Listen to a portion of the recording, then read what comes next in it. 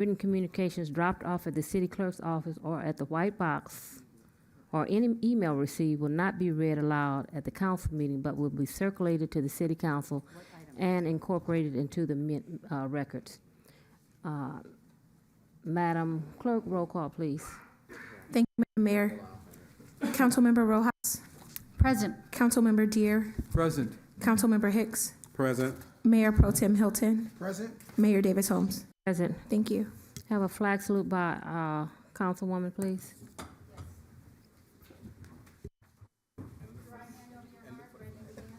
I pledge allegiance to the flag of the United States of America and to the republic for which it stands, one nation, under God, indivisible, with liberty and justice for all. And tonight we're honored to have the presence of Pastor E. Wayne Gaddis of the Greater St. Augustine Missionary Baptist Church. Pastor.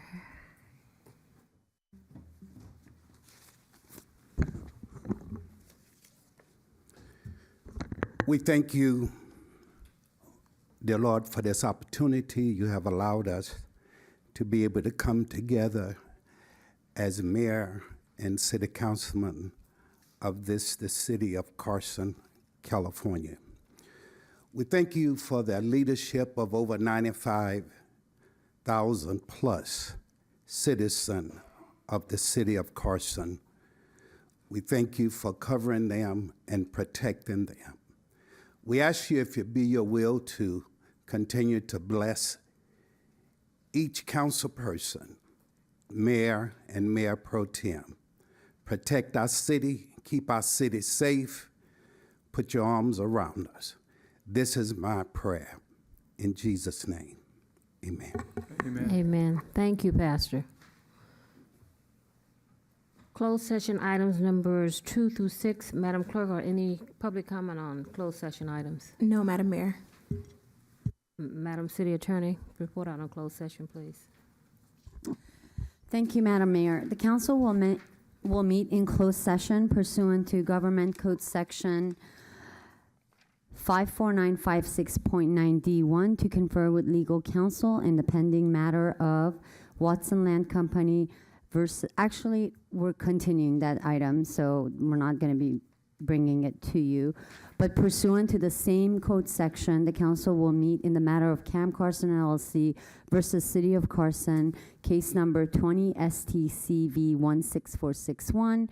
And a closed session will also be held pursuant to Government Code Section 54957.6 with City Manager and Assistant City Manager and Human Resources Officer regarding labor negotiations with AIM, CPSA, and AFSCME Local 809 and 1017, as well as unclassified management. I thought there was another closed session, and I don't see it.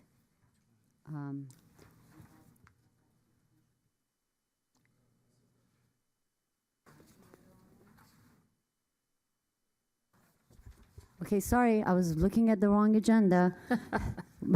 The Cam Carson one is still, we're going to talk about it, and the labor negotiations still on too, correct? No? Okay, I'll just redo it again. That's weird that okay. Yes, the labor negotiations is on, but it's item number 2. I won't repeat it. Same code section, same entities, but it's item number 2, and the council will consider it. Item number 3 is the Cam Carson, which I already read. Same code section, same matter. Council will consider it. Item number 4, a closed session will be held pursuant to Government Code Section 54956.9D2 or D3 and E1 because there is a significant exposure to litigation in 2 cases.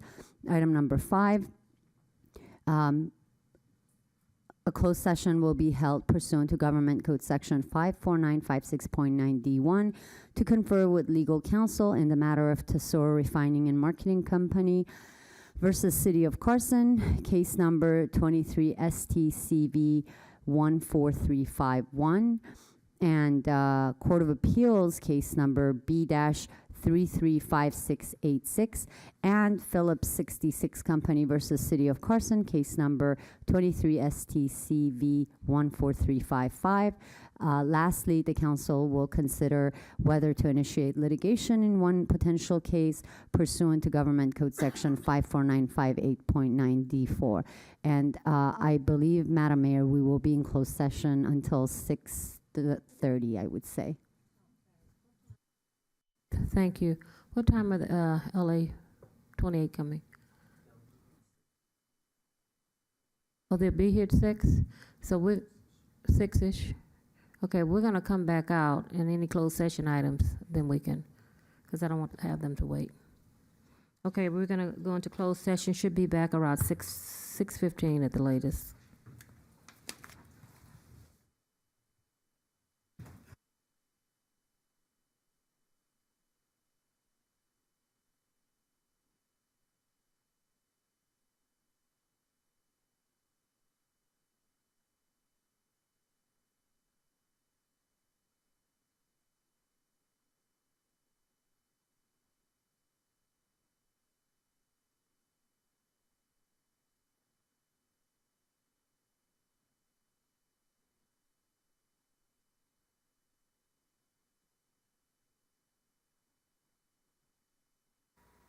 Hi, my name is Lula Davis Holmes, and I am the mayor of the great city of Carson, the jewel of the South Bay.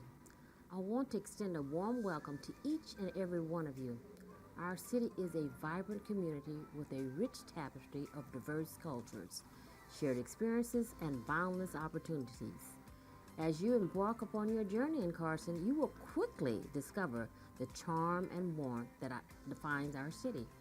From our welcoming neighborhoods to our local businesses, Carson is a place where residents come together to create a sense of belonging and shared identity.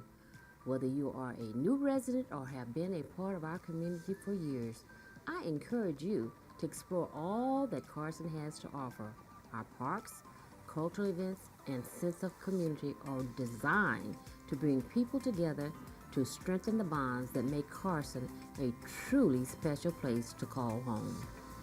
If you ever have concerns or questions or ideas to share, please know that my office is open and your input is valued.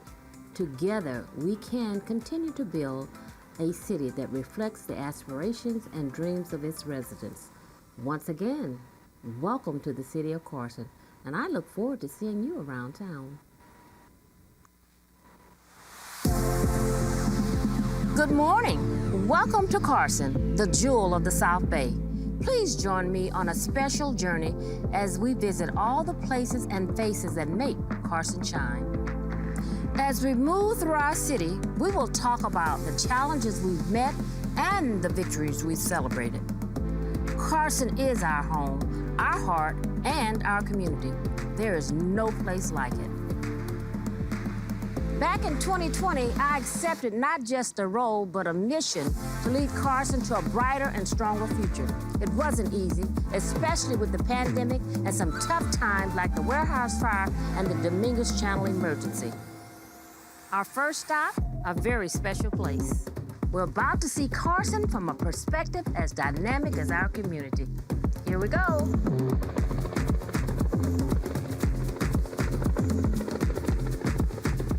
Here we are at the Dignity Health Sports Park.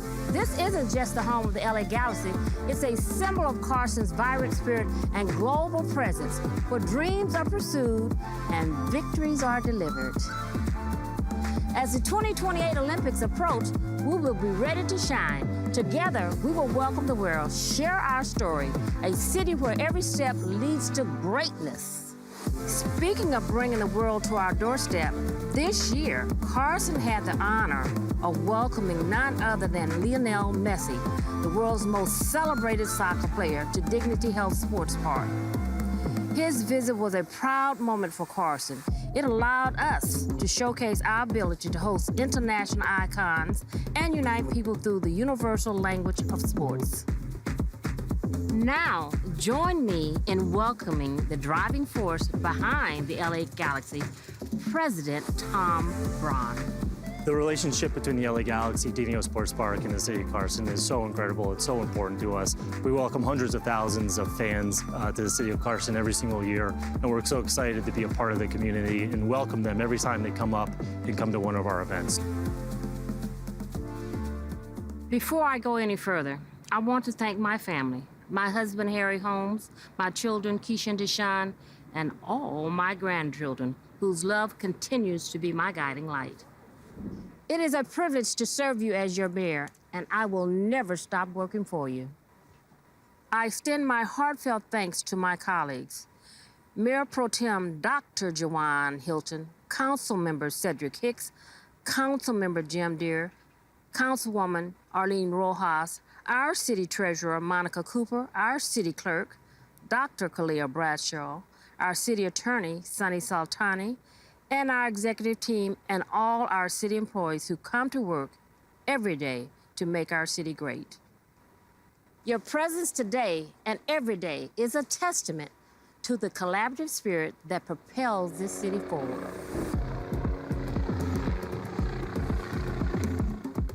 Today, we come together to reflect upon the progress we've made and look forward to what I've planned for you in the future. When I was elected, I made a commitment to improve and enhance our city's infrastructure. I am pleased to report that we have allocated $32 million to improve our streets, our sidewalks, and filling of potholes. This is the first time in the history of the city that we've made such a substantial financial commitment. This project isn't just about today, it's about preparing for tomorrow and the future of every Carson resident.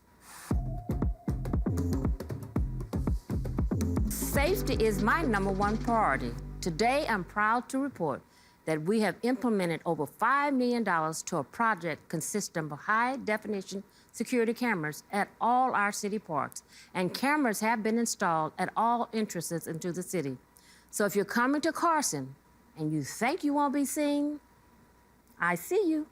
In addition, we have installed speed trailers to monitor speed in our 4 council districts. My colleagues and I are committed to making Carson a place where our families and visitors feel safe and secure. The unhoused population is an issue affecting all cities. Our city was proactive in response to this by introducing an innovative solution with our new public safety engagement team. This team is at the forefront of our efforts to aid the unhoused. Since its inception, the division has achieved remarkable results, including successfully placing 40 unhoused individuals into temporary and permanent housing. This team is to be commended for their hard work and dedication. The money that the City Council allocated has been well invested.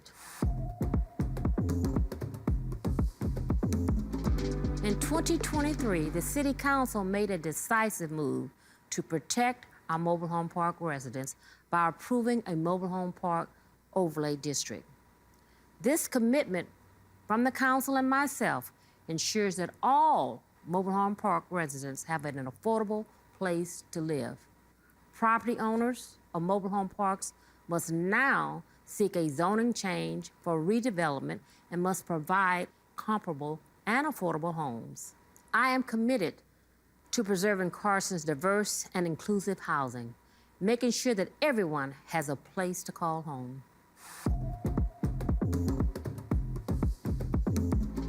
2023 was a landmark year for our veterans.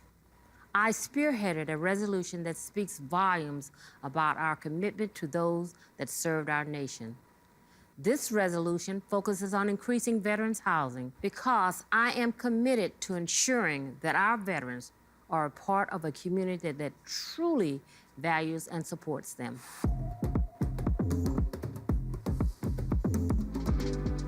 To the residents of the Carriage Crest Park community, you will soon enjoy a newly transformed park.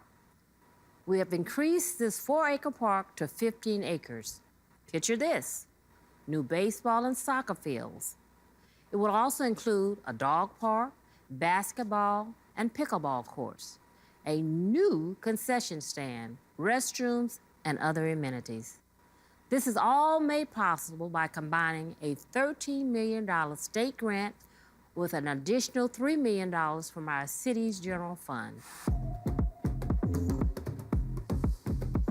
To the community around Forsyth Park, your voices have been heard. The transformation you've envisioned is unfolding. We're improving everything from the shaded picnic areas to the sports field lighting. There will be a new children's playground area, community stage, park marquee signs, and an improved outdoor exercise area. We received a $4.2 million federal grant to make this project a reality.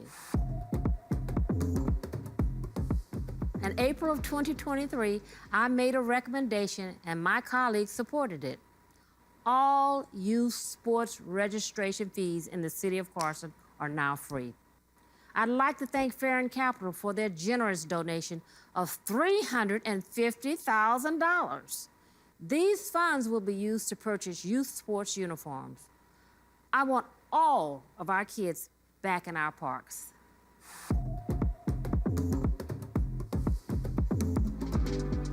Let's take a moment to celebrate a landmark achievement for Carson. Our city's reserve has hit an all-time high of $222 million.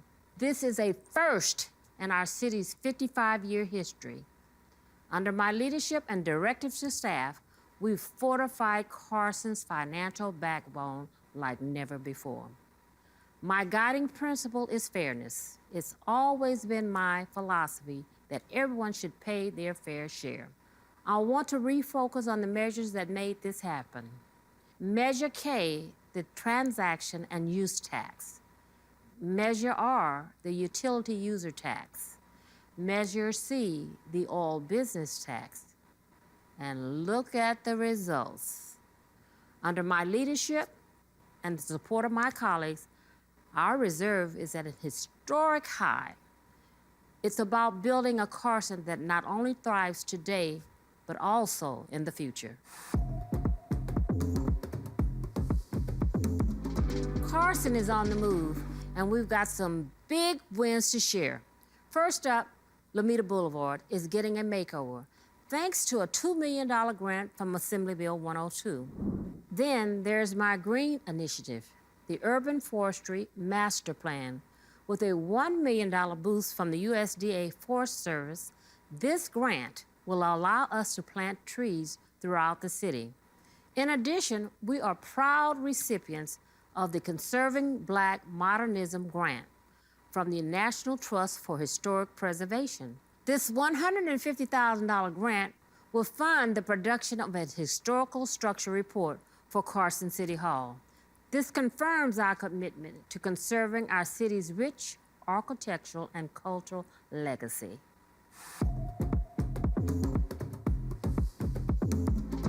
Today, we continue to strengthen our working relationship with Cal State University Dominguez Hills. In 2021, we pledged our commitment to working with each other by starting the Town and Gown Promise, which was followed by the Small Business Growth Academy in 2022. Today, I'm proud to announce that the City Council supported my mentorship program initiative by appropriating $100,000 so that students can earn while they learn. Thank you, Dr. Thomas Parham and your staff for working with me on making these initiatives a reality. Greetings. I'm Dr. Thomas Parham, president of your California State University, Dominguez Hills. You know, CSUDH values and appreciates having partners and champions like Mayor Lula Davis Holmes, my friend, and members of the City Council. We appreciate you, all City Council members in Carson, and we're proud to call Carson our home. We value the Town and Gown partnership that has blossomed under the leadership of Mayor Davis Holmes. And we've showed what a collaboration between a city and a university can and should be. Our Town and Gown internship program gives Touro students the opportunity to contribute directly to city services and departments by working with city staff and administrators on projects and programs that benefit the entire community. The state of the city of Carson is strong, and your California State University Dominguez Hills is proud to be a part of one of your pillars of strength that help to empower and stand up this city. This year, Carson reached across continents to form a special bond with the city of Accra, Nigeria. It's a big step for us, making Carson global. We're opening new doors, new friendships, better ways of living, and brighter futures. We're excited to see where this journey is going to take us.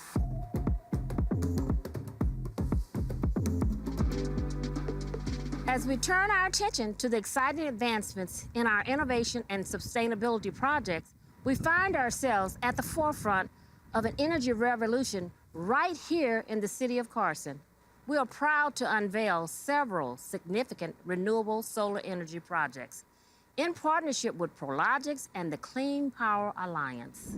Let's hear a few words from Ted Bardacki, CEO of Clean Power Alliance.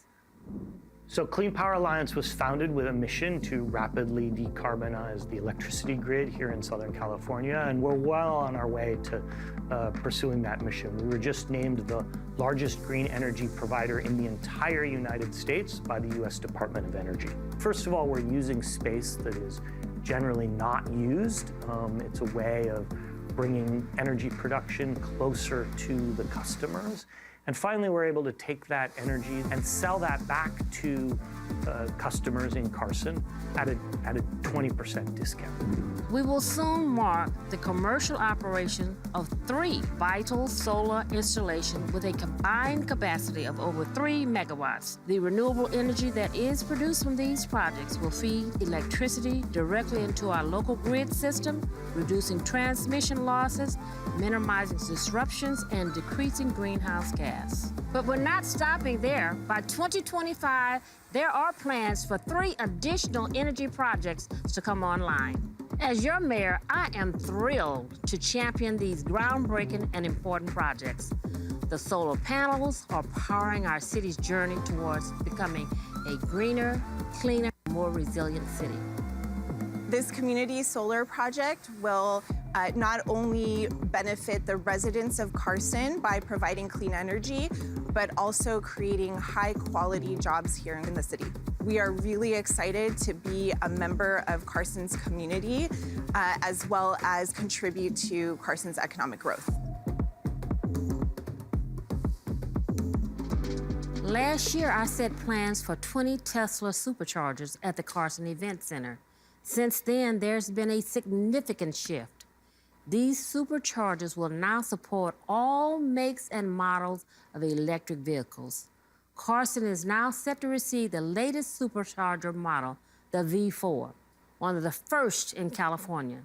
We've also applied for the Southern California Edison Charge Ready Transport Program, and it is slated to receive 4 new EV charging stations that will be used to support our future electric bus fleet.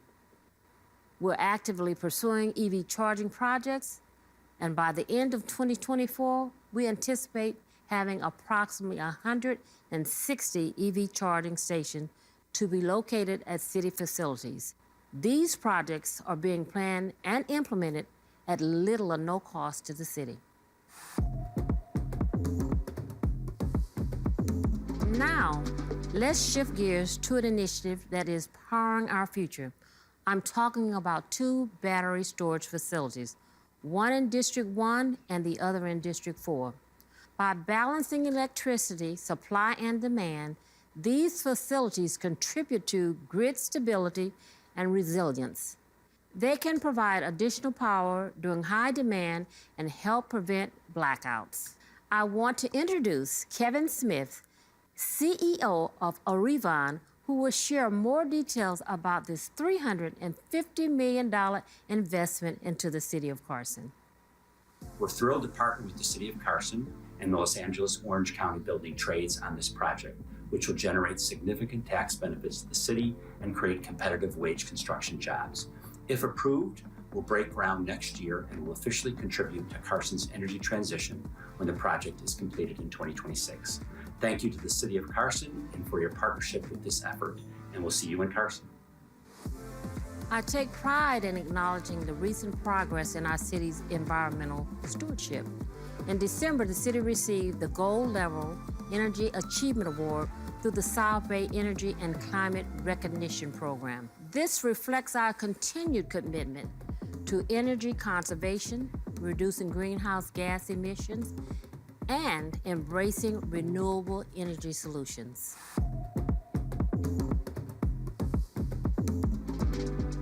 I'm proud to share how drones may soon become our eyes in the sky. The city has recently taken a significant step by approving a new policy and guidelines allowing for responsible drone usage within the city. I envision a seamless integration of drones that can enhance city services and improve safety.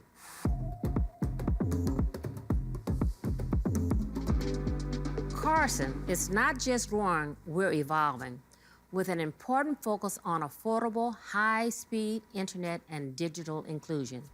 It is crucial to assess our community's needs, identify gaps, and leverage opportunities for enhancing high-speed internet and related infrastructure. That is why we've initiated a comprehensive broadband assessment study. By identifying and addressing these critical factors, we are laying the groundwork for a more connected city. In the coming weeks, the City Council will be considering both short and long-term solutions to address infrastructure challenges and implement policies and programs to support this endeavor. Together, let's build a community where no one is left behind in the digital age.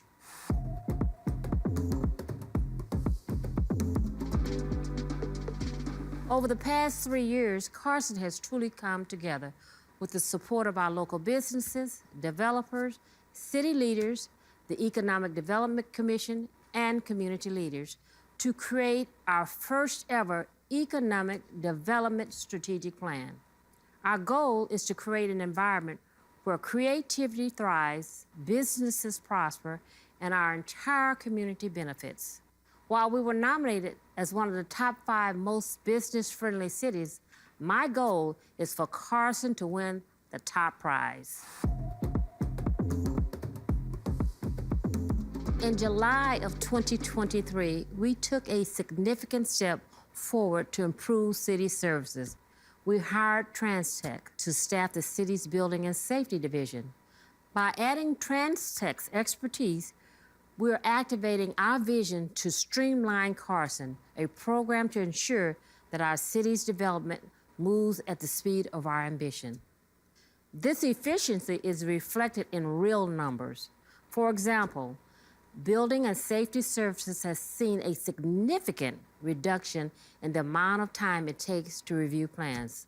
In just over 2 months, TransTech has issued 314 permits and reviewed 164 plans. Thank you, Councilman Rojas, for recommending this change.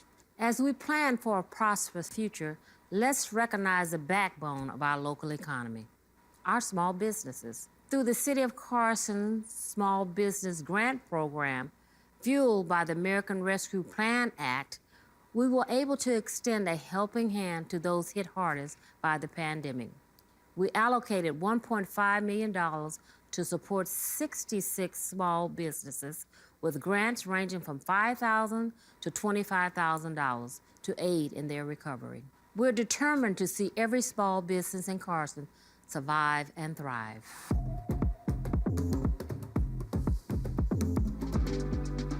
Today, I'm thrilled to showcase the latest chapters in our city's story. We transformed the Avalon Church site into 30 condos. We're also proud to introduce the Anastasi, a 50-unit multifamily housing development, which will redefine what it means to live in luxury. Another new development will be the Carson Place, a luxury residential development consisting of 764 multifamily units. It will include 10,000 square feet of restaurants and over 111,000 square feet of open space. These projects would not be possible without developers wanting to invest in Carson. People always ask us, why Carson, for the several projects that we're building. And our roots as a company started on one of the projects in Carson 15 years ago. And what we felt back then when we did that project was support of the community, support of the city council, planning commissions, support of staff, and that's where real change can be effective. So when we came to Carson, we knew that the alignment of values between all these different people that were determining the future of the city were on the same page. And that's what drew us here, to invest here, to put our time and energy here, and to plant our roots as a company here in Carson, because we believe as far as all of Southern California goes, the future of Carson shines the brightest. This year, let's pledge to not only dream of a better tomorrow, but to build it with our own hands. Together, we are unstoppable. The state of the city is strong, and with your help, it will grow stronger. Here's to our city, to our journey, and to a brighter future.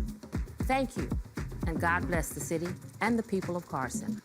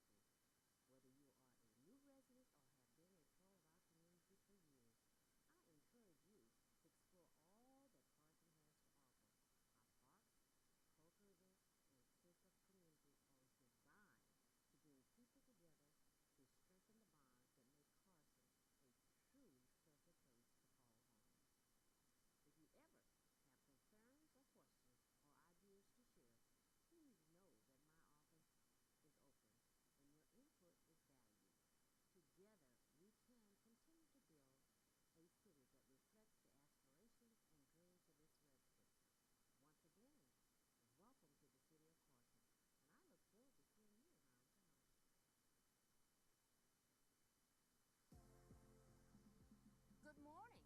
Welcome to Carson, the jewel of the South Bay. Please join me on a special journey as we visit all the places and faces that make Carson shine. As we move through our city, we will talk about the challenges we've met and the victories we've celebrated.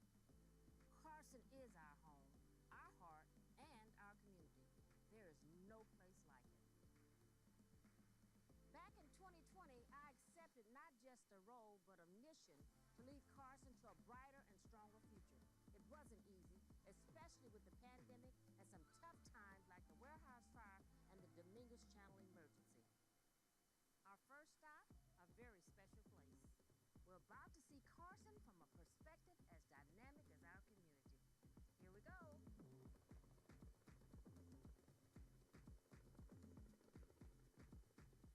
Here we are at the Dignity Health Sports Park. This isn't just the home of the LA Galaxy. It's a symbol of Carson's vibrant spirit and global presence, where dreams are pursued and victories are delivered. As the 2028 Olympics approach, we will be ready to shine. Together, we will welcome the world, share our city where every step leads to greatness. Speaking of bringing the world to our doorstep, this year, Carson had the honor of welcoming none other than Lionel Messi, the world's most celebrated soccer player, to Dignity Health Sports Park. His visit was a proud moment for Carson. It allowed us to showcase our ability to host international icons and unite people through the universal language of sports. Now, join me in welcoming the driving force behind the LA Galaxy, President Tom Braun. The relationship between the LA Galaxy, DVO Sports Park, and the city of Carson is so incredible. It's so important to us. We welcome hundreds of thousands of fans to the city of Carson every single year, and we're so excited to be a part of the community and welcome them every time they come up and come to one of our events. Before I go any further, I want to thank my family, my husband Harry Holmes, my children Keisha and Deshaun, and all my grandchildren, whose love continues to be my guiding light. It is a privilege to serve you as your mayor, and I will never stop working for you. I extend my heartfelt thanks to my colleagues, Mayor Pro Tem Dr. Jawan Hilton, Councilmember Cedric Hicks, Councilmember Jim Deere, Councilwoman Arlene Rojas, our City Treasurer Monica Cooper, our City Clerk Dr. Kalia Bradshaw, our City Attorney Sunny Saltani, and our executive team and all our city employees who come to work every day to make our city great. Your presence today and every day is a testament to the collaborative spirit that propels this city forward.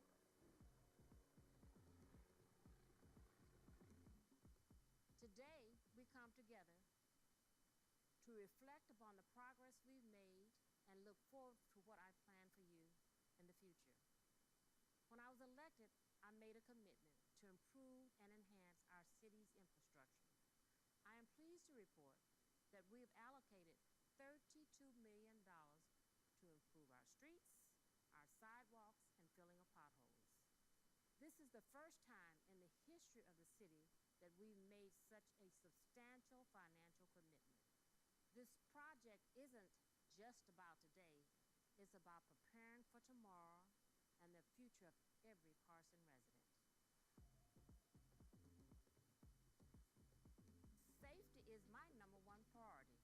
Today, I'm proud to report that we have implemented over $5 million to a project consisting of high-definition security cameras at all our city parks, and cameras have been installed at all entrances into the city. So if you're coming to Carson and you think you won't be seen, I see you. In addition, we have installed speed trailers to monitor speed in our 4 council districts. My colleagues and I are committed to making Carson a place for our families and visitors feel safe and secure. The unhoused population is an issue affecting all cities. Our city was proactive in response to this by introducing an innovative solution with our new public safety engagement team. This team is at the forefront of our efforts to aid the unhoused. Since its inception, the division has achieved remarkable results, including successfully placing 40 unhoused individuals into temporary and permanent housing. This team is to be commended for their hard work and dedication. The money that the City Council allocated has been well invested. In 2023, the City Council made a decisive move to protect our mobile home park residents by approving a mobile home park overlay district. This commitment from the council and myself ensures that all mobile home park residents have an affordable place to live. Property owners of mobile home parks must now seek a zoning change for redevelopment and must provide comparable and affordable homes. I am committed to preserving Carson's diverse and inclusive housing, making sure that everyone has a place to call home.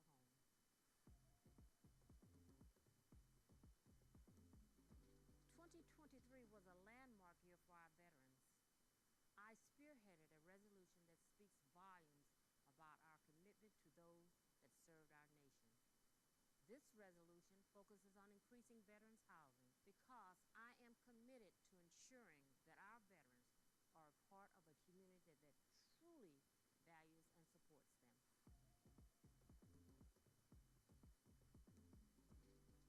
To the residents of the Carriage Crest Park community, you will soon enjoy a newly transformed park.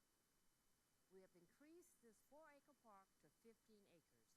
Picture this: new baseball and soccer fields. It will also include a dog park, basketball, and pickleball courts, a new concession stand, restrooms, and other amenities. This is all made possible by combining a $13 million state grant with an additional $3 million from our city's general fund. To the community around Forsyth Park, your voices have been heard.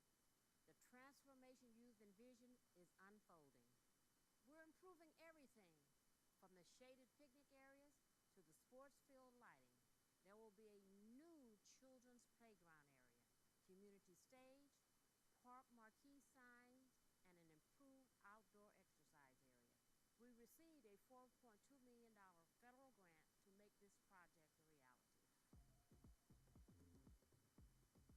In April of 2023, I made a recommendation and my colleagues supported it.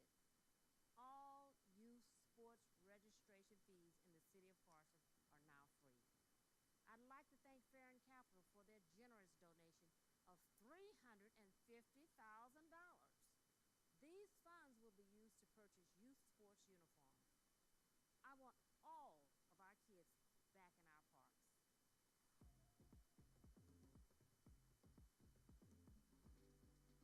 Let's take a moment to celebrate a landmark achievement for Carson.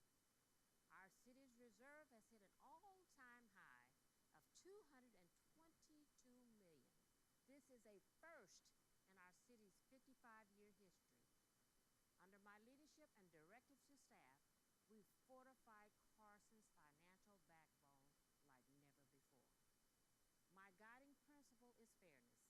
It's always been my philosophy that everyone should pay their fair share. I want to refocus on the measures that made this happen. Measure K, the transaction and use tax. Measure R, the utility user tax. Measure C, the oil business tax. And look at the results. Under my leadership and the support of my colleagues, our reserve is at a historic high.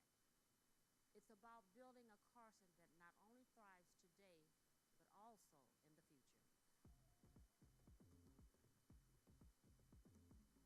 Carson is on the move, and we've got some big wins to share.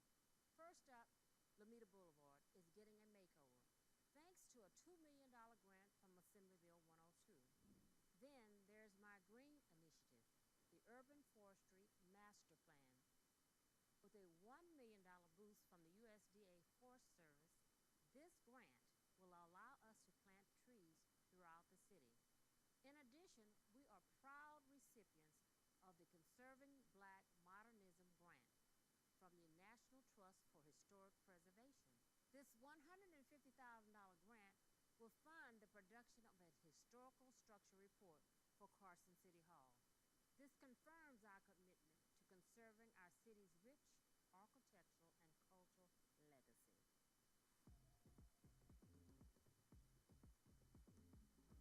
Today, we continue to strengthen our working relationship with Cal State University Dominguez Hills. In 2021, we pledged our commitment to working with each other by starting the Town and Gown Promise, which was followed by the Small Business Growth Academy in 2022. Today, I'm proud to announce that the City Council supported my mentorship program initiative by appropriating $100,000 so that students can earn while they learn. Thank you, Dr. Thomas Parham and your staff for working with me on making these initiatives a reality. Greetings. I'm Dr. Thomas Parham, president of your California State University, Dominguez Hills. You know, CSUDH values and appreciates having partners and champions like Mayor Lula Davis Holmes, my friend, and members of the City Council. We appreciate you, all City Council members in Carson, and we're proud to call Carson our home. We value the Town and Gown partnership that has blossomed under the leadership of Mayor Davis Holmes. And we showed what a collaboration between the city and the university can and should be. Our Town and Gown internship program gives Toro students the opportunity to contribute directly to city services and departments by working with city staff and administrators on projects and programs that benefit the entire community. The state of the city of Carson is strong, and your California State University, Dominguez Hills, is proud to be a part of one of your pillars of strength that help to empower and stand up this city. This year, Carson reached across continents to form a special bond with the city of Accra, Nigeria. It's a big step for us, making Carson global. We're opening new doors, new friendships, better ways of living, and brighter futures. We're excited to see where this journey is going to take us.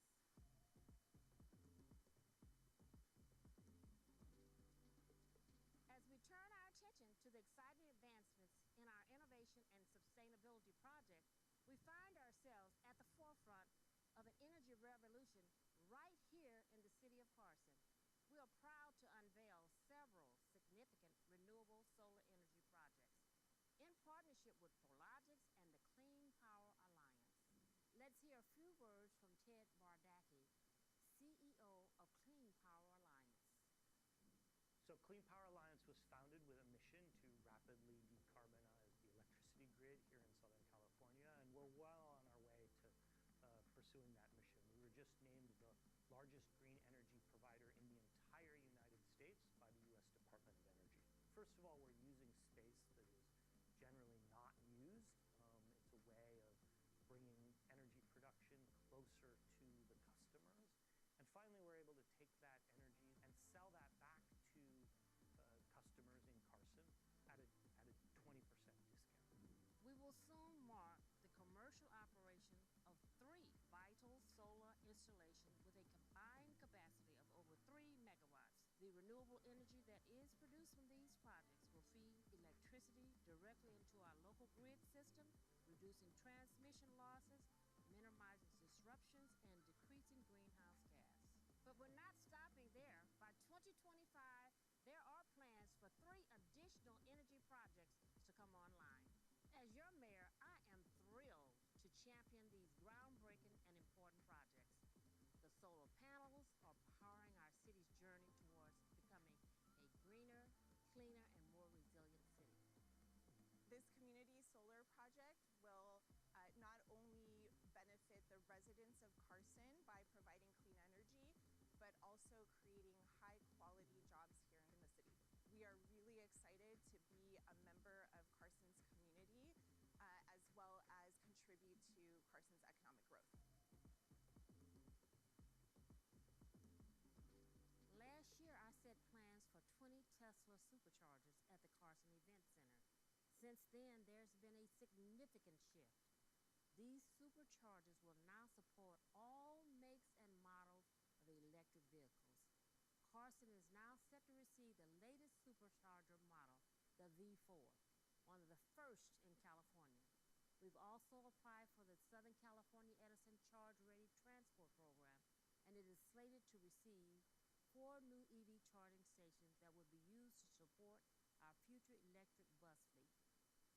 We're actively pursuing EV charging projects, and by the end of 2024, we anticipate having approximately 160 EV charging stations to be located at city facilities. These projects are being planned and implemented at little or no cost to the city. Now, let's shift gears to an initiative that is powering our future. I'm talking about 2 battery storage facilities, one in District 1 and the other in District 4. By balancing electricity supply and demand, these facilities contribute to grid stability and resilience. They can provide additional power during high demand and help prevent blackouts. want to introduce Kevin Smith, CEO of Orevon, who will share more details about this $350 million investment into the city of Carson. We're thrilled to partner with the City of Carson and the Los Angeles Orange County Building Trades on this project, which will generate significant tax benefits to the city and create competitive wage construction jobs. If approved, we'll break ground next year and will officially contribute to Carson's energy transition when the project is completed in 2026. Thank you to the City of Carson and for your partnership with this effort, and we'll see you in Carson. I take pride in acknowledging the recent progress in our city's environmental stewardship. In December, the city received the Gold Level Energy Achievement Award through the South Bay Energy and Climate Recognition Program. This reflects our continued commitment to energy conservation, reducing greenhouse gas emissions, and embracing renewable energy solutions.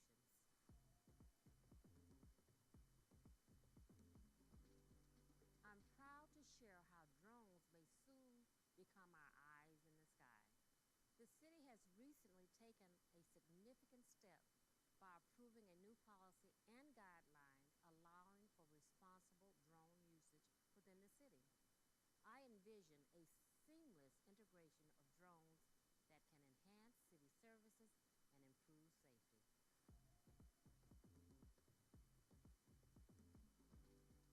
Carson is not just growing, we're evolving, with an important focus on affordable, high-speed internet and digital inclusion. It is crucial to assess our community's needs, identify gaps, and leverage opportunities for enhancing high-speed internet and related infrastructure. That is why we've initiated a comprehensive broadband assessment study. By identifying and addressing these critical factors, we are laying the groundwork for a more connected city. In the coming weeks, the City Council will be considering both short and long-term solutions to address infrastructure challenges and implement policies and programs to support this endeavor. Together, let's build a community where no one is left behind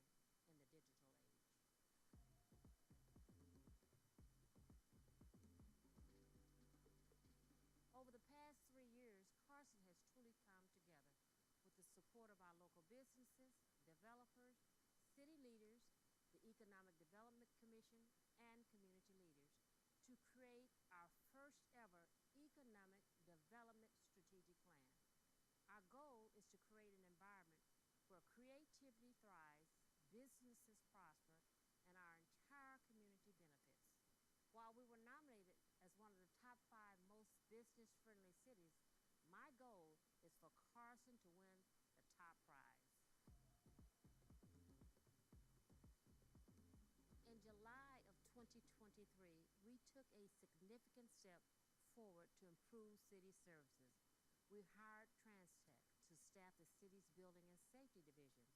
By adding TransTech's expertise, we're activating our vision to streamline Carson, a program to ensure that our city's development moves at the speed of our ambition.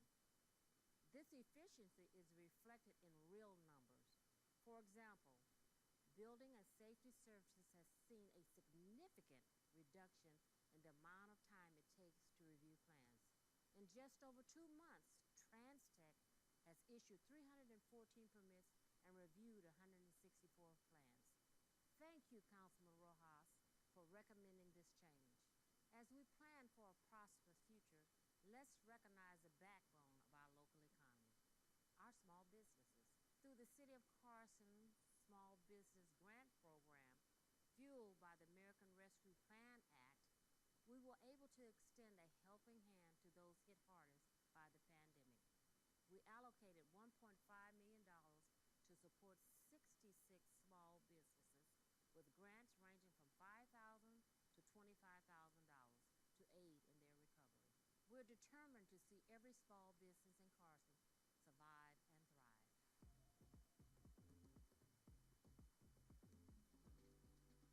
Today, I'm thrilled to showcase the latest chapters in our city story. We transformed the Avalon Church site into 30 condos. We're also proud to introduce the Anastasi, a 50-unit multifamily housing will redefine what it means to live in luxury. Another new development will be the Carson Place, a luxury residential development consisting of 764 multifamily units. It will include 10,000 square feet of restaurants and over 111,000 square feet of open space. These projects would not be possible without developers wanting to invest in Carson. People always ask us, why Carson, for the several projects that we're building. And our roots as a company started on one of the projects in Carson 15 years ago. And what we felt back then when we did that project was support of the community, support of the city council, planning commissions, support of staff, and that's where real change can be effective. So when we came to Carson, we knew that the alignment of values between all these different people that were determining the future of the city were on the same page. And that's what drew us here, to invest here, to put our time and energy here, and to plant our roots as a company here in Carson. Because we believe as far as all of Southern California goes, the future of Carson shines the brightest. This year, let's pledge to not only dream of a better tomorrow, but to build it with our own hands. Together, we are unstoppable. The state of the city is strong, and with your help, it will grow stronger. Here's to our city, to our journey, and to a brighter future. Thank you, and God bless the city and the people of Carson. And I am the mayor of the great city of Carson, the jewel of the South Bay. I want to extend a warm welcome to each and every one of you. Our city is a vibrant community with a rich tapestry of diverse cultures, shared experiences, and boundless opportunities. As you embark upon your journey in Carson, you will quickly discover the charm and warmth that defines our city. From our welcoming neighborhoods to our local businesses, Carson is a place where residents come together to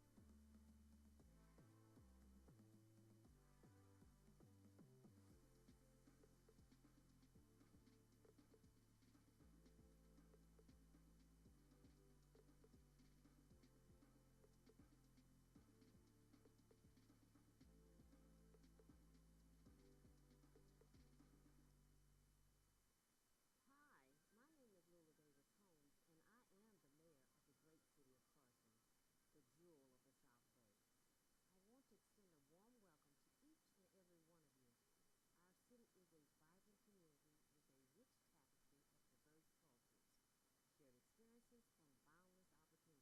office is open and your input is valued.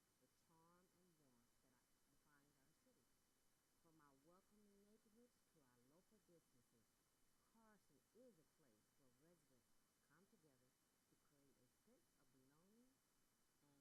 reflects the aspirations and dreams of its residents. Once again, welcome to the city of Carson,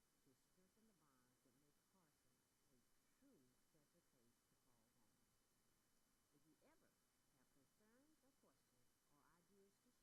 seeing you around town.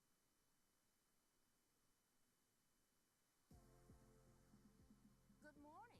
Welcome to Carson, the jewel of the South Bay. Please join me on a special journey as we visit all the places and faces that make Carson shine. As we move through our city, we will talk about the challenges we've met and the victories we've celebrated. Carson is our home, our heart, and our community. There is no place like it. Back in 2020, I accepted not just a role, but a mission to lead Carson to a brighter and stronger future. It wasn't easy, especially with the pandemic and some tough times like the warehouse fire and the Dominguez Channel emergency. Our first stop, a very special place. We're about to see Carson from a perspective as dynamic as our community. Here we go.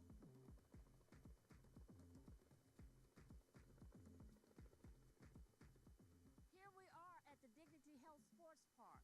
This isn't just the home of the LA Galaxy. It's a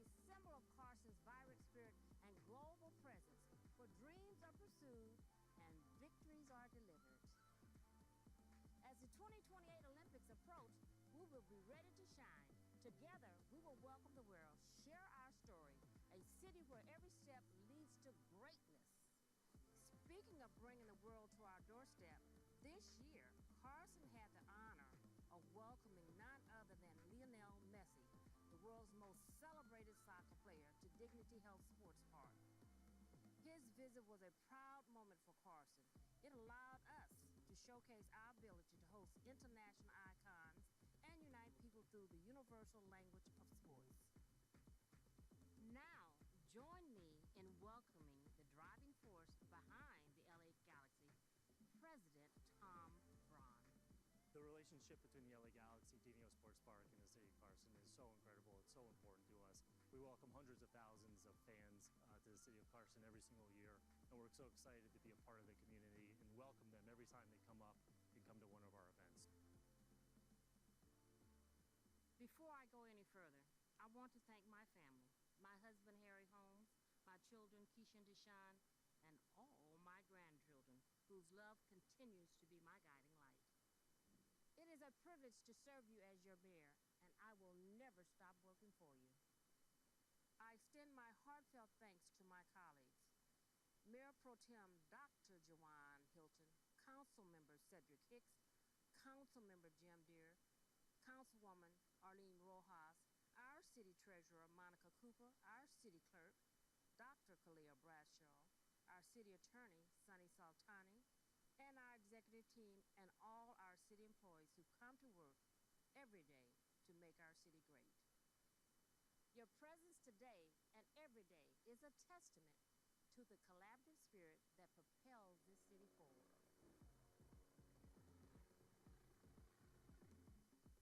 Today, we come together to reflect upon the progress we've made and look forward to what I plan for you in the future.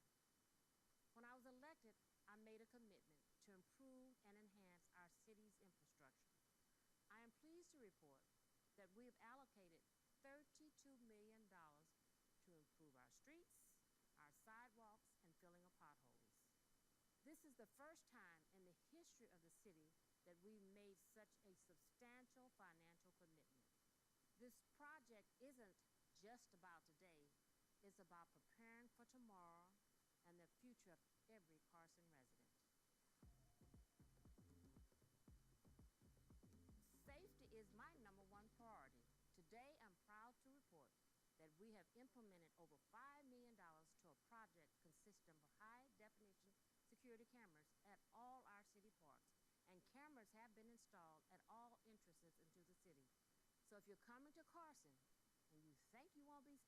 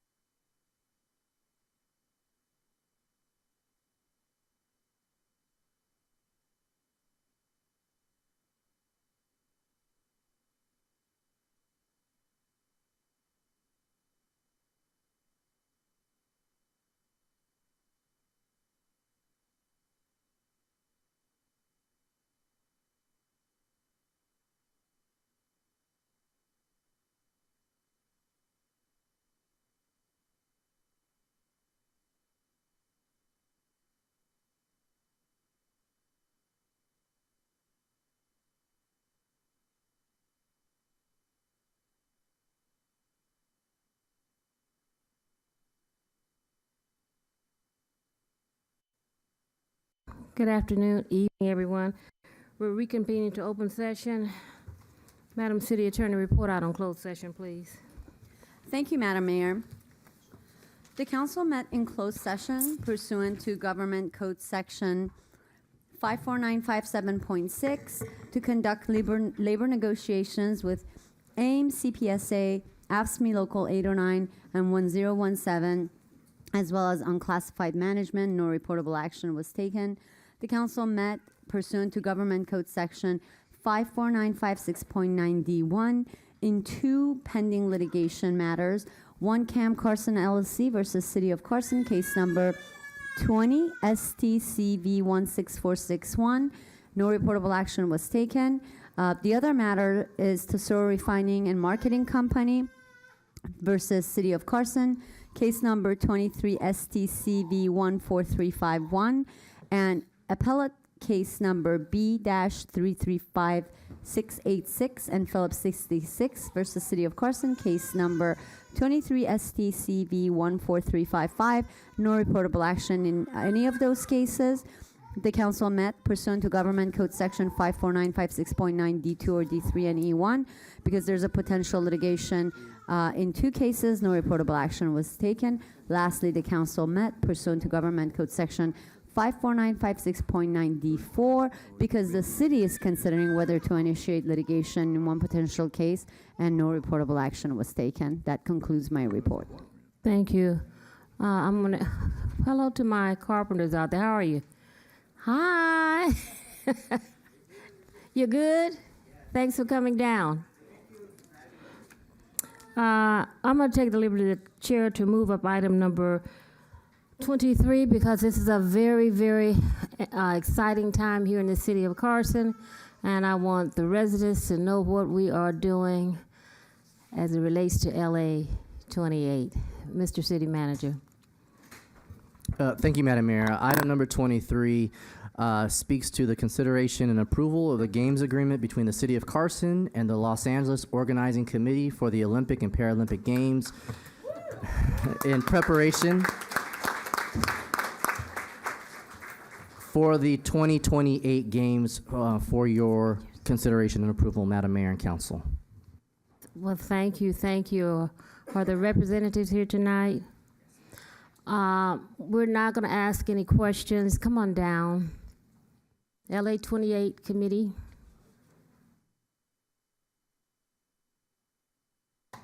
All right.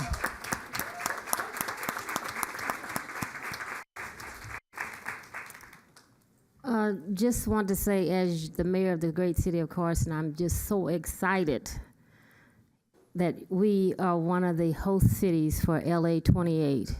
That's saying a lot, Carson. We, the city of Carson, Little Carson, is one of the sites, and we have representatives here today from LA 28 to make this official. We've been meeting, the city manager and staff, with the committee, and I must say that I'm excited.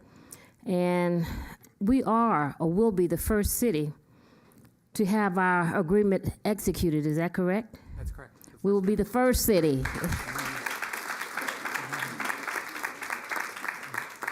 And that's very exciting. And the only thing I want to ask, I want to throw it out here, and I know we've been talking about it, but I just want to make sure that we're considered when we're moving forward, because I know this is just the first phase, that when other cities enter into an agreement for community benefits, don't forget about this little city. We're not going to forget about Carson. He's used to me asking for these little perks. But I just want to say we don't want to be left out, because sometimes a closed mouth does not get fed. And if you know me, my mouth has been open and asking for certain things, and you've been very gracious in telling me no and what we can't we can't do, because I had to realize this is LA 28, not Carson. I had to move myself out of Carson and say, okay, I got you. So we want to come down and do a photo op. Would you like to have a few words before we come down? Thank you, Mayor. We're just thrilled to be here, and we're thrilled that the city of Carson is going to be the first venue city outside of the host city of Los Angeles to be executing this agreement, as you said, and we're excited to be partnered with the city of Carson moving forward towards the games. His mic is on, I do believe. Are we on the air? I don't see it lit up. Staff, we're on. It's picking it Did up. you guys hear him in the back? Everyone in the back? In the back. You did?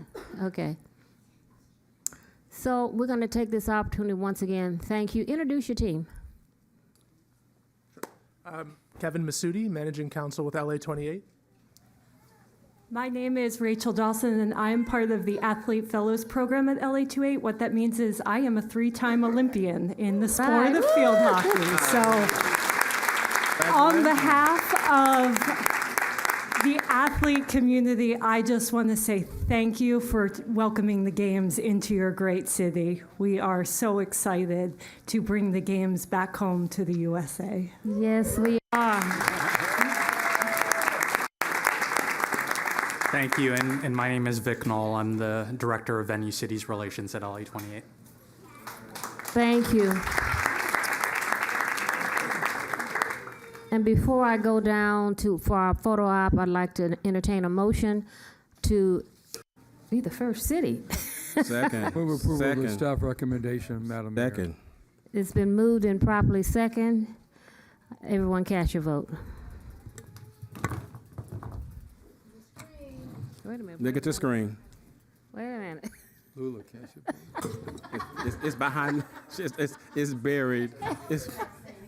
I'm in the wrong spot. Let me scoot over.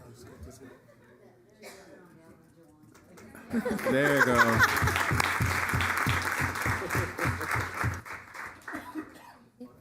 Yes, we're going down for a photo op. Thank you.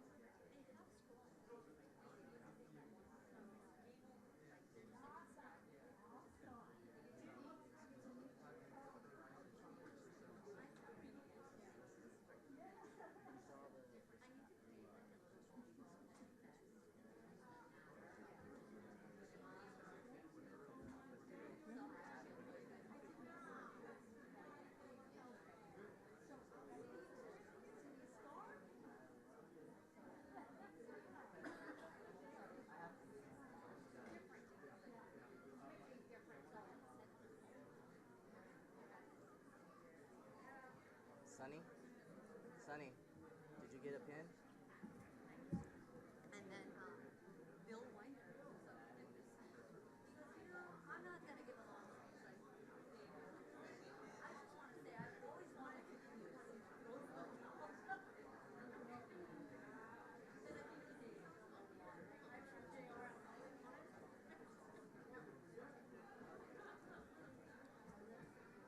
Cool. Yay. So is this the electronic tickets to the games? Yeah. I just wear it and I scan it and I get it.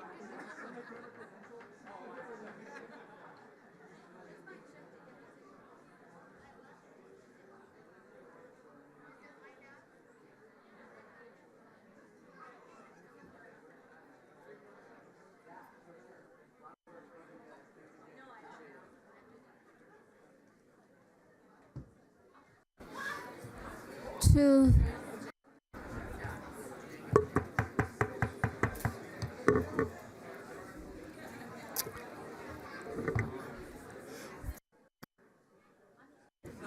Thank you, everyone. I have some teachers that need to leave by 6:45. I understand what it means to be a working parent. And so I'm gonna, Captain Jones, if you could bear with me for a little bit. I know you're in the presentations, but these teachers have to get home to their children. I'm a mommy too. So we're just gonna go down and do this one presentation first, and it'll be item number 11, a proclamation recognizing May as Teacher Appreciation Week. MPT, where are you? He's in the back. Well, we're gonna go down and recognize our teachers. Normally we take individual pictures, but we're gonna do a group shot to understand that you guys need to get home. So you won't get your individual photos. You'll get a group shot tonight, okay? By schools.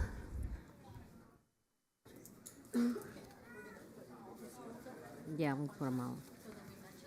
Yeah, we'll mention all the schools and the teachers, unless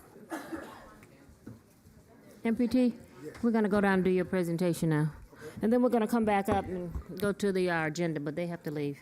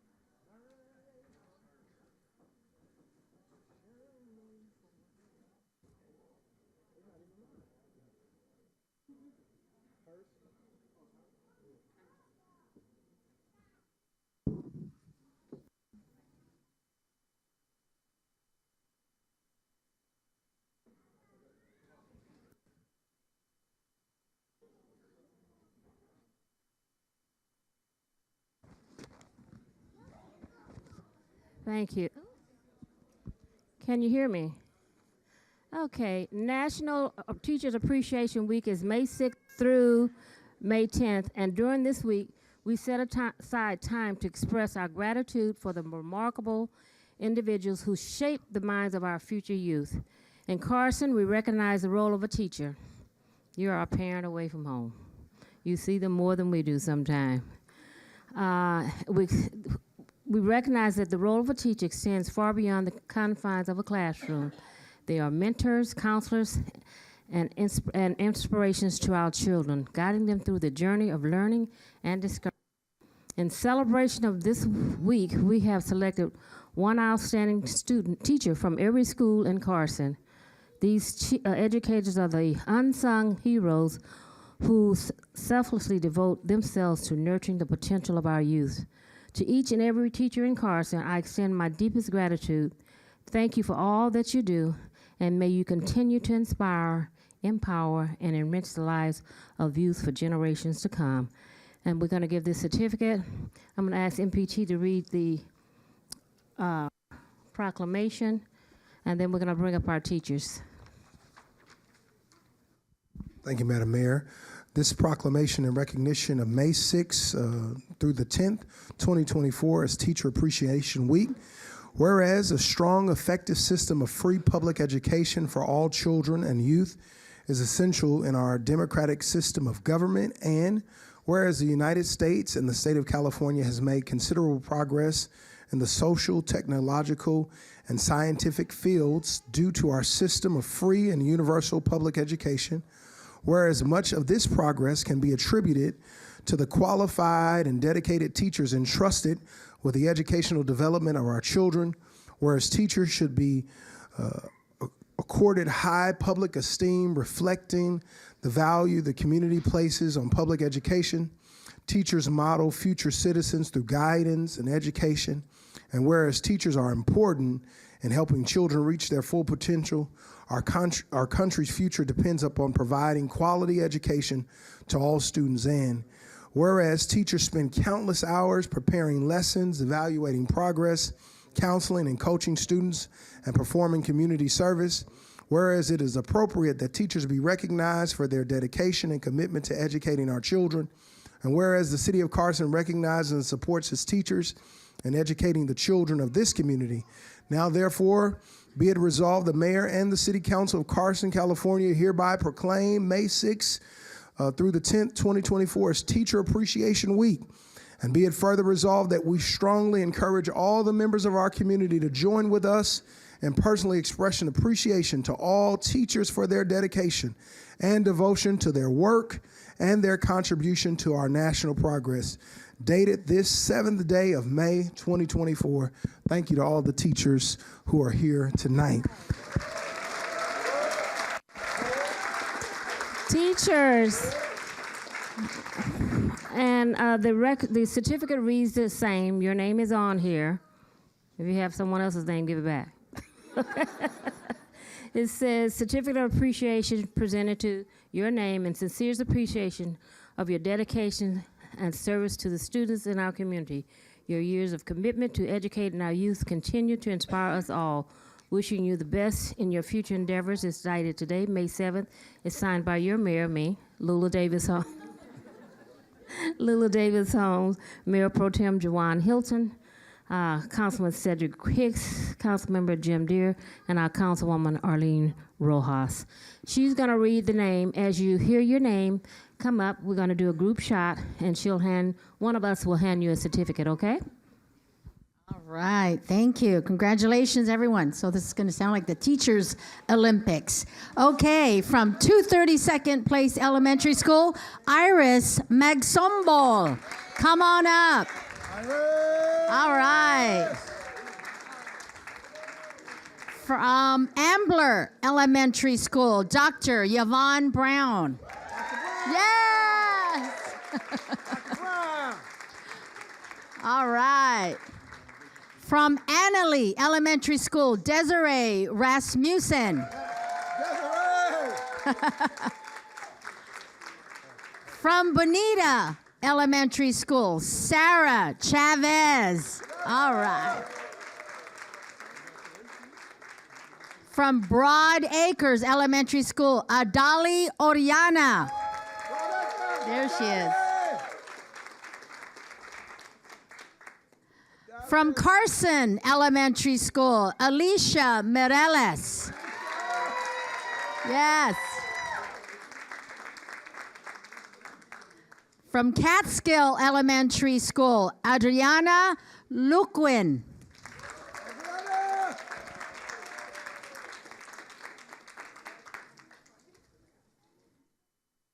From Delamo Elementary School, Peggy Moore. Yes. All right.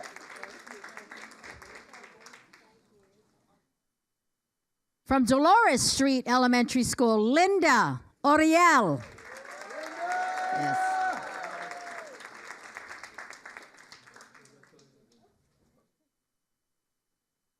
Did I get that one right? Dominguez Elementary School, Guadalupe Castillo. Yes. Yes.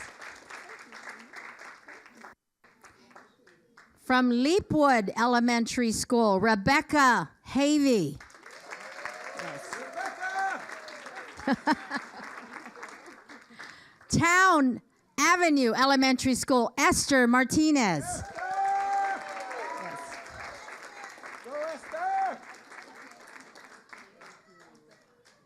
From Caradell Learning Community, Florinda Hawkinson. Yes. From Carnegie Middle School, Sierra Moon. Yes.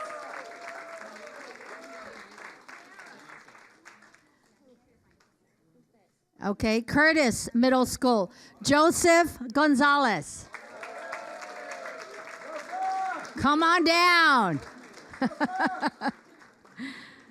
From Stephen M. White Middle School, Katrina Shaver. Yes. Katrina.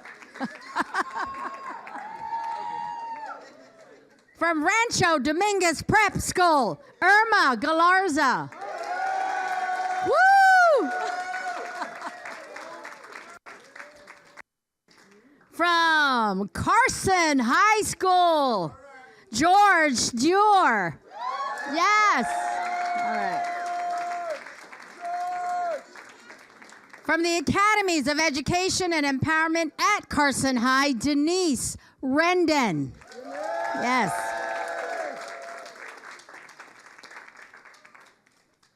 And from the Academy of Medical Arts at Carson High School, Caitlin Cebulski.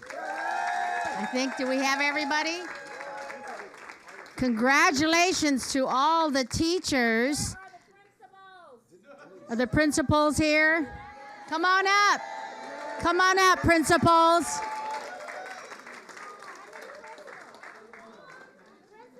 So we should divide the room up. Some teachers come on this side. Yes.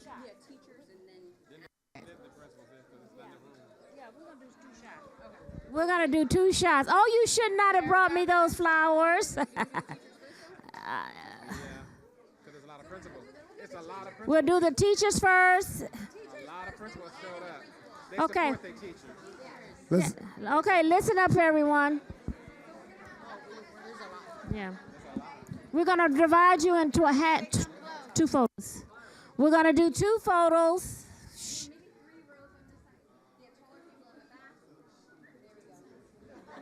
They should come down here. Yes, come on down, because this is about you. Come down here. We're going to take this group next, okay? So scoot over just a little bit. All right, okay, come over here. Come on, teachers. Principals, if you have a group up here, you'll be in the next photo, okay? If you're one of your teachers, then we're going to do a photo with you.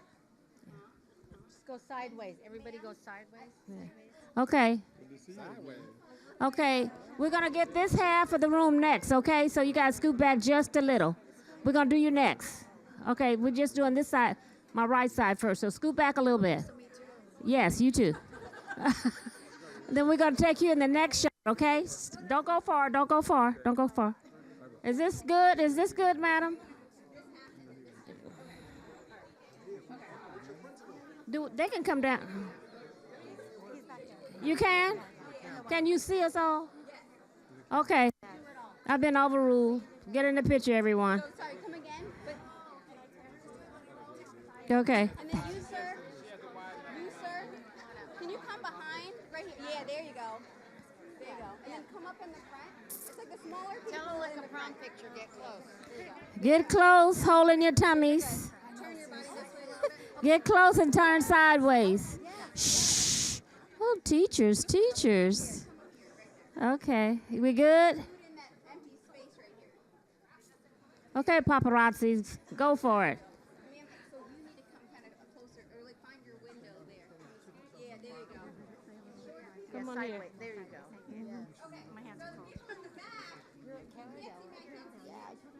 Make sure you have your window, everyone. We want to see your face.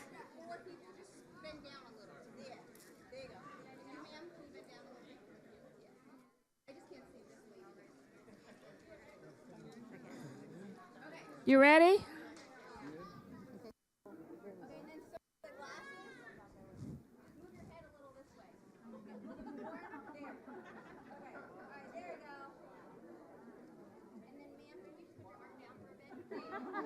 Okay, there you go. Everybody right here.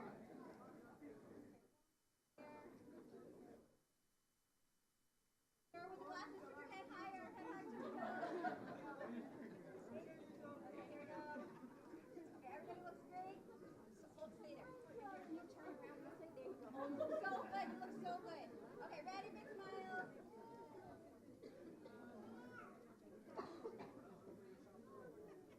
All right, got everybody. Just a second, just a second. We want all the principals on my right and my left. We're going to do those separately, okay? Principals, if your class is on my right, come and join your teachers. If your teacher's on the left, come on over. Principals, we want you in the photo. Thank you. Now, we're going to do half and half this time because we have principals. Okay, so you guys move over towards the screen. Okay? Move over towards the screen. We're going to get you next. Okay. Move. Yeah, stand with your principal, and then we're going to take your photo. Just stand over there. Go further, further, further. Go. We're going to do you next. Find your teachers. Hi, good to see you. I think they're teachers that we're going to just squeeze over Yeah, here. squeeze over here. Yes. Okay, teachers and principals. Shh, listen. Hey, teachers, I mean, really. Listen up. Move over just a little bit. We're going to call you up next. Just a little. Move over. Okay. Back. You're going to be in the next group. More. Okay. Turn up. Okay.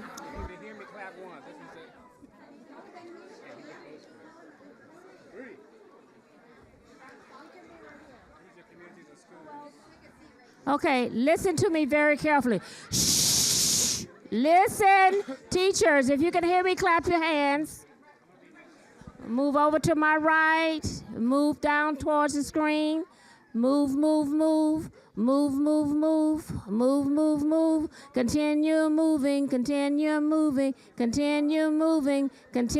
moving. All the way in front of the screen. Go. Principal's over here. Wait a minute, is this your teacher over here? Are these your teachers over here? You need to go over there with your teachers, okay? If your teacher's on my right, go over there with them. One side at a time. One side. So you can bring some more teachers down this way. Come over here, sweetie. Yeah. So like this whole bunch. Come on. 2 rows, come on this side, just to even this out. You can stand. Okay. Come right next. There you go. So half of this are. Yes. Even it out. Follow me. I know. Follow me. Now stand there.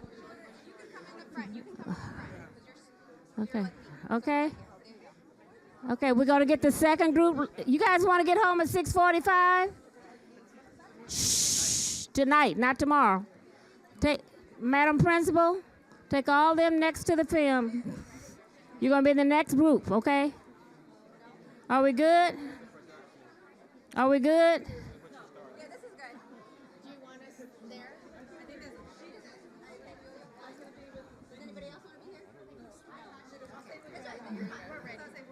Okay, let's go, let's go.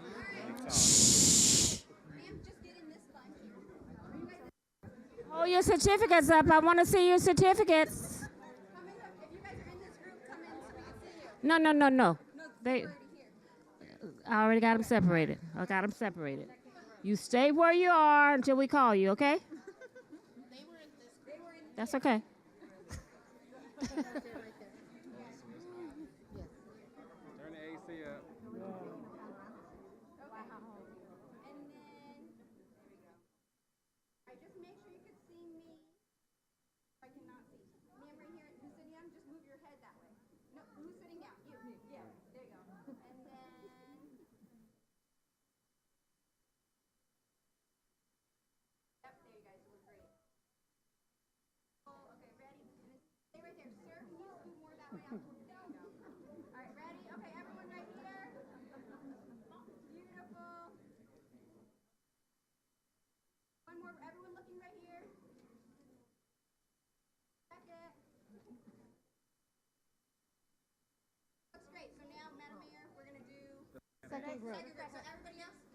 Thank you to my wonderful. Thank you.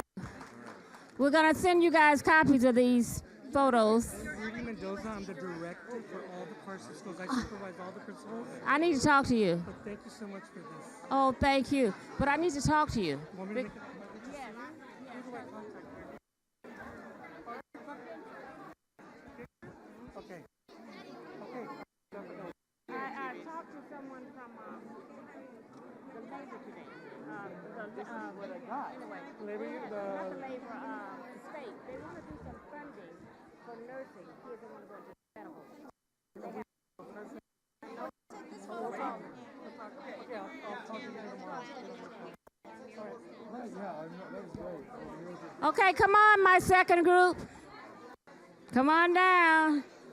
Come on, fill in. Come on, teachers and principals. You gotta be in both pictures. You gotta be in both. Yeah. Get close like you like each other. Come on down.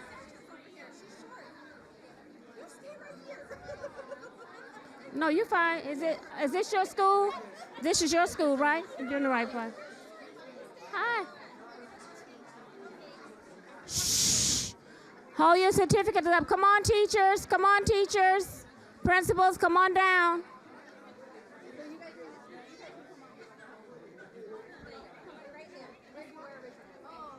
What about those at the end? That's what happens when you're short. Like me. No, I'm probably way short because I have big old heels on. Come on.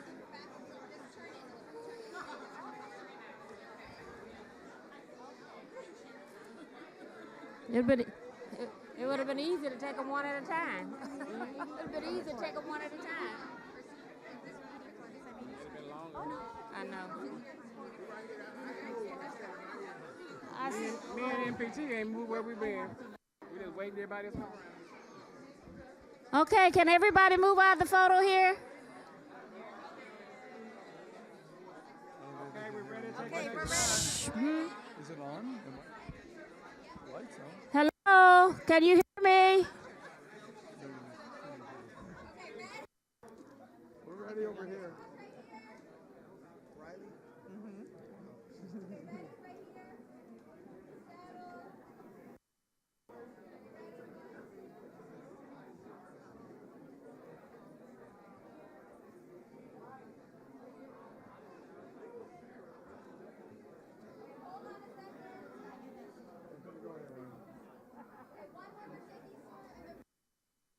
I was leaving another coming in.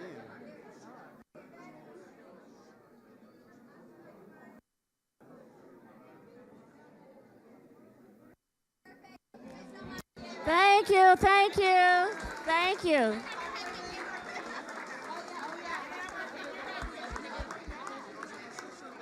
Thank you, thank you. Thank you.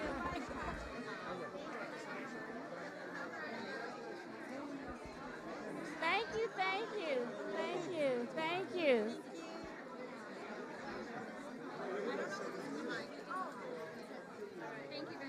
I love you. You're gonna be able to come to the ESPYs on the 19th. I called Ginger. I saved you and your husband a seat, but I wasn't sure. You know the athlete, Carson High School athletes, they give them the awards. Yeah, and everything? Carson High School. I got it, Mr. but Mendoza and all them gonna be there. I'm gonna be in Tulum. I figured you probably were somewhere. I called Ginger. That's why I said, wait, 19, the check kept coming. Let me double check, but I know it's something 18th to the 19th. Okay, let me know. Okay. Let me get the message. And You did. It's been busy. You know, Okay. it was crazy too. I know. You know, we were really crazy. These parents are just. Yeah. Call and leave another message. I'll call and leave you another. Yeah. Thank you, thank you, thank you. Thank you.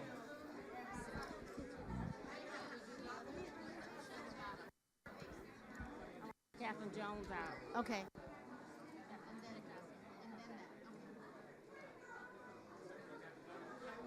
I'm gonna come back.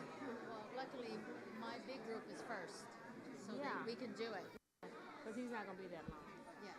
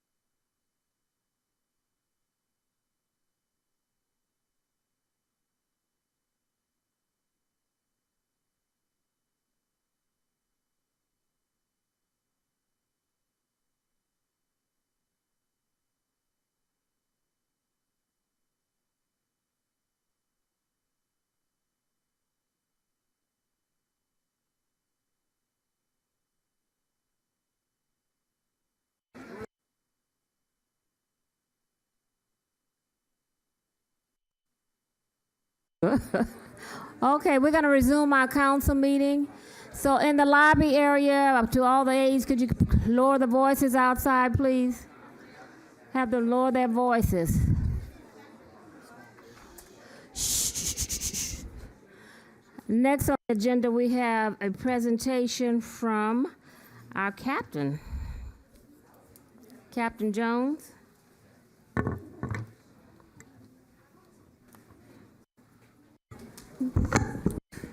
Good evening, everyone. Madam Mayor, Pro Tem, City Manager, and this entire staff.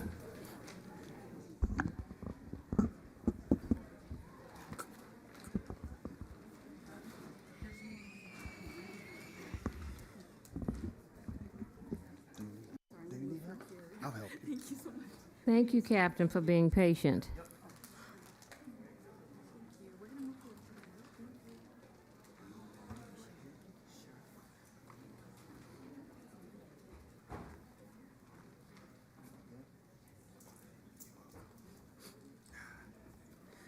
Good evening.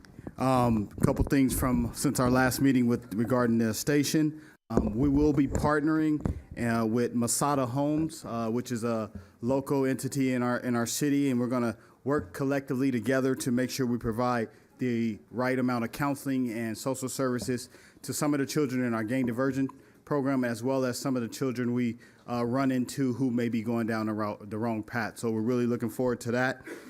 We had a couple community engagement events since our last meeting at Starbucks, Calvary Chapel, as well as Chuck E. Cheese. So we were very thankful to meet with some of our community members in those different events. Our civilian academy graduate, so we had 23 graduates. So thanks for you guys for your support through our civilian academy graduation. We attended the career day events at Bonita as well as Dominguez Elementary. And on that same note, we had a lot of our staff at a lot of our elementaries who've been very supportive and interacted with our community relations staff. So later on this week, we will be doing some teacher appreciation events and giving out some gifts there. our community relations team did some active shooter training at Ecclesia of Christ Apostolic Church, and it was very good training. The members of that church seem to be very thankful for that. We had the pleasure of joining the nuclear detonation training that we had here at the community center last week, as well as some additional training. There's a member you all gave a recognition award to back in 2010. Some of you all may remember there was a deputy sheriff in a fight down by Scottsdale. He just happened to be driving by. He saw the deputy. He jumped out and helped his heroic efforts. Just wanted to pass it on to you guys. That member, his family reached out. He died of a stroke. And so we were able to, we gave some encouraging words to the family, but I just wanted to let you know that the family was so appreciative still to this day of the recognition you guys gave to him back in 2010. His name was Rudy Rodriguez. So, yes. So, yeah. Last week we did a memorial for our Reserve Deputy Constance Warland and Deputy Walter Hannon, who died in the line of duty. Deputy Warland died 43 years ago, and Deputy Hannon died 46 years ago. So we just had a memorial and kept their families in our prayer and gave them some encouragement. We enjoyed ourselves at the Eat Shop local event at the Carson event yesterday. We're very happy to participate in that. Tomorrow we will be having a civilian advisory meeting with our civilian advisory community members.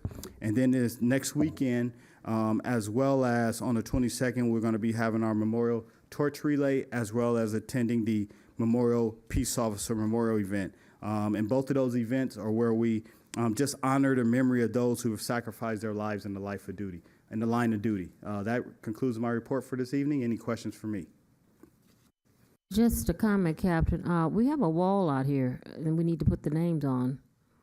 So we need to schedule that. To the right, it's a sure. Okay, so make sure we do something to honor those that have fallen and the deceased, a ceremony. Okay, I'll work with the city manager's office now. Thank you. Is that it, Captain? That will be it, ma'am. Comments, questions from my colleagues? Thank you, thank you, thank you. Yes, MPT. Captain, around the neighborhood today, I've seen a number of, we kind of just interacted around it, a number of writings go up, and we've tried to get them down within the hour. I want to applaud our public works team for doing that. Is there something that we should have a heightened sense of awareness about with the graffiti that has been going up over the last day or so that we've been seeing? There's no specific information we have of anything particular going up between any individuals, but we also noticed some of that higher amount of writings and graffiti all throughout, and so we did pass that information. What we have done is taken some of the photos so that our gang detectives could have that information, because that is the intelligence that will help them to try to mitigate and stop that activity turning into possibly any type of violent crime or anything. Thank you. Appreciate it. I also want to just commend our captain. A parent reached out to me in regards to some things that was going on at one of our local high schools. I immediately got on the phone with our captain, and our captain sprung into action. The parent didn't want to reveal his identity or anything like that, but I just want to applaud you for how you handled it and made our children feel safe. So I just want to reinforce to the residents that we have a police force, a captain that's working for us, that's always working with us. So we're incredibly grateful for the work that you do to protect our community. So thank you so much. Thank you. Madam Mayor. Councilman Hicks. Thank you, Madam Mayor. Captain, thank you for your presentation. Just a quick note for the Dominguez Park area, there's been some increase in graffiti around the area, whether it's tagging or it's gang related. Either way it goes, it's been an eyesore in the area, along with the high school, the park, and the elementary school that block in there. So just asking for a special watch, more patrol in the area for the neighborhood. Will do, sir. Thank you. Madam Mayor? Yes, Councilman Gier. Thank you, Captain, for that report. We always appreciate it, and we appreciate the great job that you and your entire station personnel do for the city of Carson, for the residents. But I want to segue on to my colleague's comment about the graffiti.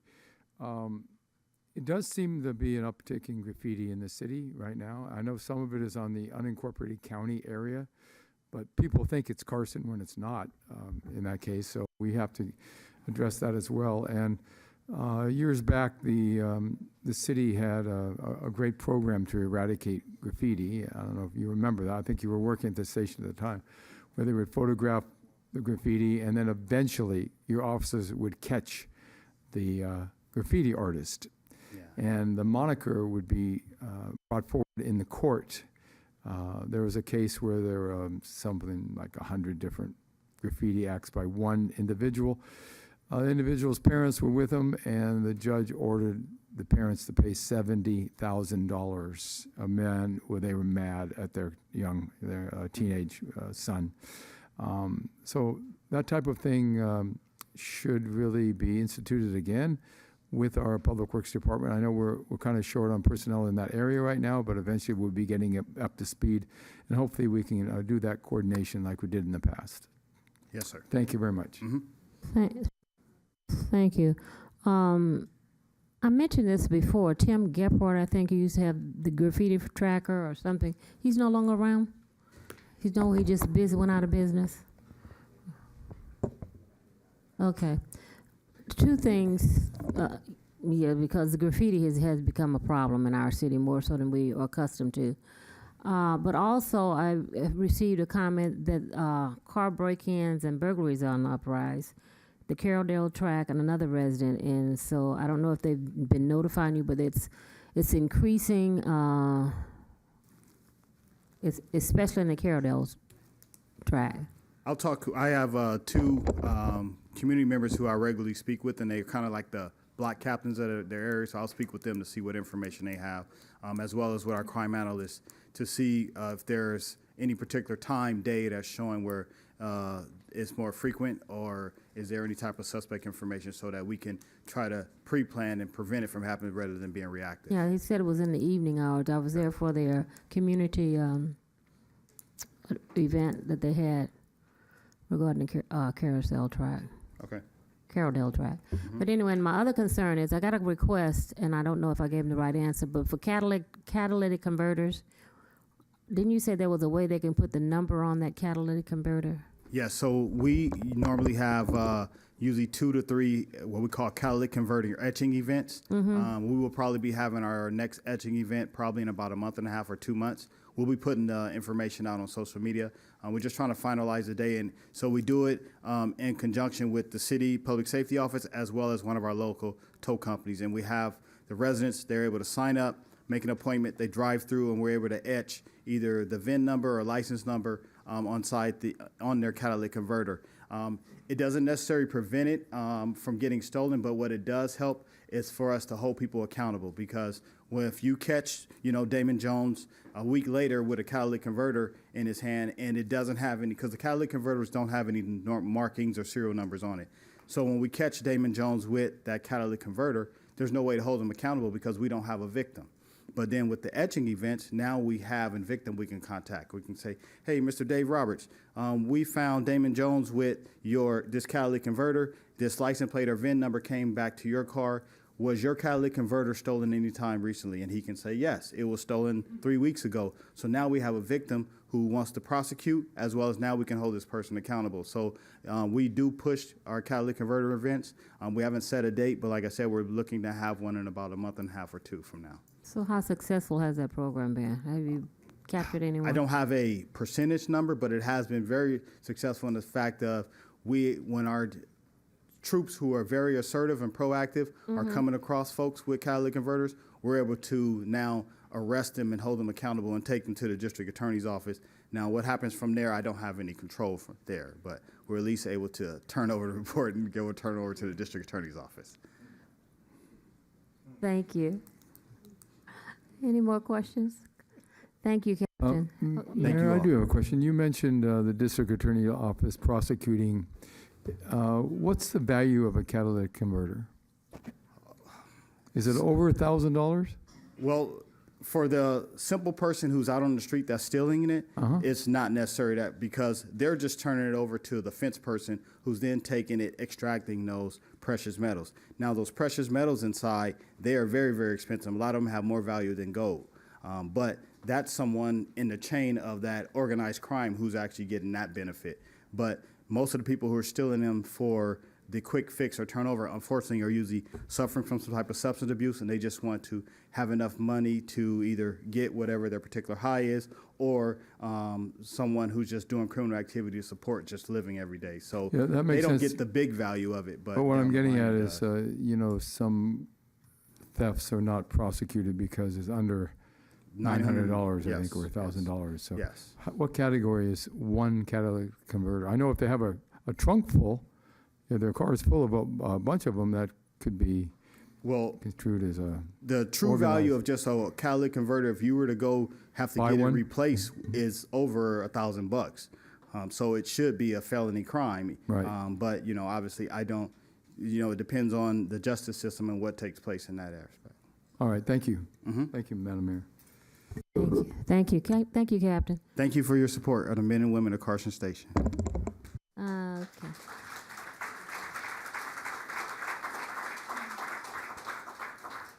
Next, we have a report from Captain Kane of the Los Angeles County Fire Department.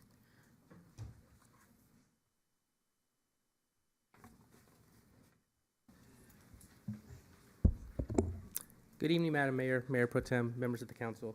Acting Assistant Chief Brian Kane with Los Angeles County Fire Department Public Safety Report for the month of April.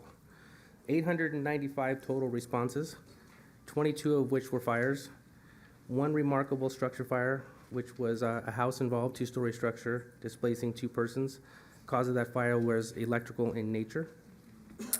The other 21 fires were outdoor rubbish fires, grass fires, and vehicle fires.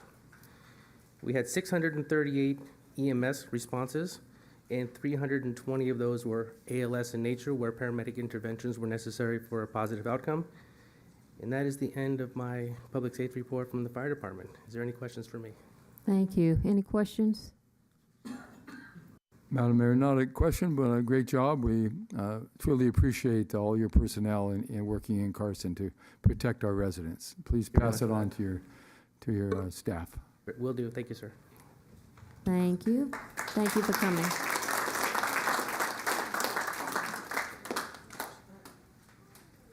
So now we're going to go back to our presentations. The South Bay Cog here. Hi, Jackie. Hello. Well, we're going to come, you have a video or? Yeah, we have some slides. And then we will come down How do they get up here? with our honoree in a moment. Oh, that's it? Well, okay, thank you very much. Well, good evening, Madam Mayor and Council. I'm here tonight. I was invited to talk to you about our General Assembly, which we just concluded on March 28th. And we have this longstanding partnership with the City of Carson and have this wonderful opportunity to use your facilities for our General Assembly. So I wanted to tell you about it. And I thought the best way to start, every time I come here, you're taking pictures of people. So I thought we'd start with pictures. We have a very dynamic chair this year, Cedric Hicks, and he is doing a fantastic job. With the very able assistance of Kat Lee, I have to say, because she's been wonderful to work with. The speaker is Philip Sousa on the right-hand side. He talked a lot about the fundamentals of artificial intelligence. And I should say, the topic of this General Assembly was artificial intelligence, friend or foe for the South Bay. And it was very well received. People really want to know more about it. You have some of our exhibits on the left. We have some of our staff members showing, this is the registration area, I guess. And then we had a keynote speaker, Congressman Ted Lieu, who is actually one of the few experts in Congress on computer science. Our room was filled. You'll see the attendance in a minute, and we were really excited about the people that came and were able to enjoy it. On the right-hand side of this picture is another one of our speakers who flew in from Arizona. He's an expert on helping city staff work on artificial intelligence and incorporate it into their job. Then we have Ted Lieu again, and you can see the picture on the right is the elected officials from our board that were at the meeting and enjoying the presentations. On the left here is the staff. We use a lot of staff to run this event, and they all were very excited because it really came out very well. And then you can see we used one of your rooms for an exhibit hall, and this was a very robust exhibit hall. We also had a lot of individual conversations, and somebody really loved Ted Lieu because they threw him in here a lot. Okay, attendance. You can see that we have a lot of people that register and don't come. You probably had that for your events as well. We have walk-in rate of about 15%, but this General Assembly was our largest for sure. We had over 400 people. And the people that came were, a quarter of them were South Bay residents, but that doesn't count. They self-identify, so they could be, city staff could be South Bay residents as well. But we have city staff, staff from other agencies. This event is free, as you know, because we have sponsors who pay for it. And so our sponsors were there, our businesses were there, elected officials, commissioners from city commissions, and then our speakers, obviously, and other people. Attendees, Carson, of course, since it's in your city, was one of our higher cities that had attendance, but we really had attendance, I think, from every one of our cities. I think this was interesting. We always ask, we take very seriously our surveys, and after the event, people said the contents of the speeches really did help them in their work, and I want you to see that one of the best aspects was our exhibit hall, but that's also because it's a beautiful facility, and we really have the opportunity to showcase it at this event. Expert speakers and people, one of the things that happened is we had a buffet, and we really next time we'll have a sit down, but other than that, everything was really pretty well received. The next one is our testimonials, and there's one in here that talks about the first one, the event space was lovely, and I wanted to point that out to you. People love coming to your beautiful facility, and so do we. And so we got several testimonials. We got a lot of press, and then this would never, ever happen without the great work of the Carson staff and the ability to partner with them every year. And of course, working with Cedric and CAC, which was very, very helpful. And your cable and all of your different departments really, really helped make this event the signature event of the South Bay COG and all of our cities every year. What's coming? People really said that they didn't know enough about artificial intelligence, and this really touched the surface. So we're hoping to bring in speakers on how much of what kind of an environmental drag artificial intelligence is. It uses a lot of energy, so what does that mean to the environment? What does it mean in your jobs, and how is it going to grow? So we're thinking maybe quarterly forums that we might have, but we're going to be discussing that in the next couple of weeks. So that's my report, really, and I'd love to get any comments or questions. I know some of you were there, and we're delighted that, once again, that we can continue partnering. And should everything go as planned, March 27th, 2025, we'll be back at your facility. Thank you so much. Madam Mayor? Madam Mayor? Oh, Yes, Councilman Deere. thank you. Jackie, welcome. Yeah, I've been attending these COG events for well over 20 years, and I must say that I spent most of my afternoon in my seat listening to the great speakers you had. It was very poignant. Artificial intelligence is going to involve our lives to a tremendous degree in the not too distant future. It's already happening. So the topic was spot on, and the speakers were great. So I just wanted to say that I really learned a lot, really appreciated that type of presentation. The kind of thing I get excited about, I want to encourage other people to learn about as well. Thank you so much. And I should say that any other suggestions that you might have, we take very seriously for next year. Mm-hmm. Thank you. Thank you. And I just want to commend my chairmate here, Councilman Hicks. This is the first time the city of Carson has been the chair of the South Bay COG since we've been a member. Yes. So 30 years making. Yes. And I know that along with yourself and others, he was involved in selecting this topic because he got a lot of kickback. What do you mean, friend or foe? Yes, they didn't like the foe. They didn't like the foe. Maisha, are you here? Okay, so I think we have a video. Is that correct, Councilman? Yes, we do. And I just want to publicly thank Jackie and her staff for an outstanding work. You guys made it a whole lot easier. David just stepped in, and our own city manager for assisting in the process and making this a dream a reality. And that the topic is very new, it's trendy. I think most people want to know what it's about, and they're not very sure how to deal with it or handle it. I just want to make mention, my entire speech, for the most part, was actually written by AI. And that's the police came in my head about IA. Doesn't so AI. With that, I think they have a video that's available.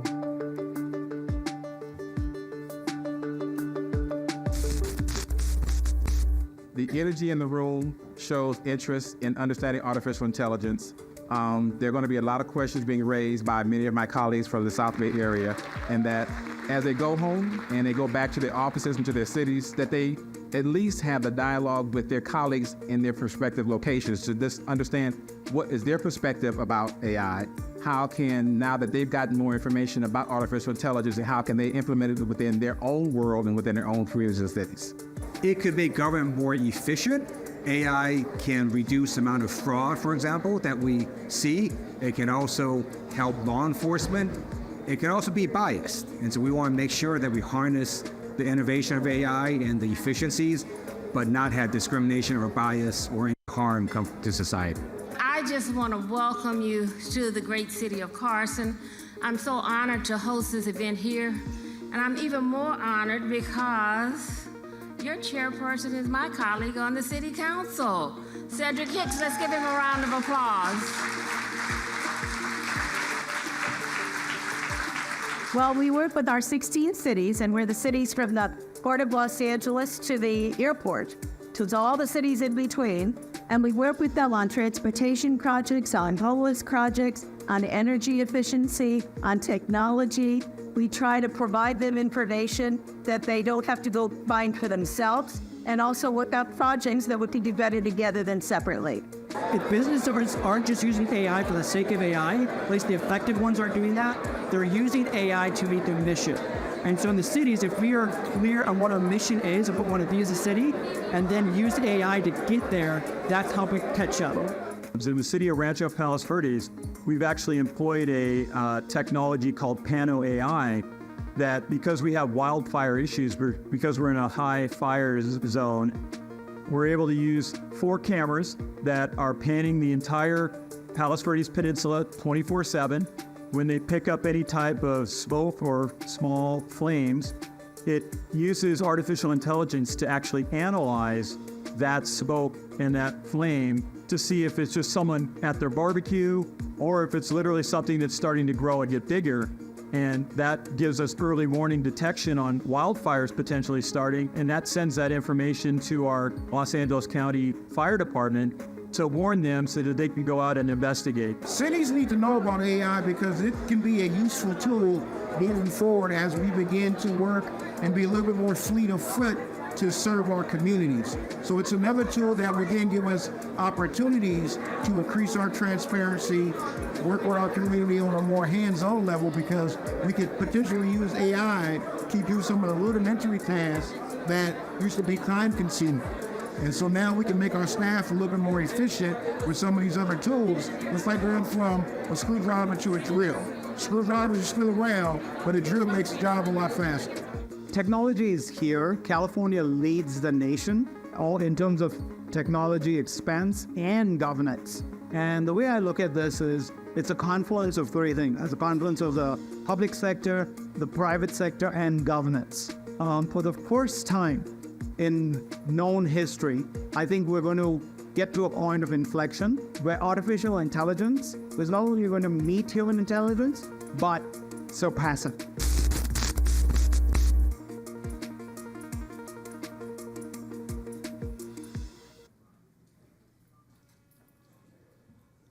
Thank you. Thank you.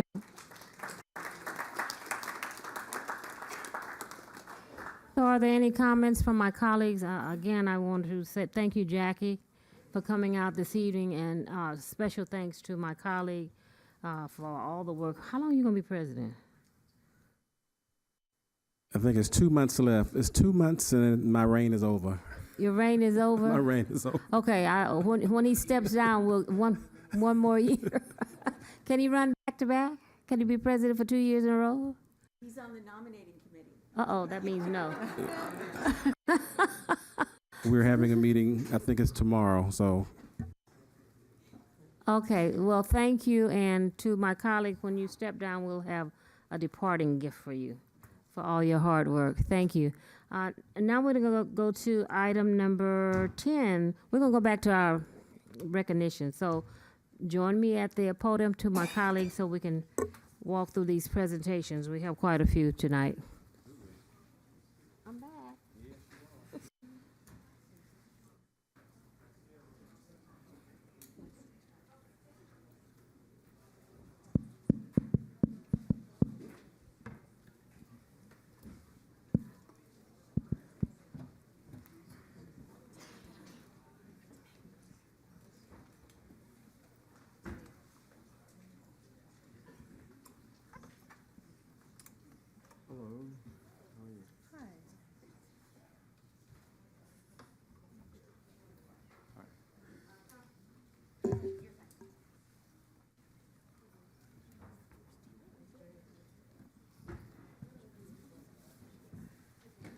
Yes, we need a new battery. Can you guys hear me?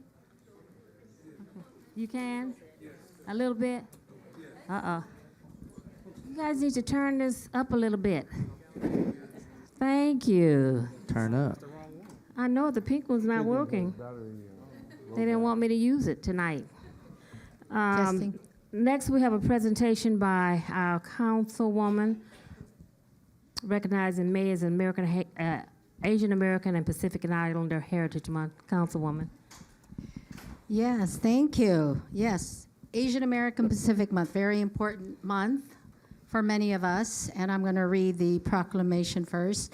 Asian American Pacific Islander Heritage Month, whereas Americans who trace their ancestry to Asian and the Pacific Islands have contributed much to the city of Carson. Whereas we celebrate the achievements and contributions of Asian American and Pacific Islanders that enrich our history, society, and culture. Whereas Asian Americans and Pacific Islanders, I'm going to start saying AAPI, okay, have made our city better with their talents, hard work, values, and their commitment to family that has helped shape and strengthen our community. Whereas AAPIs have enriched our society, excelling in many fields, including education, business, science, technology, government, sports, and the arts. We honor these AAPIs who have served in our armed forces with courage and honor them in efforts to make America more secure and bring freedom to people around the world. Today, more than 20 million Asian American and Pacific Islanders live in the United States, many in Carson, and through their actions, make America a more vibrant, prosperous, and secure nation. As we celebrate Asian American Pacific Islander Heritage Month, we are reminded of the richness of the Asian and Pacific cultures and how it enhances the American experience and greatly contributes to our city's legacy of diversity. Therefore, in the month of May, the mayor and the city council and the citizens of Carson proclaim the month of May 2024 as Asian American Pacific Islander Heritage Month and urge all residents, government officials, educators, and other institutions to recognize the many contributions that we have made and continue to make in our city, state, and nation, and to mark this month with a special ceremonies, activities, and programs. It's dated the 7th day of May, 2024, and we have a special recipient, and I want to read a short bio. It was really a long one because there's so much that this this young woman has done throughout the decades in the city of Carson. So I'm just going to read some of them. Our recipient this year is of Filipino descent. She was raised in Hawaii and a longtime resident of the city of Carson. In fact, when she moved here in 1966, it wasn't even Carson, it was Wilmington. And then it got rezoned, and now it's the city of Carson. She raised 5 children: Arlene, Debbie, Charmaine, Bernalee, and Albert Jr. I think I went to school with some of you guys. So she's a seamstress, model, babysitter, cake decorator, caterer. She wore many hats, and most of us know her as teaching the hula to many of the students in the South Bay areas. She was part of 2 major Polynesian groups. She was a singer, costume creator, choreographer. She even played the ukulele. And she did a lot of our weddings here, luau's, and many community events. If you don't know her from any of that, she was a crossing guard at many of the schools here in the city of Carson. So she helped our children get to school safely. She's a lifelong volunteer at Caradale School, Carson High School, and St. Philomena School, and some of you know her as part of the choir or the St. Philomena Church Mass where they would perform. And for some of you Carson staff here, some of you maybe weren't here, but you would remember her as part of the planning committee for our cultural fair in the city of Carson. So she did that too. She taught karate, Zumba, and she attended many of the parks activities in the city of Carson. And again, she's done so much. If you don't know her from any of that, then you knew her at Bank of America. At Carson Street in Oric. She was there for 20 years. So everybody knows this beautiful young woman. So we know her as mom, grandma, tutu lady. She's the model of community civic leader to her friends, her neighbors, her family, the community. Her selflessness is her legacy, and she's passed it on to her children, her 14 grandchildren, and soon to be 22 great-grandchildren. That's amazing. So on behalf of the city of Carson, we would like to say mahalo nui loa to Arlene Maele Batula Laimana as our recipient of the Asian American Pacific Islander. She needs to come up. She is our Carson mom. And we would like her entire family to come up also. Yes, how beautiful. Yes. So beautiful. Thank you for all that you do. Yes. Thank you all that you've done for our city of Carson. My goodness. Yes. Oh, my goodness. Thank you. Wow. Yes, family, come up. And why don't you say something? How do you say Happy Mother's Day in hula? Can we do that? Can we do a hula? Happy Mother's Day. Happy Mother's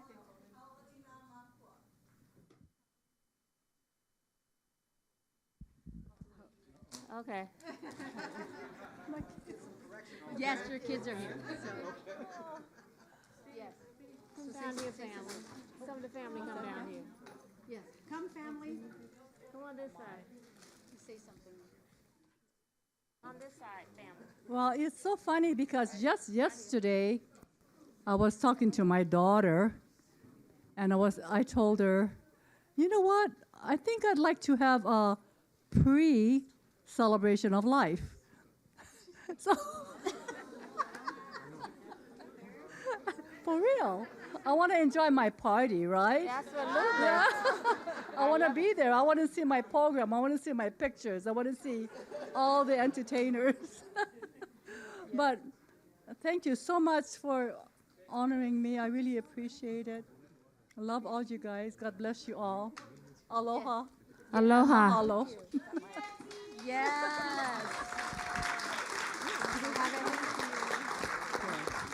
My Facebook buddy.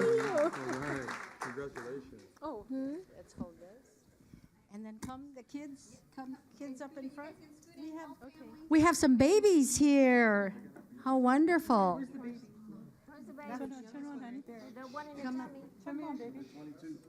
Where's number 22? Oh, God bless you. Yes. Oh my God.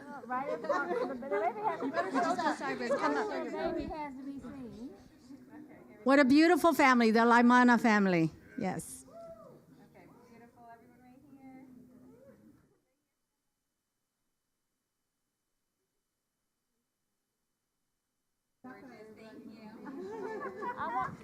I want to come to the party.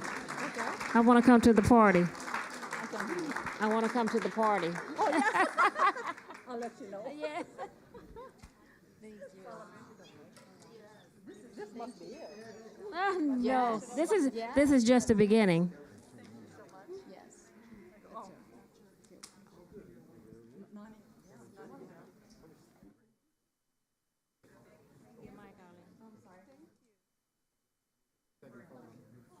She has a perfect name, Arlene, and it's spelled the same exact way. Thank you. Look, Arlene, yes. Yes, all the Arlenes, all from Carson. Wow.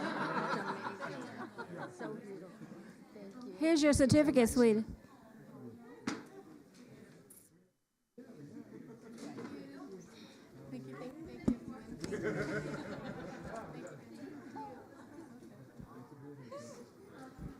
And a family of educators, a family of teachers from Carson High School.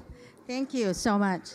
Next, we have recognition of a Carson resident, Ms. Charlize Powell, on being awarded a college scholarship from Southern California Edison. Connie?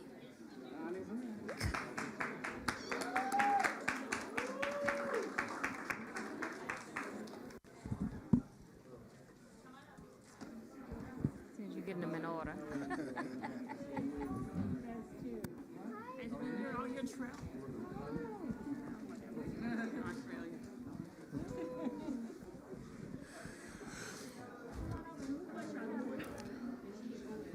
Congratulations. Thank you. All right. Was this that big scholarship? 50,000. Oh, I know. How much is here? All right, tonight we want to recognize a Carson resident, Charlize. Miss Charlize Powell. Can I have everybody's attention? Miss Charlize Powell on being awarded a college scholarship from Southern California Edison. She's going to Spelman. Spellhouse. The Edison Scholarship Program recognizes students who want to be makers of tomorrow, the dreamer, inventors, guardians, and pioneers, those who dare to be great. Edison International has awarded $50,000 college scholarship to 30 high school seniors to help them follow their dreams in STEM and empower them to change the world. Our very own Charlize Powell is a 2024 recipient of the Edison Scholarship Program scholarship. Charlize currently attends San Pedro High School, and in the fall of this year, she has plans to attend Spelman College. She has been building her coding skills and plans to obtain a degree in computer science and pursue a career in cybersecurity. She hopes to either work as a penetration tester to improve digital security programs or become a white hat hacker to build programs that counteract the methods of hacker with ill intent. Her ultimate goal is to work as its specialist for the FBI to ensure the digital safety of the American people.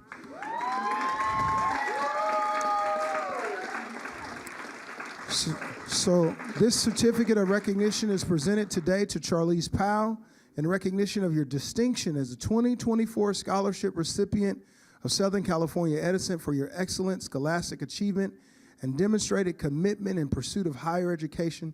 Congratulations and best wishes on all of your future endeavors. Signed this day by the Mayor Lula Davis Holmes, Councilmember Cedric Hicks, Councilmember Jim Deere, Councilwoman Arlene Rojas, and yours truly, Mayor Pro Tem Jawan Hilton. Whoa, and let me tell you, I'm excited. $50,000, that ain't no money to sneeze at. I wish somebody would have gave me $50,000. We want you to say something, then we're gonna let Southern California Edison say something, and maybe that's why our rates, maybe that's. Rates have nothing to do with Connie, would you like to say a few words? It truly is. It truly is. Thank you, Madam Mayor. My name's Connie Turner. I'm the Local Government Relations Manager serving the city here of Carson. My counterpart is also here because he manages LA County, LA City. And because our recipient goes to school in San Pedro, it comes under the county, but she lives here in the city of Carson.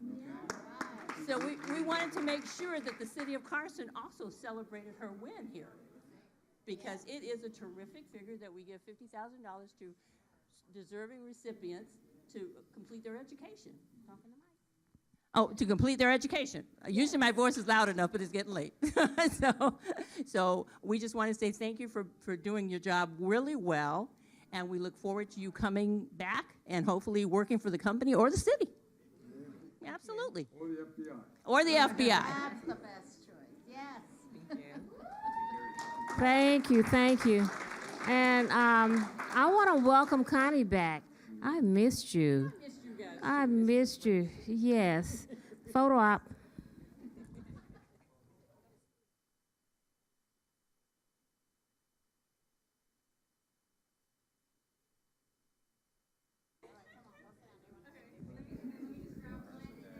I'll get her in a minute.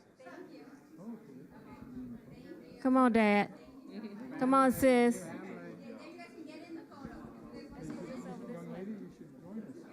Yeah, come. Oh, okay. Dad, come on, get in. Come on, Dad. Yeah, she can take them all.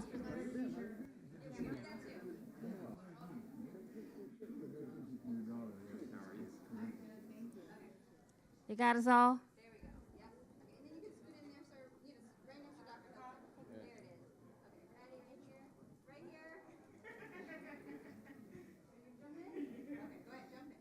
What's your dog's name? Oh. I'm trying to take him home. I don't think. Okay, ready? There you go. With the dog, can you move your head a little this way? There you go, right there. Perfect. Okay, ready? One.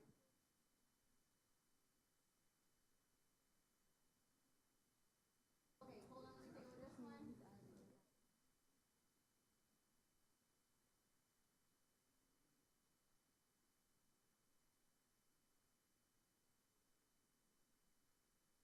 All right, looks good. Thank you. Thank you. What's next, MPT?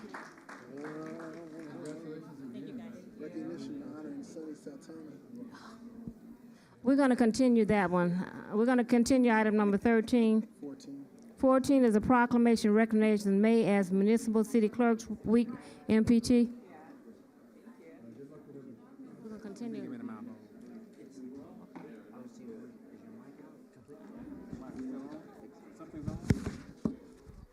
Testing, testing.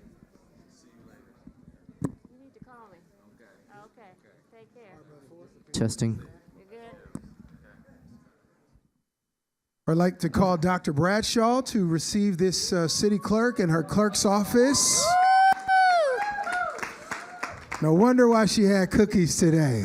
All right. Found it kind of odd she had cookies for everybody today. And no wonder why, City Clerk Week.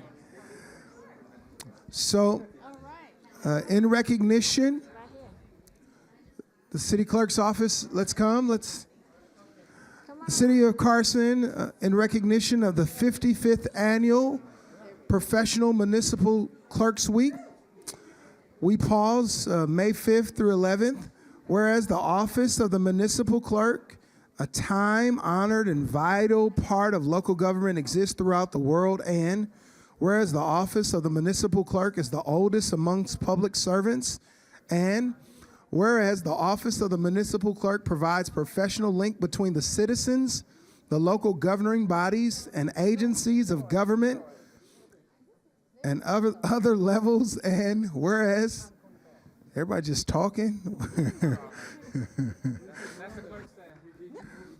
Whereas municipal clerks have pledged to be ever mindful of their neutrality and impartiality, rendering equal service to all. Whereas the municipal clerk serves as the information center on functions of local government and community. Whereas municipal clerks continually strive to improve the administration of the affairs of the office of the municipal clerk through participation in education programs, seminars, workshops, and the annual meeting of their state, county, and international professional organizations. And whereas it's most appropriate that we recognize the accomplishment of the office of the municipal clerk. Now, therefore, the mayor and the city council of Carson, California, do hereby recognize the week of May 5th through the 11th, 2024 as Municipal Clerk Week, and further extend appreciation to our municipal clerk, Dr. Kalia Bradshaw, and all the municipal clerks for the vital services they perform and their exemplary dedication to the community they represent. Dated this day, the 7th day of May, 2024, signed by our Mayor, Lula Davis Holmes, Council Member Cedric Hicks, Councilmember Jim Deere, Councilwoman Arlene Rojas, yours truly, Mayor Pro Tem, and you signed this yourself, attested by Dr. Kalia Bradshaw. That's why she had cookies today. We were wondering why there were cookies. Let's, Dr. Bradshaw, would you like to say something? Thank you, Dr. Hilton. I appreciate that. Good evening, everyone. I'm honored to stand here along with Carson City Council and my amazing team. I have a great staff that do a large portion of the work of the city clerk's office. So on a serious note, I feel really grateful and honored to be elected by the residents of Carson. I feel honored to lead this amazing team of women in my office. They really, really do love me, and I appreciate them very much. And I think that a lot of times we take leadership for granted, and one of the things that I've learned over the years is not to. So I always try to make sure that my team knows how much I appreciate them and how much I try not to take them for granted. One of the things Dr. Hilton mentioned in the proclamation is that we are a part of the statewide association, so I would be remiss if I did not take this moment to say that my Chief Deputy City Clerk and I, Courtney, had an opportunity to present at the statewide conference last month, and if I say so myself, we did amazing. And it was an opportunity for us to show a lot of the work that we've been able to do the last couple of years that we've been here. So I'm really proud of the team. We got our public records requests down to a very small number, and the team continues to work really hard on behalf of the residents of Carson. So we welcome your feedback. For those who came by and had cookies with the clerk today, thank you very much. I got a chance to meet people who work in City Hall that I haven't even had a chance to meet over the last couple of years. So I appreciate this. Madam Mayor, thank you for your support over the years. Dr. Hilton, as always, I appreciate you reading this in its entirety. So detailed as always. And to the other colleagues on City Council, thank you so much. I really do appreciate it. Thank you. I didn't get my cookie. We have cookies too. Thank you. Yes. Thank you. I'll deliver them to you. Thank you. You're welcome.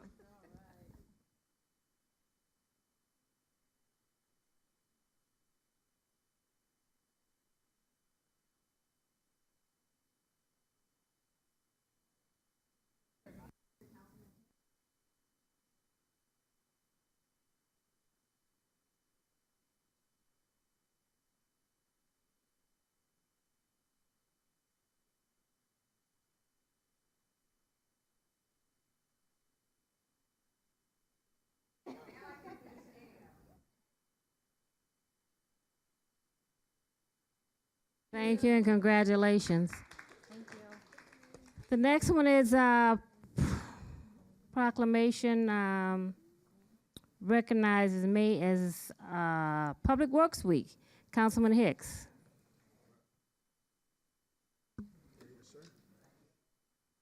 We're getting on down.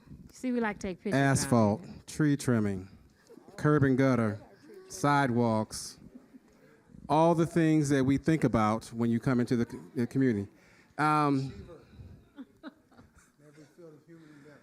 Dr. Rogers is here, Arlington, his staff that make things happen in our community. We had, how long, has it been a year? Dr. Wright, has it been a year? It has been a year, yes, sir. Year and what? A couple of months. No, a couple of days. Couple of days, thank you. A year and a couple of days? Don't be trying to get months in here. Oh, Lord. A proclamation recognizing May 19th to the 25th, 2024 as National Public Works Week, advancing quality of life for all.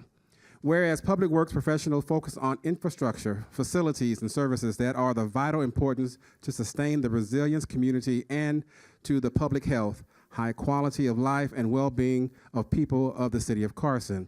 And whereas those infrastructures, facilities, and services could not be provided without the dedicated efforts of public works professionals who are engineers, managers, and employees at all levels of government and the private sector who are responsible for rebuilding, improving, and protecting our nation's transportation, water supply, water treatment, and solid waste system, public buildings, and other structures and facilities essential for our citizens.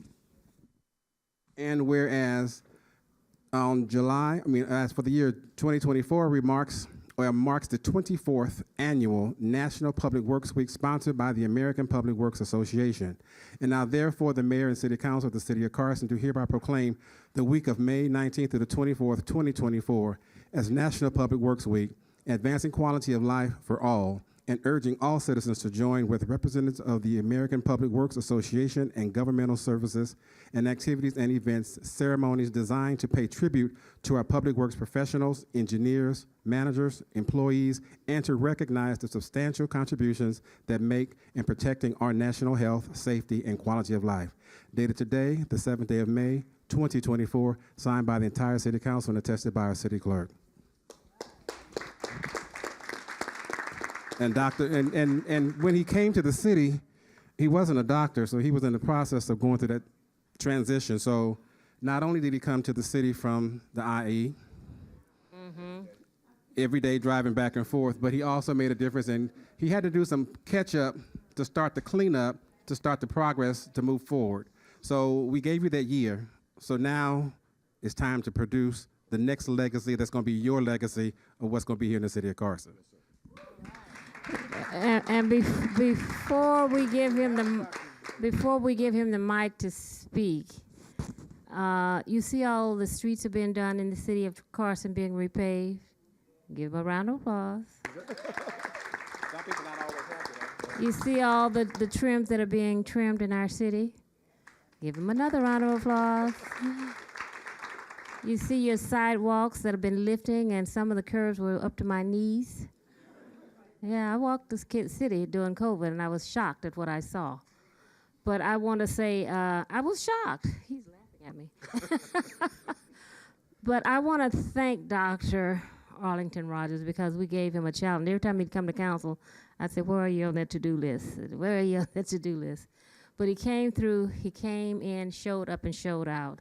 Because now we're getting our city back to where it should be, where it has not been. We were known for the city that had the best streets in the city. So if you have not had your streets repaved or your trees, we're doing them in phases. And I think we're on phase 2, phase 3 right now. And then you'll get a letter when it's your turn because we're getting notice letters saying, well, what about my street? Just be patient because it took us forever to create this, what we had. We didn't have the money. But when he said what he needed, I said, give him $36 million to get the job done. This is your money. And he has been, what can I say? I'm keeping you, in other words. Doctor. Thank you, Madam Mayor, Mayor Pro Tem, City Council members. It's a lot of stuff that was pointed in my direction, but it was not me. It was my team. I was just there to take the hits when things weren't going right, but they actually did all the work. So I want to give a shout out to the Public Works Department and everybody that's out there. And we have an amazing team. And if you saw the short video, there's nothing short of amazing. These gentlemen that you see in the orange shirts and the yellow shirts and the brown shirts, they don't do a lot of attention because they're just out there working. And you only know about Public Works when something is not working. And we like to be invisible. We just like for you to be able to drive over your streets with no potholes, come home and your trash is picked up, trees are trimmed, and make sure that the quality of life is at a Carson standard. And that's what we stand up here and do. Thank you. Thank you. Thank you to the team. Hey, you.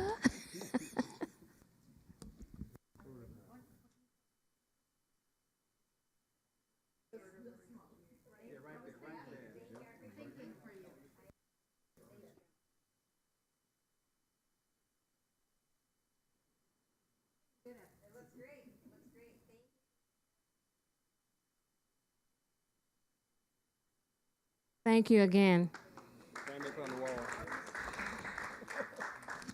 Next, we have a proclamation proclaiming May as Small Business Month.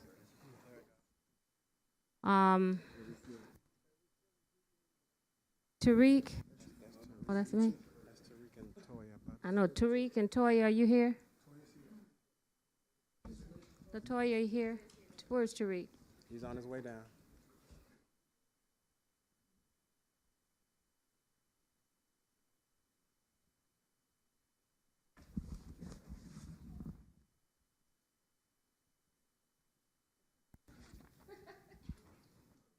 Madam Come on. Mayor, Yes. it's one part of this I wanted to make mention. When they came and brought this project to me for Small Business Month, and I know that's one of your babies that you have at the incubator over at Castle Dominguez Hills, I went to the National League of Cities, and one of the sessions that I went to dealt with small business in your community. And it was Amazon who actually did the presentation. It was my mission, along with my council aide CAC, to find a representative from Amazon to come and be with us to let us know how we can have that same services, whereas businesses here in the city of Carson, if you type that information in through Amazon or through Google, services or businesses that are here in the city pop up at the top of your screen versus going to outside of your area. So they were able to come, they were here for this event, and I just want to be thankful for the staff for helping put them together and making this happen here in the city of Carson. Awesome, awesome. The councilman mentioned that when I was elected 3.5 years ago, we started a small business academy at Cal State Dominguez Hills in partnership with the city of Carson. And today we've had 3 graduating classes. We have a student, our city photographer came out of one of those classes because it's our goal to invest in the small businesses that are here in the city of Carson. So when they go through the academy, I'm referring them to jobs. And this Small Business Month came out of this Small Business Academy. And I'm just, it was the first one yesterday. If you missed it, you missed something. It was the first event. I think we had over 100 companies there. They put it together. The residents came out. And it's all week long we're going to be doing activities. And I'm going to give them the opportunity to say something to that effect. But we have to invest in our small businesses. That's the lifeline of the city of Carson. And we put our money here in the city of Carson where our mouth is.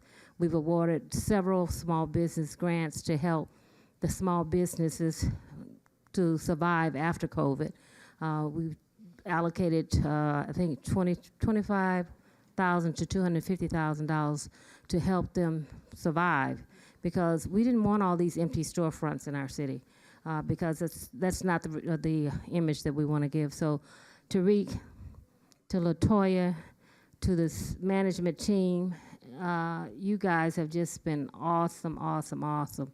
And when we look at what we've been able to accomplish in 3.5 years, it's mind-blowing, and I didn't think about it until sometimes they remind me, but we have been moving at lightning speed here in the city, trying to get our city back together and trying to keep our family together.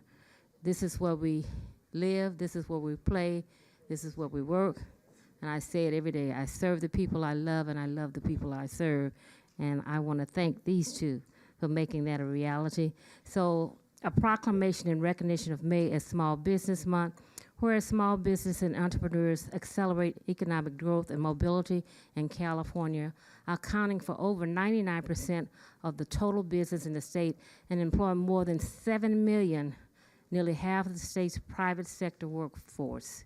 And whereas small businesses are global leaders in innovation and economic competitiveness and embody the entrepreneurial spirit that drives the economy of the state, and whereas this program supports the growth and visibility of Carson's diverse small businesses fostering a thriving local economy, and whereas the program endorsed by the City Council reflects Carson's commitment to fostering a supportive environment for small, minority, and women-owned businesses, and whereas each shop local showcases Carson's unique blend of culinary and retail establishments, enriching the community and cultural and economic landscape, and whereas Eat and Local emphasizes the city's strategic efforts to revitalize the local economy in the post-COVID era, underscoring the resilience and adaptability of Carson's business community.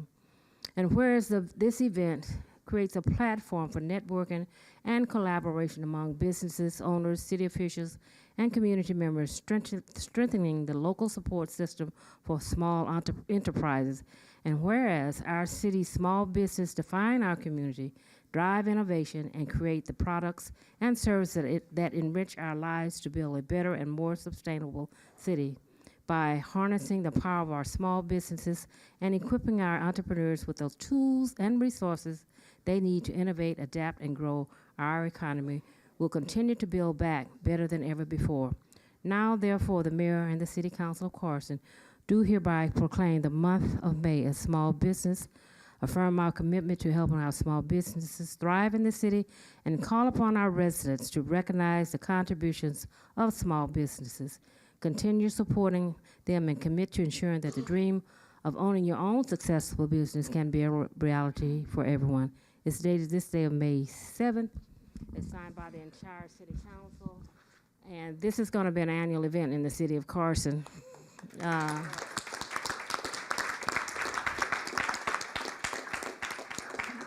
Mr. City Manager, if it's not in the budget, we want to make this an annual event, so that's a line item. Your wish is our command, Madam Mayor. I have to tell him while it's on my mind, because you know I have senior moments. But it's a good event. You did a stellar job. You little darling, you. Tariq, what can I say? You know, when we sit down and talk about where we're going, and you have a vision and a dream, and I just want to let you know how much this city council appreciates you and all the work that you do, because we have had people sitting in your seats before, and we threw out some goals and objectives, and I still think they land on somebody's desk. They didn't move. You know, it's like, oh, I forgot.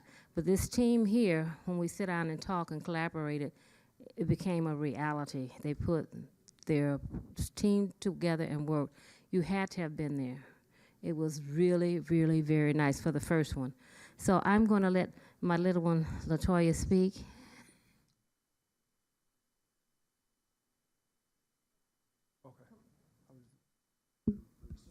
Come on up, Mr. Stewart. Thank you, MPT. Thank you, MPT. He said they didn't have this long a meeting when I wasn't here last week. I'm going to turn around and sit over here and talk a little bit. Just a little bit. You know I like to preach. It's called briefly. Briefly. You know I like to preach. But we would like the Carson Chamber of Commerce, who works collegially with the city in your effort, and we love your plan and how you're implementing your plan and what this team is doing. All this council, this mayor, your staff, Tariq Ramani, and Toya Butler, I am seeing a championship team for a championship city. We would like to present myself, Lena Whitaker, Vice Chair, Special Events, and Mary Isaiah, who is a member of Economic Development Committee and was a participant yesterday at the event. We would like to give the city of Carson a certificate of recognition. Congratulates the city of Carson for an outstanding Eat, Shop, Local Carson events in support of small business in this city, city of Carson, presented by the Carson Chamber of Commerce on this day, the 7th day of May, 2024. Thank you for your valuable and great service, Madam Mayor and City Council, and all of your staff. Thank you, thank you, thank you. So we're gonna have some few comments from you, young lady. But I'll take it. I just want to say thank you to the City Council, Madam Mayor, MPT, and the rest of the council for supporting this unanimously to do this. I've been working in Carson since 1968, and no, it feels that long. But no, I've worked in the business community for a really long time, and I feel like I know a lot of the businesses, and I know what their challenges are. So to have a program like this go as successful as it did on the first day, it really warmed my heart. And I know people keep telling me thank you, and I did a great job, but I couldn't have did it by myself. The PIO department helped a ton. Of course, my fearless leader who was on me constantly to make sure that I was getting all my tasks and stuff done. The council field reps kept me informed of what you guys were doing for my program, so I appreciate that as well. And I just want to say thank you, and I'm very excited for our small businesses, and from this, a lot of things are going to come from it, and I just hope that you guys give me the support with my other ideas. I promise they won't be as much money, I promise. Tariq, the man behind, come on up, Tariq. Thank you. Gave an idea and he ran with it and made it humongous. Thank you. Thank you so much. Well, like Toya said, it's really a teamwork. I want to mention Margie, she's at home now, Danielle, Erica, Maisha, Raven, Christine, but I want to thank also the council and mayor. We came to you 9 months ago with an idea, 1-page staff reports, and $120,000 request, and the dream came big. So now it's what's coming next. The other thing I want to say is that I think it's going to be better. Thanks to our city manager, he built a good executive team. We have Eric Romero, who's going to join the effort next year, and with Saeed's effort. So we're going to continue to raise the bar high, but I will just say that Carson has an amazing council, an amazing mayor, and we're looking forward to the future. Thank you. Thank you.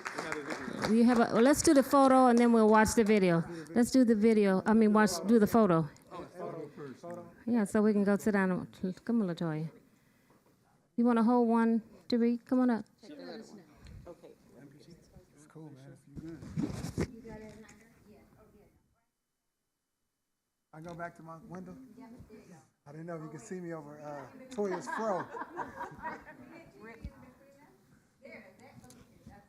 I know if you can see me over Toya's fro.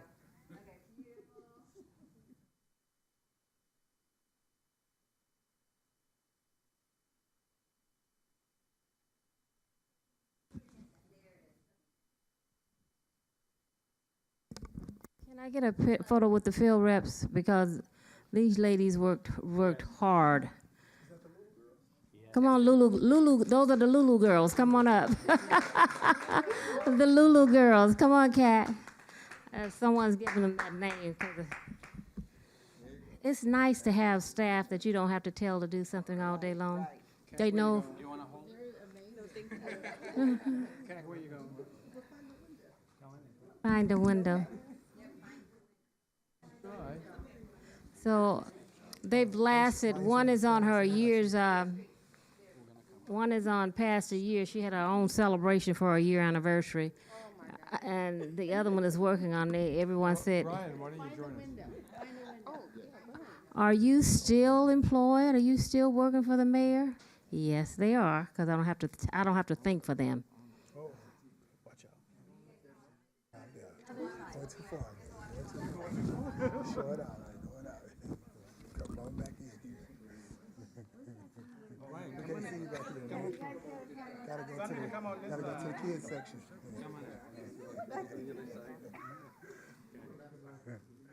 You good? KW, are you in? I'm in.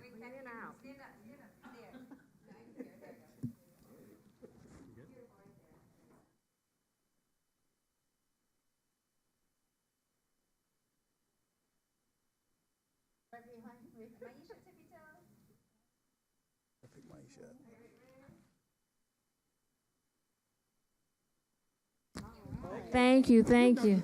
We got lupus, but we could just read that because we don't have nobody to present it to. You don't? We don't have nobody to present it to. We'll mail it, we don't even read. Yeah, we'll have to read it. No, Lupus is not here. Yes. We have this from channel Fox 11 that Yeah. And we have a video now. Marla has been coming to us, and man, has she been giving us some good TV coverage. So you can start the video, and then we can get to the business. New at 6, May is Small Business Month, and the city of Carson kicked it off today with a first-of-its-kind event that brought together almost 100 Carson small businesses. I was honored to MC this inaugural event called Eat, Shop, Local Carson. It happened at the Carson Event Center this morning. Almost 80 local businesses took part, the majority minority-owned. Each set up a table, as you can see, offering their goods for sample and sale for residents there to browse and buy. From some sweet treats to health and wellness and local restaurants, it had something for everyone. The goal is to encourage residents to buy local to help the men and women who help drive the Carson economy. These businesses are the backbone of our city. Big businesses, I feel like they have it down pat. Not to say that the small businesses don't, but the small businesses are the ones that are the pulse of our community, the ones that live within the community, the ones that are here 24 hours a day. They're us, you know, and they employ our residents. They feed our children, they feed our families. So why not little workers lay in the city of Carson? And that's what it's all about, is taking care of your own. Isn't that the truth? So tomorrow, before the City Council, that was Mayor Lula Davis Holmes. She will officially be proclaiming May as Small Business Month in the city of Carson. Throughout this week, customers who eat and shop locally can expect discounts and some freebies at participating businesses. All the information you need at eatshoplocalcarson.com. Now, May in the state of California is a small business month. It has been since 2019, thanks to Governor Newsom. So it's really important. There's almost 4 million small businesses in this state. They're really the driving force of our local economy. And we can't survive without them. No? It's been fun out there today. Oh, it was great to meet everybody. A lot of people watched Fox 11 News. They said to say hello.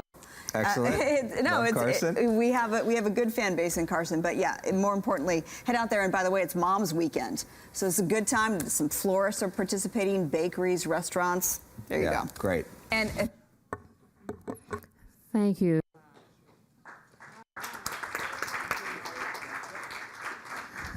Carson was on Channel 11 and 6, 11, and 12. One of the only cities that had their own spot. So thank you to Marla. Next, we have oral communications for matters listed on the agenda. Thank you, Madam Mayor. I did receive several comment cards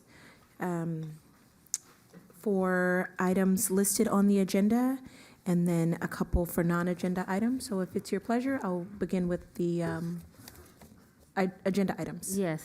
Well, I think Lena Whitaker, I think that's handled. That's handled. Okay. Well, we're moving right along. Rudy Mendoza, item number 24. Oh. Hi, Rudy.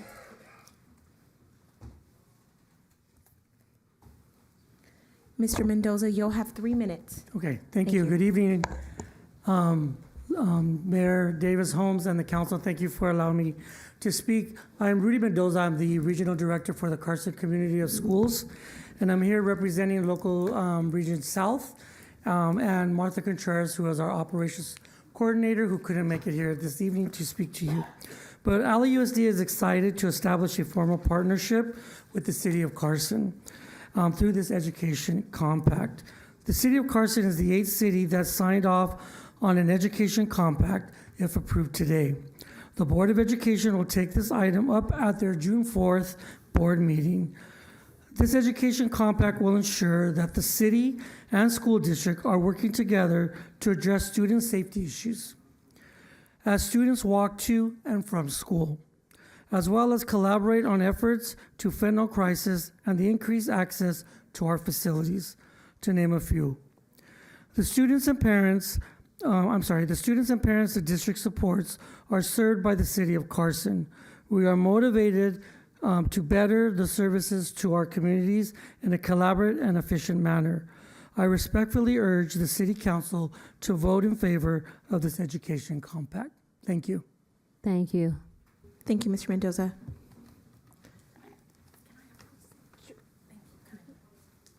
Madam Mayor, the next one is Leon Thompson, item number 28.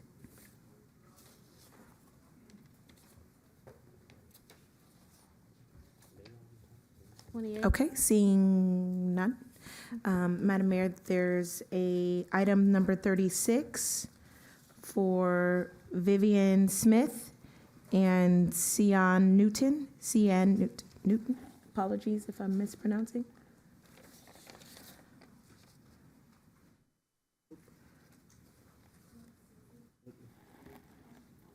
Vivian? Oh, Cian, okay.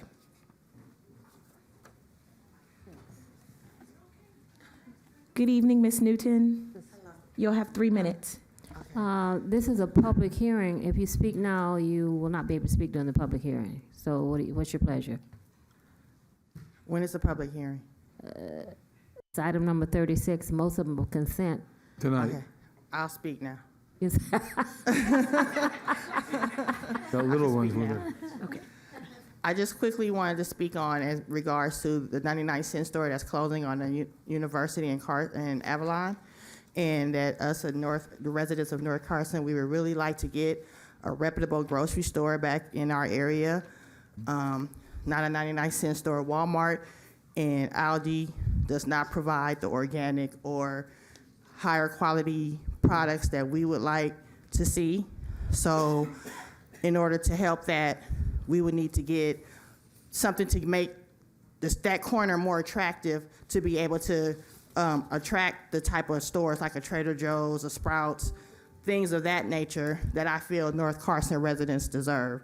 So we're asking if we could possibly get some type of funding to make that area more attractive, more up to date. It's a little dated. If we can find some way to help to get that more attractive and up to date to where we can get a better, more reputable grocery store in our area.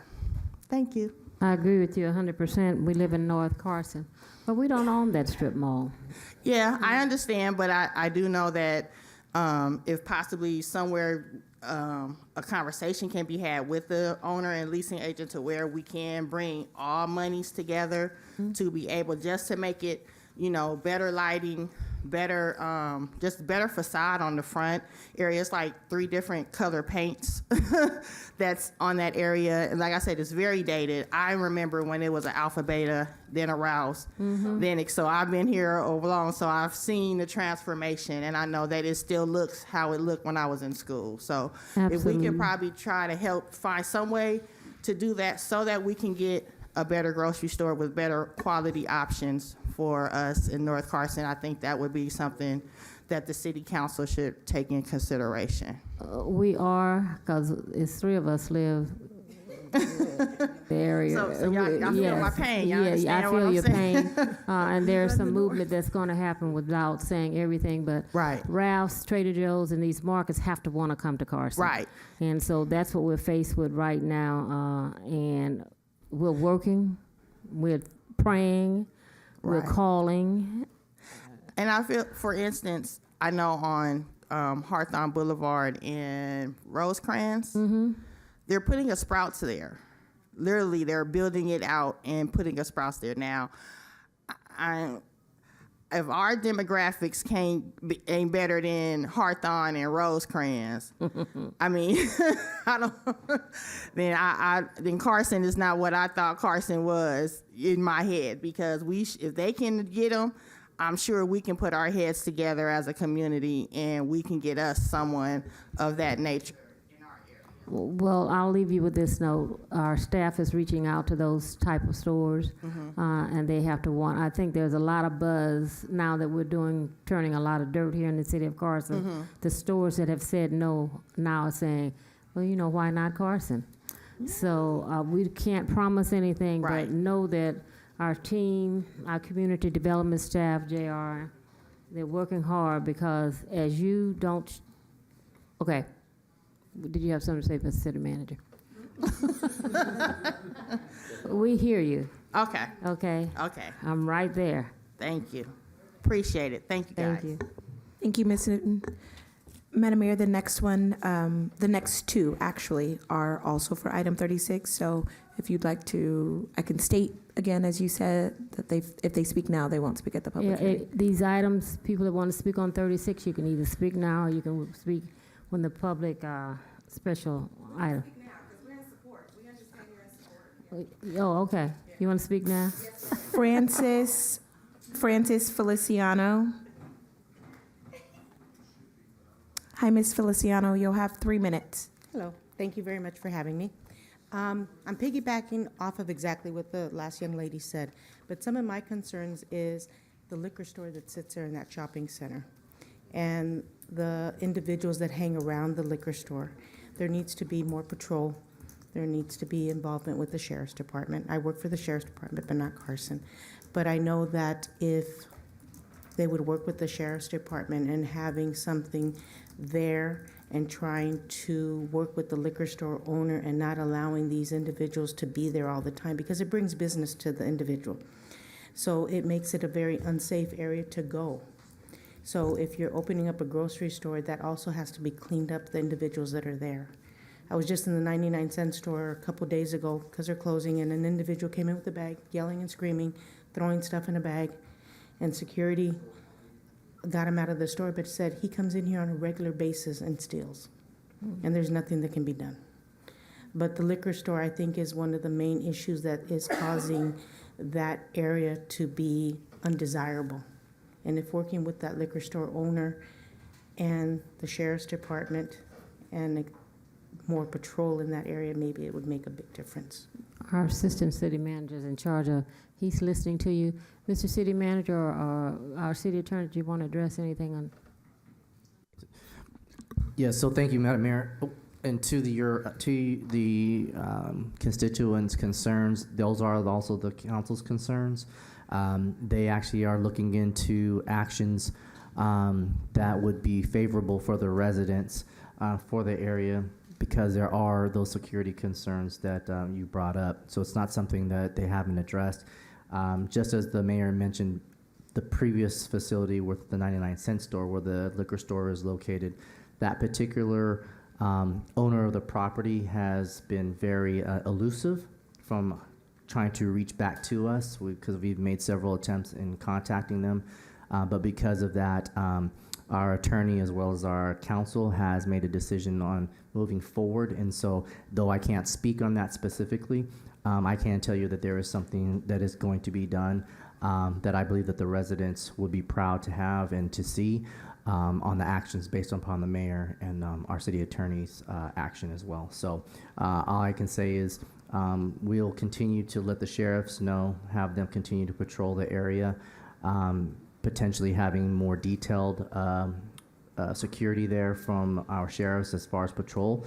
But the process in which the mayor as well as the council is looking to enact on through the city attorney will be remedied here soon. So all I can say is just please look forward to that. We'll pray on it. And I want to say something to all the residents in North Carson. When you see something that's undesirable in that area, pick up the phone and call our public safety department. I'm driving down the street, I'm calling Robert, I'm calling the city manager 24/7, but I'm only 2 sets of eyes and I'm not there all the time. Pick up the phone and call, because we have 4 now homeless, a unit that goes out and address all these concerns, but they're doing the entire city. The Carson Sheriff goes by, they arrest and they come back. And I'm just now hearing that after hours, Mr. Assistant City Manager, that they wait until after hours now, and then they come set up their tents. And so we need to be mindful. I just received that phone call today.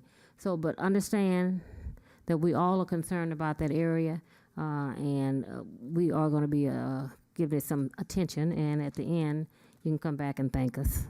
Thank you now. Have a great evening. Thank you. Thank you. Thank you so much, Ms. Feliciano. And our last one for item 36 is Brandy Lewin. Yes. I know that was hard to read. I got 3 minutes. Yes. Honorable members of the council, to our mayor, I appreciate what you're doing. Council members, first address Mayor Pro Tem Juwan Hilton, Dr. Juwan Hilton. Council member Cedric Hicks of my district, shout out to you.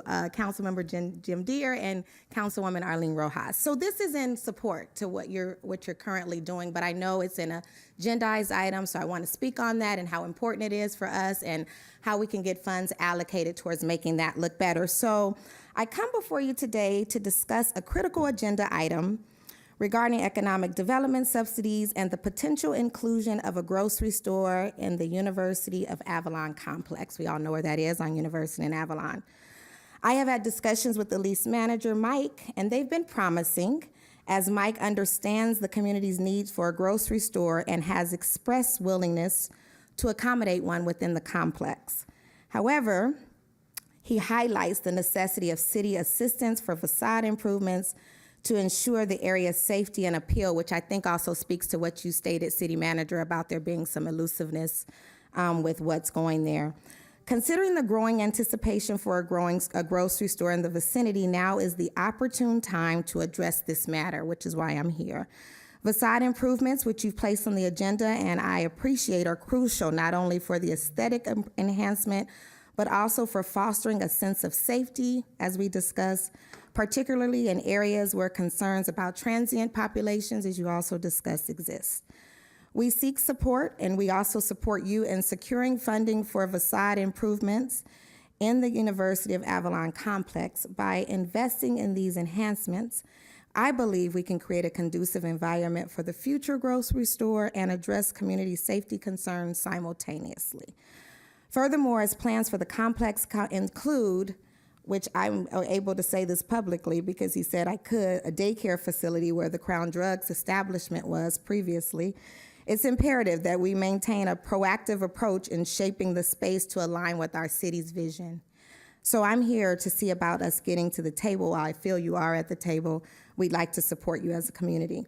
Building strong relationships with existing businesses such as the leasing landowners of the recently closed 99-cent store will enable us to better understand community needs and preferences. And I get your staff is doing so, but again, we want to be a task force to help with those conversations.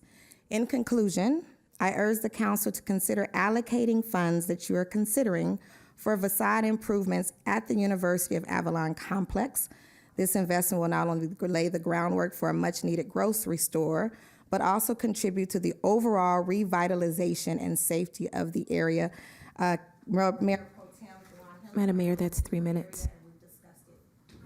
thank you for your time. They turned you off too, huh? They turned me off too. What the heck? I didn't know turned such myself thing. off. You know, you didn't do it. When we start moving forward in the direction that the community wants, there's power in numbers, and we're going to be calling on residents such as yourself to come out and help us to thread that needle, because it's one thing to come before City Council, but it's another thing, and I know that area has been very outspoken about what they want to see, and we've been able to stop some things, and we've been able to bring some things. The 99-cent store, when I protested that, I was recalled by some of my residents saying, what was I trying to do? Because at the end of the day, I knew that's not what the majority of the residents wanted. So everybody's lips were closed. Right. I'm asking everyone's mouth to be open when Yes, we start ma'am. moving that direction. And that's Okay? what I'm here to say. That's what we're behind you, and we will do. So start getting our list of community people together, so when we have a community meeting, I can say, send me that list. You got it. Okay. I'm on it. Okay. Thanks. Thank you for your time. I appreciate it. Have a good night. Thank you. Madam Mayor, that concludes the comment cards for agenda items. There are 2 comment cards for non-agenda items. 2? 2. Okay, we'll hear them now. Okay. Good night. Michael Thomas.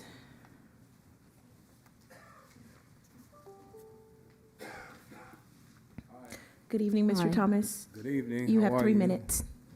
My son is in the 6th grade. He attends Carnegie Medical Middle School. There's a program for medical. There's 100 kids in that program.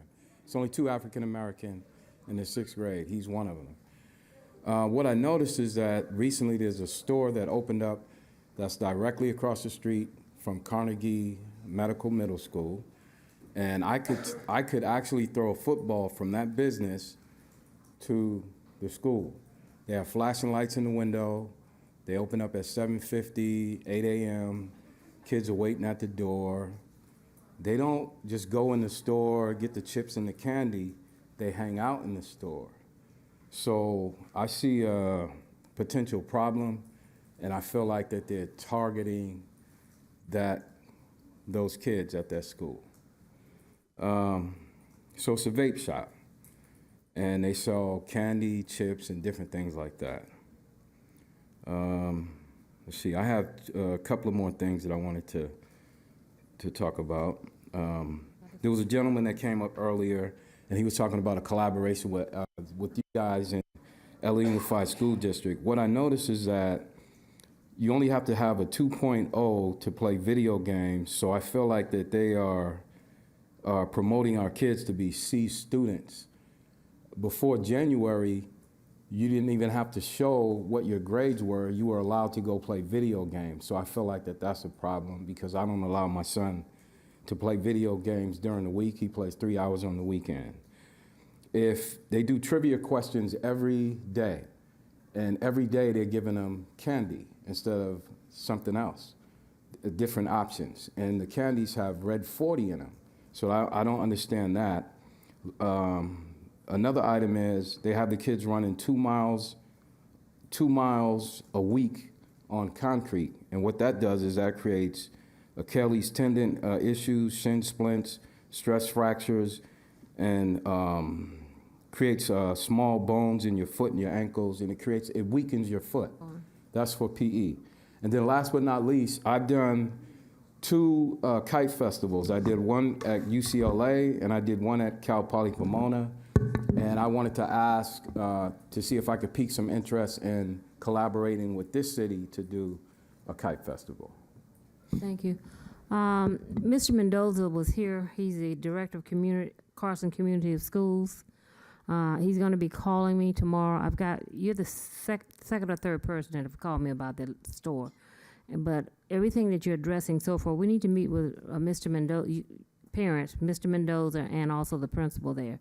And that's what I told the parent. MPT wants to speak on that, your item also. So the funny thing was that I was in the parking lot the other day, and I looked at it and I said, I didn't know this shop was there. And my daughter said, oh, well, Dad, they sell chips in that shop. But I was concerned about that. So I have public safety looking into the shop because it just popped up out of nowhere. Right. A barber shop went out of business. Yeah, it just popped up out of nowhere. And what concerned me that it was selling vapes. She's like, oh, well, they sell chips, but they sell vape. They sell stuff that it shouldn't sell. Right. So, with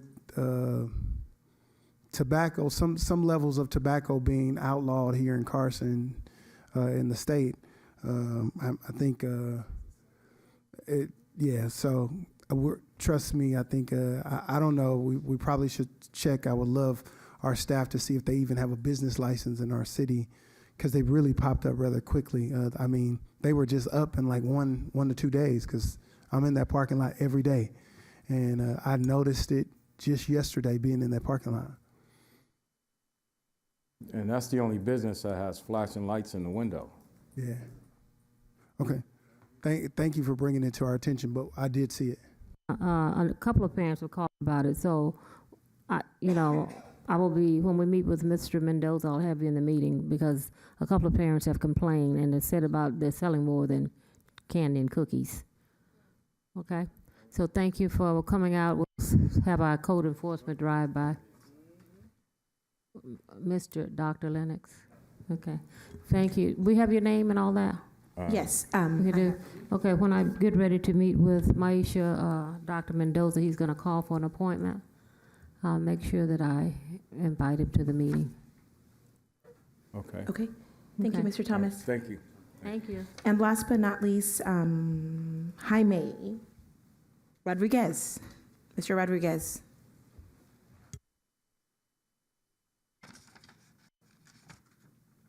Good evening, Mr. Rodriguez. You'll have 3 minutes. Good evening, Mayor, Madam Mayor Holmes and respected city officials. Thank you for the opportunity. I want to treasure this moment because I think this is the first time I've ever stepped into this forum. And welcome. Being a resident here for 52 years, so I feel very excited for being here. I'm not much of a public speaker, but I do want to say that I really come in terms of empathy for my neighbors that live on the East 220th Street between Vera and Martin Street. Being there since 1972, I've seen a lot of things that I feel were above the threshold growing up, and a lot of things have sedated now. But truly, being the main provider for my parents, which are not here anymore, have simply generated a lot of empathy for me, for my residents and neighbors who are aging, retired, whether it's daycares, millennials, and just the common citizen that stays within their boundaries and complies with the laws, I guess I could say that. But so my aim for today is to speak on their behalf, and I don't believe there's any residents here that live on East 220th Street today, other than myself. So it was my due diligence to come in here just to express that we don't want to be an impact to the city, but we are looking for alternatives to keep the liabilities to a minimum in terms of damages to people's personal properties, in terms of vehicles. I see the residents are isolating themselves and they don't enjoy their front lawns anymore because they have cars that are going above the threshold and perhaps 60 plus miles or more. So we're looking for a remedy in terms of bringing out the residents who've been there at least 20 years or more. We don't see the kids riding their bicycles anymore because they're afraid to get struck by a car. So we know the street was flagged by Mr. Garland many years ago as drivers not compliant with the speed limits. And I did have the pleasure of meeting John Merrill today. So I believe there's a strategy being mapped out so we could, I guess you could say, fulfill the ease or bring ease to the neighbors that live there and have been there for many years. So for the most part, Madam Mayor, that's 3 minutes. okay. Sir, you're in Councilman Hicks' district.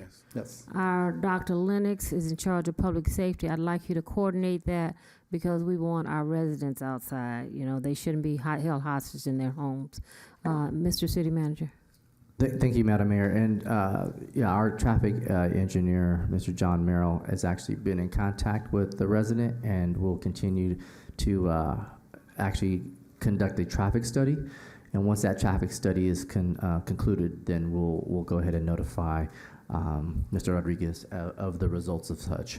And a plan of action. Yes, ma'am. Yes. And let us, especially the councilman, know what We'll the plan. advise, obviously, Councilman please Hicks as involve well. him in the loop. We Yes. should have a community meeting in the area.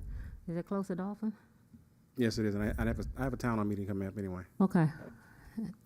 He has a town hall meeting at Dolphin, but your voice has been heard. You don't need to bring the entire community. We hear you, and because he's aware of the problem and our traffic engineer. So there will be contact. There's a town hall meeting coming up. I encourage you to be at the town hall meeting. What day is it, Councilman? I don't know off the top of my head. CAC knows. June 29th. June 29th. June 29th is the town hall meeting, but based upon what I'm hearing, I want to actually talk to you and get a meeting, community meeting. It could be in the garage, it could be in the driveway.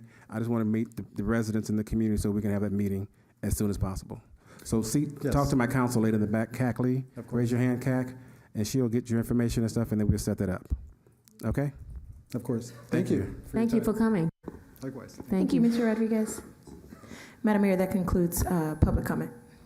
CAC, we have a speaker card here with his information on it. Okay, thank you. Next item is approval of the minutes. Move approval, Madam Mayor. Second. Let's cast your vote. No corrections. Madam Mayor, the motion Oh, carries. I was absent. I have to abstain. You weren't here. I wasn't abstaining. You're abstaining. Okay. The motion still carries. Madam Mayor, thank you. Next, items 19 through 34. Oh, I had wrote on another piece of Move paper. approval, Madam Mayor, of the consent calendar. Second. It's been moved and properly second to approve the entire consent calendar. Cast your vote.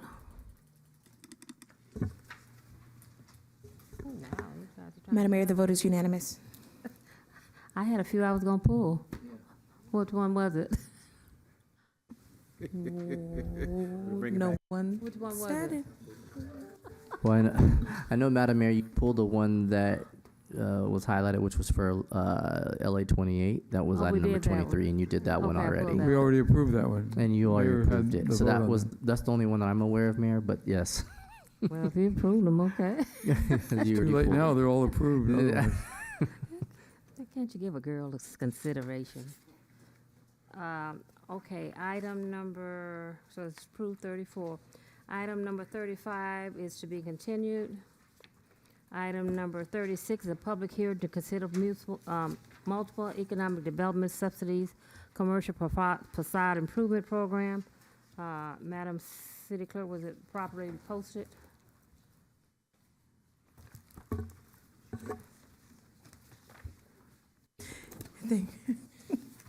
Thank you, Madam Mayor and Councilman Hicks. I appreciate that. The notice of public hearing has been given pursuant to the applicable law, including but not limited to the proof of timely publication received by the city clerk. The notice of the applicants were contacted via email, and that was confirmed by staff. The agenda posting requirements were met for the individuals and the organization. The posting affidavits are on file in my office, and we did not receive any written communication for this item. Thank you. Mr. Assistant City Manager, isn't it, we want to continue this one, or because you had, Madam Mayor, I'll be presenting the staff report. oh, okay. Are we continuing this one, or are you just doing the staff report? No, we're doing a staff report. Okay, thank you. This item represents one of the most powerful tools the City Council has provided to staff. The facade improvement program provides $1 million to property owners and tenants to revitalize Carson's businesses and commercial centers along major corridors, and was one of the programs recommended by the Economic Development Strategic Plan. The funds can be used to improve facades, storefronts, and landscaping, among other things. Eligible individual tenants may qualify up to $25,000 and commercial centers up to $250,000 in matching grant funds. Over the past year, staff has been working with facade program applicants to develop a scope, obtain their commitment, and gather required documents needed to fund the facade program improvement activities. Tonight is the approval of 6 applications, which include 3 larger commercial centers and 3 individual businesses.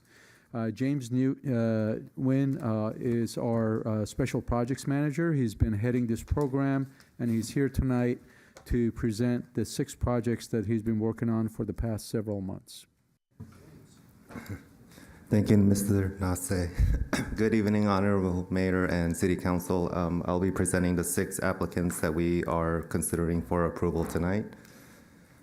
These are the locations of the projects. So as you can see, they are the facade program funds project located on major corridors. We have 2 on Avalon Boulevard, 2 on Carson Street, and 2 on Main Streets. So the first project is an office project located on the corner of Dolores and Carson Street. This is currently a law office, but it recently been acquired by a new dental office. The dental office will go in where the law office is, and they're going to do a variety of improvements to the site. As the new owner and the new business, they're going to replace the roof tiles. They're going to put a trash enclosure where it doesn't currently exist. They're going to put the pole sign and turn it into a monument sign, add a lot of landscape, paint, and do a lot of modernization. The second project is the Victoria Park Plaza. This is located on the north side of the city. This is located right at the entrance of the Dignity Health Center. The owner, we've been working on the owner for quite some time, and the owner of this plaza is going to utilize the maximum of the grant, which is $250,000. We have two conceptual renderings prepared. One is the paint, landscape.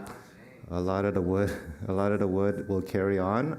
As you can see at the very top there, one of the first phase of the project will be CJ Wings. It's currently vacant there, so there's going to be outdoor seatings, wood panels, and that type of stuff that will go on there. So that's some of the examples. The second example of this illustration is it's the same plaza, but it shows a different sign. This shows a monument sign as opposed to refurbishment of that pole sign. So this is an alternative.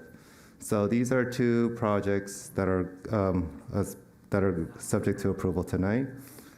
The third project, this is currently a supermarket that's located near Carson High School. We don't have our architect prepare a rendering. The applicant chosen to use their own architect and engineering, so there's no rendering prepared, but they have a preliminary site plan. So there's two parts to this. The red part is a brand new market. That's not part of the facade program because that involves new construction. So that's going where the parking lot is right now. It's currently vacant. The green is the existing building, and it's going to be remodeled and that is eligible under the facade program. And so, just a second. Yes. Saeed, to you, you didn't talk to him about giving some assistance the way we did for the Starbucks? I said you didn't talk to the person that's bringing in this market about giving us a little more assistance like we did the Starbucks across the street? Madam Mayor, the market's already there. They're just relocating it to a larger building, a new building on the corner. Well, I'm saying, can't we kind of do some Yeah, well, we don't have the renderings, but there will be improvements, significant improvements. Entirely? Yeah, to the Thank entire you. center. Okay, good, great. There'll be a brand-new building, which is the red part, and the green portion is the existing center that we will have a facade project on that. We don't have the renderings because the program is designed to either use the city's architect or the applicant's architect. The city's architect comes out of our $1 million. The applicant's architect, comes out of the applicant's pocket. Okay. I'm just looking for that same look each time we do a facade of the one we did with Starbucks. We'll make sure that it's a good facade project. Thank you. Of course. Thank you. Madam Mayor, I have a question for staff. Yes. So I'm really delighted that this is moving forward because for a long time, the trash receptacles in that area along J Street has been a neighborhood nuisance. And this is going to eliminate that. So I'm very happy with this. I'd like to see it move forward as fast as possible. Of course. Thank you. Okay, the next three projects are the smaller projects. So they're not like the large commercial plazas. They are standalone businesses. So this is Manila Sunrise. So they use their own architects. So the above shows what is currently existing. It's roof tiles, the old kind of outdated roof tiles, and the below shows kind of a new roof. And that's what they're looking to get funded. This one kind of a little bit resembles like the Yellow Basket type of transformation. The next two is Tony Roma's. So Tony Roma's actually pursue some facade improvement on their own, but we encourage them to come back to do some additional landscape and lighting as part of the program. And so that's what they have agreed to do, and they are going to do some of that in front of their storefront. And the last one here is the Manila Business Center. It's a brand new business in the city. This one is located in a shopping center, and normally we would reach out to the shopping center owner and get them to improve their whole lot, but in this case, the owner recently did renovation, and so this one's pretty straightforward. We would just fund the sign for this new business. And so some key takeaways. It does take some time for these owners to kind of commit and develop their scope and refine their scope, decide what they want to spend their money on. There's a dollar for dollar match, so they're putting their own money in it. It also takes some time to require documents and for us to kind of review what they're proposing. So the whole process is a 6 to 12 months process from application intake and to get to where we are today. And once it's approved for today, it will take probably 6 to 24 months for it to be fully constructed. Things like the signage will probably go a lot faster, but things like a whole plaza renovation will take a little longer. We do need additional funding. The $1 million allocation to this program will be fully spent once these projects are fully completed.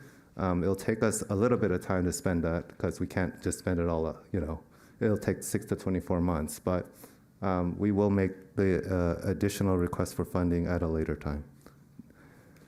And to conclude, the recommended actions is to, as provided in the staff report, for each of the 6 grantees, individually open a public hearing, take public testimony, close public hearing, approve funding agreement, and authorize the city manager to execute all documents, including the funding agreement, in a form acceptable to the city attorney. So each of these 6 funding agreements must be considered and voted on individually. That concludes staff presentation.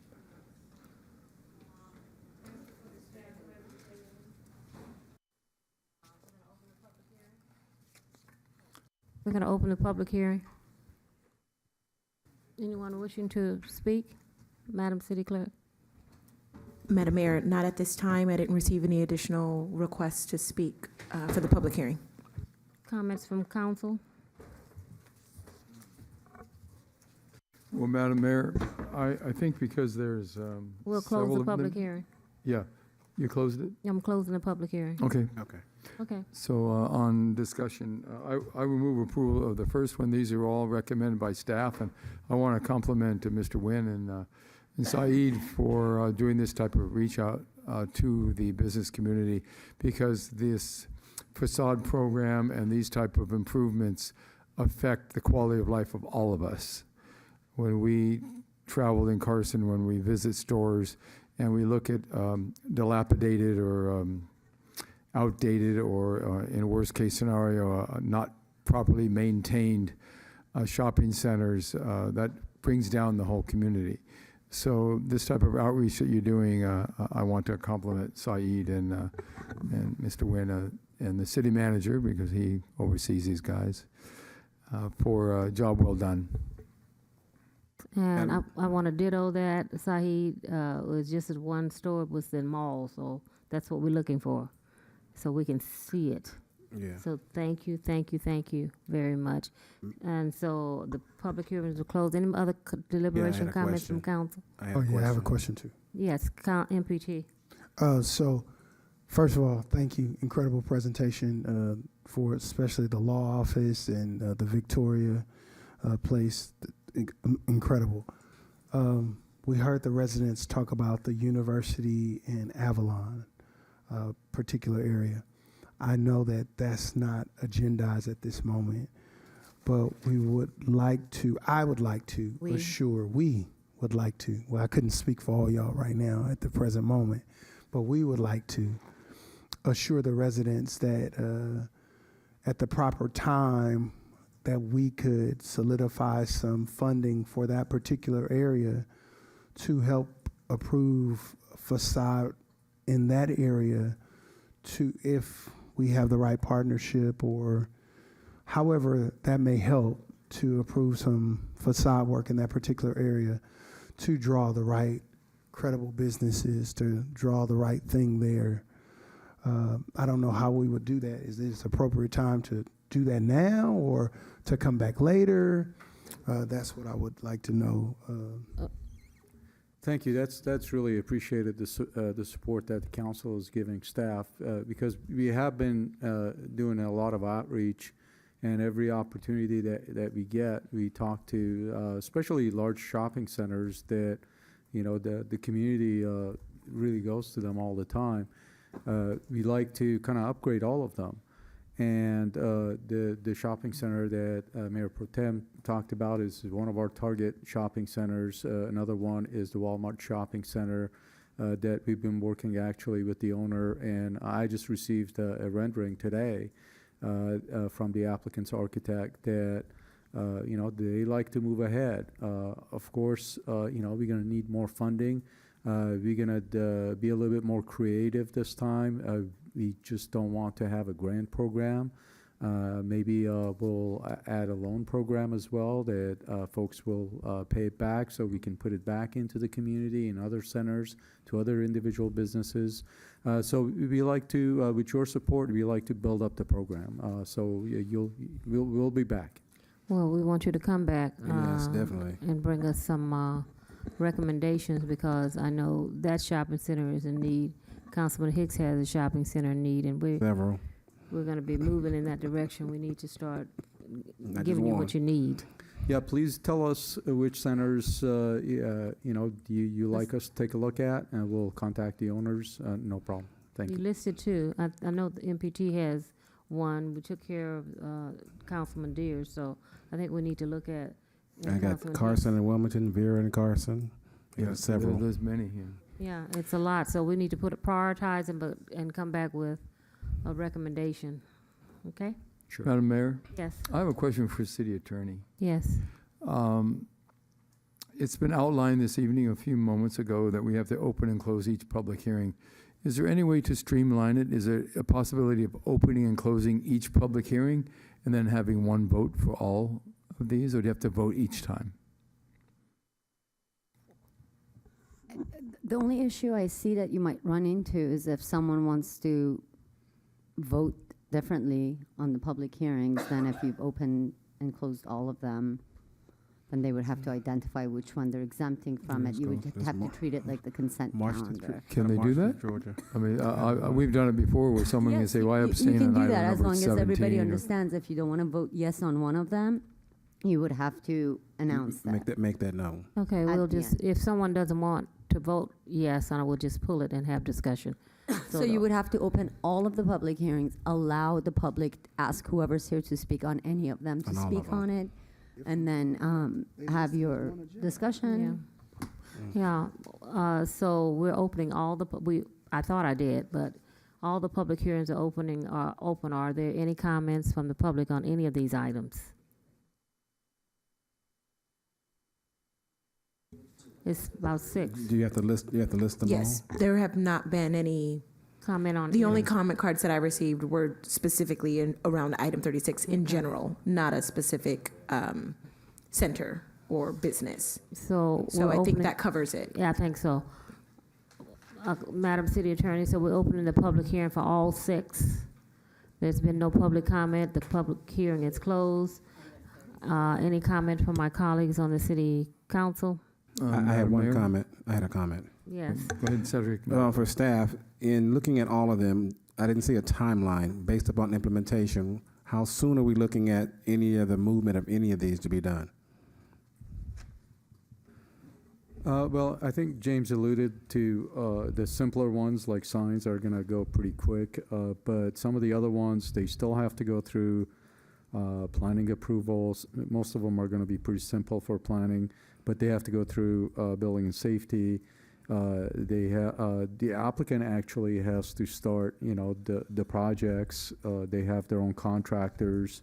They have to spend the money in order for us to rebate them the monies that they've spent and that they've participated in the program. So it's a construction project, so it does take a while. Is it safe to say, and will the next 6 to 9 months? 6 to 12. Yeah, I think we said 6 to 12? 6 to 24 months. Oh, 24, okay. Yeah. Keeping in mind, if I could, Council, that we also have our own building and safety that has expedited a lot of this, so it should help to move forward these projects quicker than what you've normally come accustomed to. So hopefully, as Saeed's saying, that 6 to 24 months, the 24 months could actually be reduced, but again, it's also dependent upon what they're trying to do, I think is kind of his point, right? The more simplistic updates and renovations and improvements may not take as long as maybe others that complicate it. But ultimately, having more control of that process should help for the next movement. But I just wanted to make sure it was within the next 6 to 9 months, because when you see that type of movement and we're getting ICSCs coming up, just to give that appearance that we are moving forward. If you want to come to the city, you better think about it now, not tomorrow. Mayor, that's an excellent point that Councilman makes, because, you know, everyone's talking about we want to get Trader Joe's, we want to get this and that. A city government, what we need to do is make ourselves attractive. If we're attractive, they'll want to come here. We can't try to talk them into building something they find their data doesn't support, and they don't want to build something here. So this is a really a good kind of program. So, Madam Mayor, to expedite the process, I'll go ahead and make it. No further discussion, I'll entertain a motion. Madam Mayor, I will move that we take the following actions as a recommendation of our city staff: to approve the funding agreement for K&K LLC at 302 East Carson Street, and authorize the city manager to execute all documents, including the funding agreement, in a form acceptable to the city attorney. And we approve the funding agreement for Brackett Trust, also known as Victoria Park Plaza, at 18409 South Avalon Boulevard, and authorize the city manager to execute all documents, including the funding agreement, in a form acceptable to the city attorney. And we approve the funding agreement for Tambuli Corporation at 22200 South Main Street, and authorize the city manager to execute all documents, including the funding agreement, in a form acceptable to the city attorney. And we approve the funding agreement for Ronaldo Z. Rojas Jr., also known as Manila Sunrise, at 21828 South Main Street, and authorize the city manager to execute all documents, including the funding agreement, in a form acceptable to the city attorney. And we approve the funding agreement for AMI Enterprises Incorporated, doing business as Tony Romas, at 20720 Avalon Boulevard, and authorize the city manager to execute all documents, including the funding agreement, in a form acceptable to the city attorney. And we approve the funding agreement for Manila Sunrise Business Incorporated at 198 East Carson Street, and authorize the city manager to execute all documents, including the funding agreement, in a form acceptable to the city attorney. That's the 6, Madam Mayor. Thank you. It's been moved and properly second. Any discussion? Hearing none, cast your vote. Madam Mayor, the motion carries. The vote is unanimous. Thank you. Item number 7, Mr. City Manager, city conducting a urgency ordinance and introducing a regular ordinance of the City Council of the City of Carson, California, adding chapter 12. Mine says adding chapter 12. 37. I'm on 37. Oh, you asleep? Madam Mayor, I think you've got 2 things going here, so I think you have to get approval for urgency item first, and then the other one is a general ordinance, which you don't need the vote. You need 4 votes, I think. For an urgency item? And we approve the urgency item being added to the agenda. This is already on the agenda. Why do we need an urgency, Madam City Attorney? It's on the agenda, and why is it an urgency ordinance? We were asked by staff to because it's election season, and because it's not election, events season, and events are coming up. They wanted to bring it as an urgency item. Your charter requires that you have findings that it's necessary to have it as an urgency item. It's a little bit, the standards are a little bit different than state law. So we brought it per staff's direction under both. You have it introduced as an urgency item and as a regular item. So if the council doesn't want to pass it as an urgency item, you don't have to. So, Madam Mayor, I have a comment when you're done. I'm listening. Okay, so the rationale for it being an urgency item is a little weak, and I know the state law governing urgency items being put forth by a city council, because obviously it doesn't give the public warning or notice that we're going to be doing that. So I'm okay with either one because I believe I read the staff report and you brought this forward, which is very good.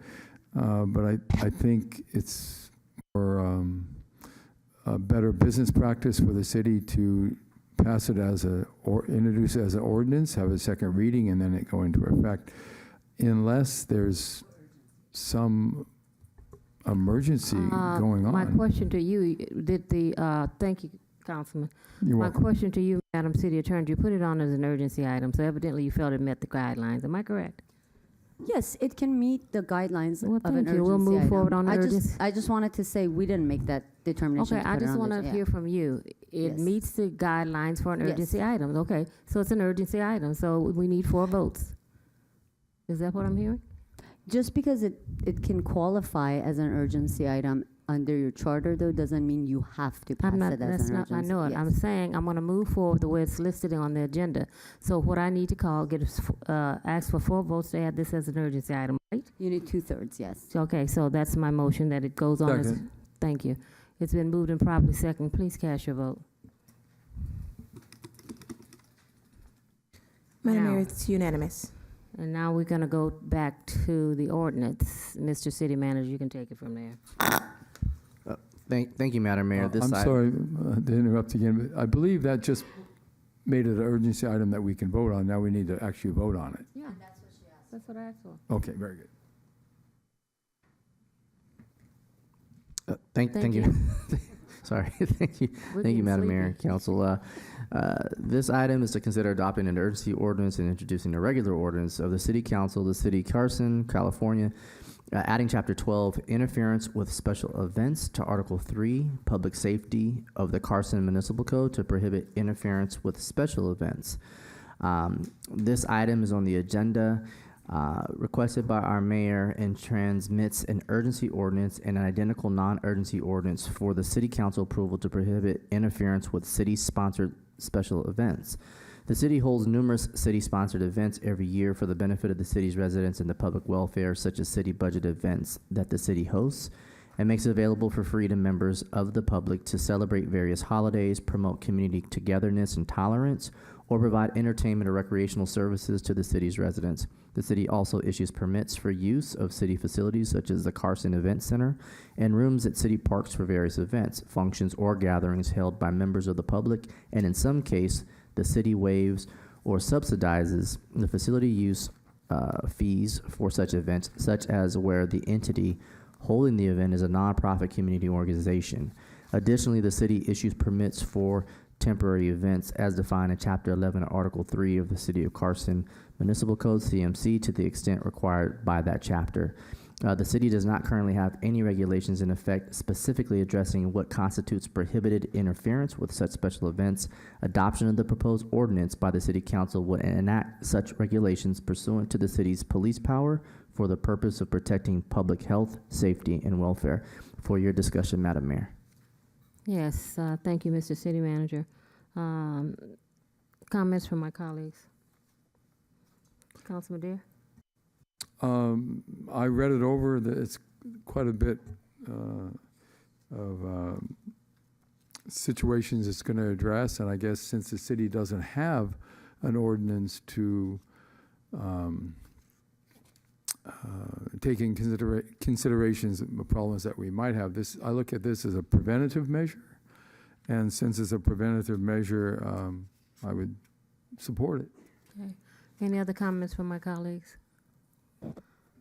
Yes, Councilman Hicks.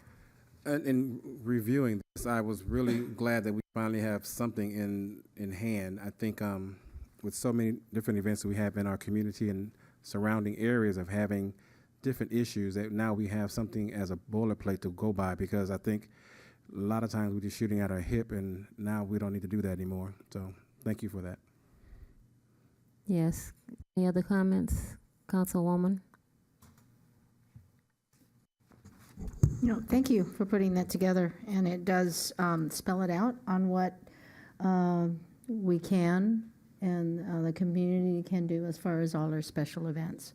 So it streamlines it, and it's a great idea. So thank you. Thank you. Madam Mayor? I think it says it all. We voted unanimously, so let's keep it going. Entertain a motion to, Madam Mayor, Oh, we did? I'll make a motion unless you want to make it yourself. no, I don't need to. Okay. I will move that we adopt by a 2/3 affirmative vote of the City Council ordinance number 24-2409-U, an urgency ordinance of the City Council of the City of Carson, California, adding Chapter 12, interference with special events, to Article 3, public safety of the Carson Municipal Code to prohibit interference with special events, and introduce for first reading by title only and with further reading waived, ordinance number 24-2410, an ordinance of the City Council of the City of Carson, California, adding Chapter 12, interference with special events, to Article 3, public safety of the Carson Municipal Code to prohibit interference with special events. Second. Been moved and properly second. Please cast your vote. It's unanimous, Madam Mayor. Mr. City Manager, I'd like to continue into my colleagues' item number 38. I'll continue until the next meeting without any objection. Without any objection, it will be continued. We'll do, Madam Mayor. Thank you. Item number 39, fiscal year 2024 budget, workshop number 1. Thank you, Madam Mayor. Yes, this is our first workshop. Our Director of Finance, Mr. William Jefferson, will go through this brief presentation as we move on up into the new fiscal year. There's no voting. This is just a workshop. Any recommendations that you all may have, and like I said, Mr. Jefferson will go through these aspects. Just really housekeeping items, going through and ensuring we're handling just family matters. We want to, as he goes through these items here, he's going to have, there'll be a minor adjustment here and there, but he's going to be sharp and ensure that he can get through this. So thank you. And before he does it, and before I forget, I had requested that we do an analysis of our part-time workers, because McDonald's is paying $20 an hour and we're paying $14. So I wanted to do some type of report back and recommendations at some point in time in the budget process. I don't want it to fall through the loops, because if we're going to retain and recruit quality lifeguards, we need to be able to pay our staff. Yes, Madam Mayor. So I just want to throw it out. We've done that report, Yeah. and we've had some discussions about it already. Okay. We'll bring it back to you again. Okay. But we did do it as you requested. But yeah, no problem. I don't want to hold up Mr. Jefferson because he's ready to move on up here. So. Good evening, Mayor, Madam Mayor, Mayor Pro Tem, and City Council. I'll be presenting to you the fiscal year 24-25 operating and maintenance budget. Before you right now, I have the agenda of the things that I'll be talking about, which is development of the budget, overview of financial performance, the proposed budget revenues, the highlights, the city budget, and what you can expect from workshop number 2 at June the 4th meeting. The principles guiding development of the budget, the 2 that I want to focus on mainly is the structured, balanced budget, identifying operating expenditures that are our highest priority and are balanced with the city's ongoing revenue without considering one-time sources, and adopt a budget that is in alignment with the City Council's priorities. The first slide shows the overall performance financially. You have all seen this slide. This slide has been presented in the last 3 finance presentations, just showing the fund balance, how it has grown from fiscal year 18 all the way to fiscal year 23. Okay, thank you. All the way to fiscal 23. As we always show, right now we have a fund balance of $222.9 million, and these are the categories that make up that, which we've seen before, so I don't want to bore you with that. The next slide shows the fiscal year 24-25 proposed budget revenues. The first part I want to highlight is the proposed for 24-25. We have revenues of $138 million and expenditures of $136 million.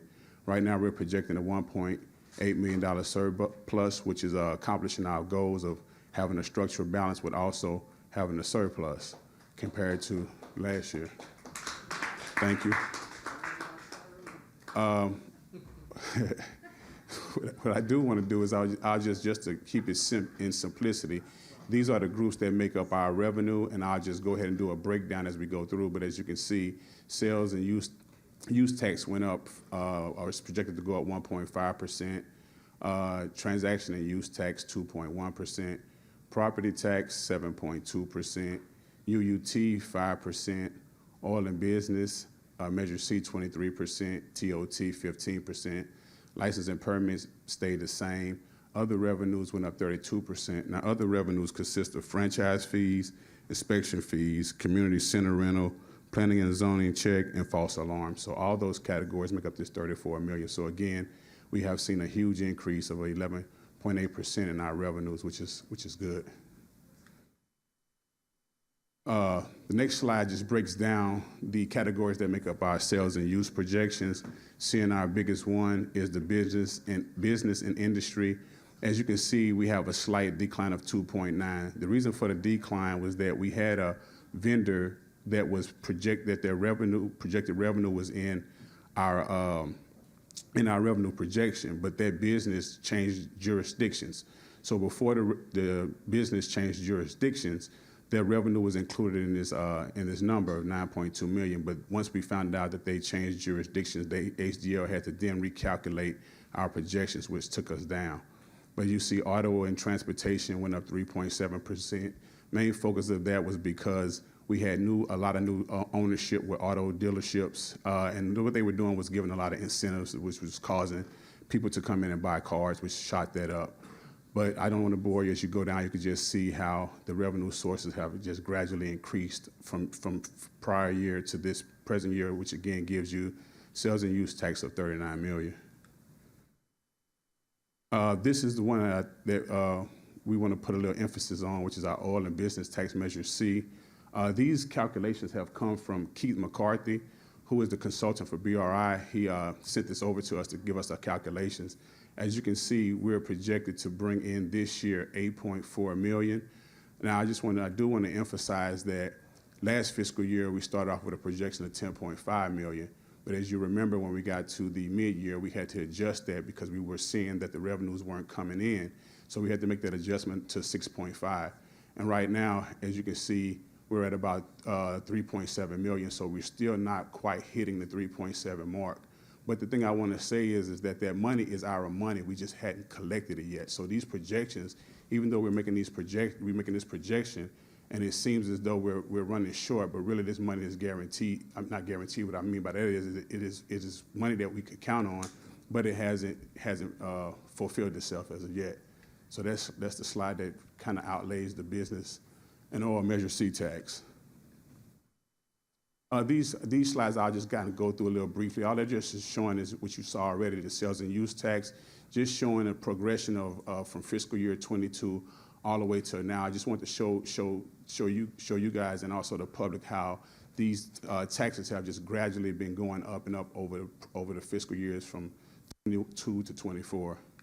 Sales and use tax, property tax, same principle. You can just kind of see it gradually has been going up, the history of it.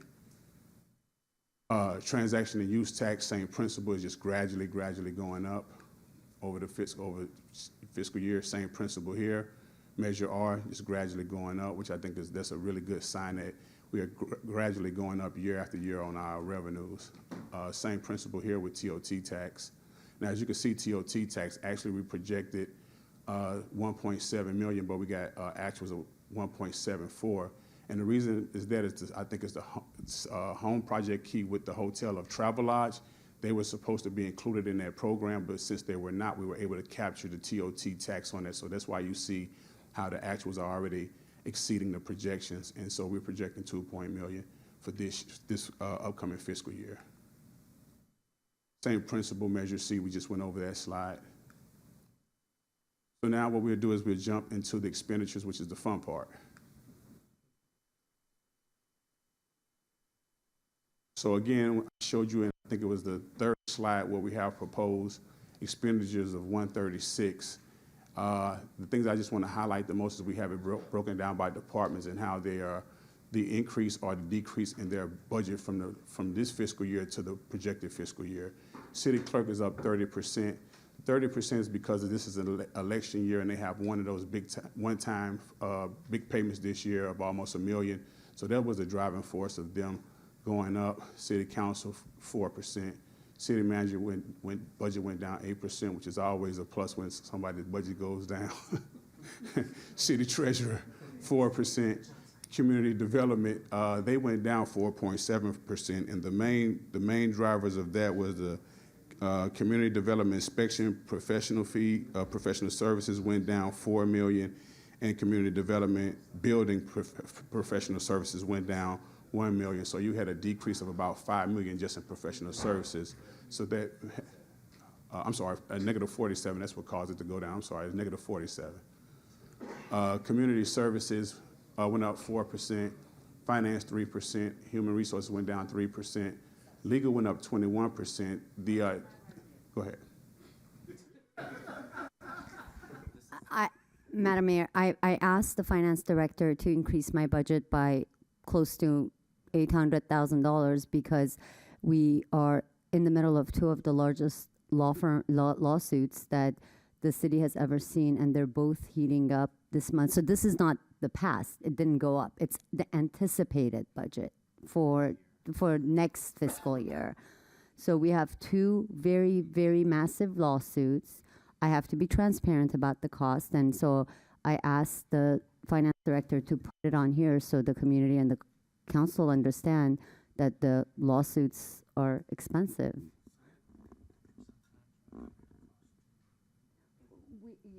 So Mr. Rahmani is reminding me that under one of the lawsuits, actually under both of them, if the city does prevail, there are attorney's fees provisions. But I mean, I can't assess that right now, so I have to put it in the general fund budget.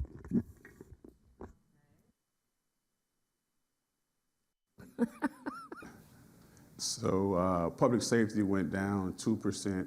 ISPM went up 24%. They were quite higher, but Stop right there. Is what? They were higher, but I do have a caveat. I worked with Mr. Tariq and his crew, and they were able to reduce some of the items, but also, if you know, some of the items they kept in were things that needed to be done, like eShop Local, the things that you guys wanted. So those things we kind of came to a compromise and knew that that's what you wanted, so we added those in. So that's the 24%. Okay. Tariq, Mr. City Manager, you're the deputy. Thank you, William. Thank you, William. I'm going to exit this slide very quickly and share something with council. And you're a new department too, so.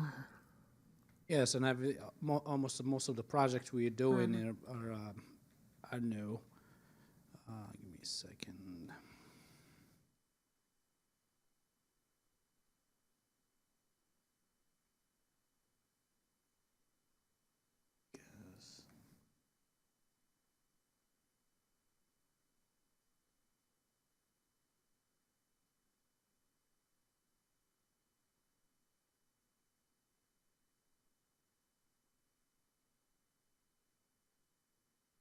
Thank you, Madam Mayor. Thank you, Council. So the ISPM office is basically 4 staff members, myself included. Rita Colsar, she is our innovation manager. You saw Latoya Butler, she's our business liaison. And we have a new employee, his name is Kent Kwong, and he just joined us last week. Most what we do, we work directly with the council and the city manager's office. We take on new ideas, and we try to scale up this project. And we try to make sure that Carson is in an innovative smart cities path. Our budget next year is about $790,000 higher than previous year. And we have 2 options. I think we can go over the main element that are increasing this budget. One of them, we're gonna be taking on the Carson historical book next year. That's something that Mayor and City Manager's office were working on, and we're supposed to be getting on that first quarter of next year. We're also, each shop local was not budgeted. As I mentioned, we came into council a couple of months ago and we had a budget amendment. So I think the council wants to keep this program in the budget. We're thinking that the Each Shop Local may be more than $150,000 because we are thinking and we are willing, looking forward actually to work with the Community Development Department, with the new Community Development Manager, as well as with Said's team. Clean Energy Project, the $200,000, that's a reimbursable project. We are going to receive about $200,000. We're going to be working in collaboration with Councilmember Hicks and Clean Power Alliance. We also have the broadband phase 2. Council will receive a workshop, perhaps the next council meeting or the first meeting of June. That's the analysis that Rita is taking on assessing the status of broadband in Carson. The $200,000 is just a placeholder. This is not a CIP project. When it comes to building fiber in Carson, it's going to be millions of dollars, and most likely it's going to be undertaken by IT department as well as Public Works. This is mostly an innovative policy, short-term solutions that the council can do until the entire fiber is built across the city. The fellowship program has been a huge success. With the mayor's initiative, I think we've been able to launch about 9 or 8 interns in the city. We received many recommendations from outside the city hall, from businesses, small and large, and they want to partner with the city and CSU Dominguez Hills to make this bigger, not to have just interns in Carson as a city hall, but they also want to deploy it across the city. The third one is drone policy phase 2. I think we presented to council a preliminary policy that only takes the drone policy internally. We're looking at some of the questions, especially from Councilwoman Rojas, that she mentioned about what are we doing outside the city. Do we have any areas designated for drones, and do we have any regulations, how we regulate not only businesses but also residents. So most of these are, like I said, project that scales up. We take the idea. We don't know what we're doing, but we always go with the idea. We go with most studies, and we find out how we can make these also successful.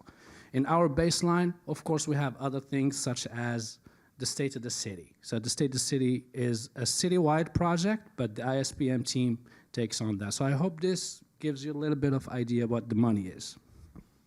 Thank you. Any questions? No, not from me. Any questions from council? I think it was self-explanatory for me. Madam Mayor, I don't have a question so much as I want to compliment the city manager for thinking about this whole city department that has been created that we didn't have before. It really is the type of thing that we need to do to bring our city forward into the technology level of any other city in the country or better. And so I want to thank the city manager and his great staff people, Latoya and Tariq, for a great job that they're doing in Carson. Thank you so much. Thank you. Madam Mayor, Yes, Councilman. before they leave off of this slide, looking at community development, and I see that it's reduced from 12 to 8. This is my request. We were talking about the facade improvement program to earmark at least $2 million to be put back in there just for that program. As long as we stay balanced. Yeah, I was gonna say. Will it stay balanced? Well, we have a 1.8 surplus now, sir. I'm not great at math, but I think that's gonna put us in a negative at a Keep 2. going. We'll find it in another location. Oh. We can look at $1 million right now. Maybe next year. Yeah. You can look at $1 million right Yes, now. ma'am. Let's look at $1 again, million. if you all want to propose, we maybe do $1 million, and then Mr. Jefferson can go through his finances. If there isn't any other recommendations, we can wait and see if there's any opportunities for to ensure that we still have that surplus, and then we can bring back more recommendations at workshop number 2 if you'd like. Okay, the $1 million for yourself. The $1 million will work. I'm sure MPT But would appreciate that $1 million for facade improvement. Yeah, I also just want to put a caveat in that, remember, this is just operating and maintenance. We hadn't did salaries and benefits yet, so we're still in There may be some more money. unions. So, You know, I look at what you don't have. You're budgeting for the whole person, and you don't hire them till 6 months later. Right. Continue on. Madam Mayor, are we asking questions of staff? Sure. I have a question. Councilman. Okay, could you go to the budget, the revenue slide? I think it was about the third slide. Let's see, keep going back. Right. I think one more back.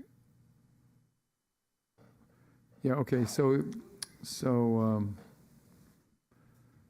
maybe it was the one before that. It was where you mentioned that there is a company that either moved out of Carson or changed their point of purchase location from Carson to somewhere else. Are you at liberty to tell us who that company is? I can say it was a furniture store. A furniture store? Mhm. A very large furniture store? I don't know how large it was, but Must they have been had pretty big to have over it. $500,000 that was So projected. we're getting $500,000, or $500,000 less in sales tax from that one furniture store. So it was added in, so now that it's added in, it's taken out. Yeah, I see, it's taken out now, that's why the effect on the budget, on the sales tax in general. Yes, sir. Okay, do they move out of state, just out of the area, or what? They moved out of Carson, so I We don't know where they went. wasn't. Do you know why they left? Don't know why they left, no. That's a big hit, $500,000. Yeah. Okay, all right, thank you. That's the only question I have at this point. Okay, continue. And that leads me to my last slide, which we will just talk about really quickly, is the what we plan on discussing at workshop number 2 on June the 4th meeting. We plan on talking about special revenues, special events, the 24-25 staffing recommendations, and any more discussions of CIP after Dr. Rogers gives his presentation. And that concludes my presentation. So I'll turn it over to Dr. Arlington Rogers. Madam Mayor, to the city manager, I want to thank you and Mr. William Jefferson for going over the budget with me. I know they did it with each council member and did a very good job. Thank you, and good job presenting it tonight as well. Thank you. Thank you, sir. Mr. Jefferson. And before Dr. Rogers starts, just add a note, Mr. Whitaker is going to be presenting also on the second workshop in regards to some of the special events items, but there's going to be a meeting that he's going to set up with us along with yourselves individually, so have an opportunity to go through that. And list. to my colleagues, I just want to drop this. And when he's going through these special events, and we're talking about merging and eliminating, take eye out of it, because our staff is working their butt off, and some of these events are only attracting 500 people, and they're being budgeted as though they had 5,000 people there. So when you're looking at these events, I don't care who recommended them. If they're not producing, it's time for us to be realistic and say, hey, this is not a special event. This is a park program. And that's what it is. And I know we get excited and we had this budget, but please, I'm asking you, when staff starts making recommendations to us to merge and or eliminate, that we be mindful of the fact that just to have them, if you're having a party and nobody's coming to the party, you're wasting city money. And we can merge some of these. That's my little 2 cents. Thank you. Thank you, Madam Mayor. And with that, we'll have our capital improvement projects workshop update by our Director of Public Works, Dr. Arlington Rogers, sharing his information in that neighborhood. What's coming? Good evening, Mayor. Pro Tem. That's why I waited. I knew I had to wait. All right, so this is our proposal for capital improvement. Some of the things that you'll see as we go through, I'll explain as we get to them. Our mission for the Public Works Department is to provide quality and responsive services to the residents, businesses, and visitors of the city of Carson.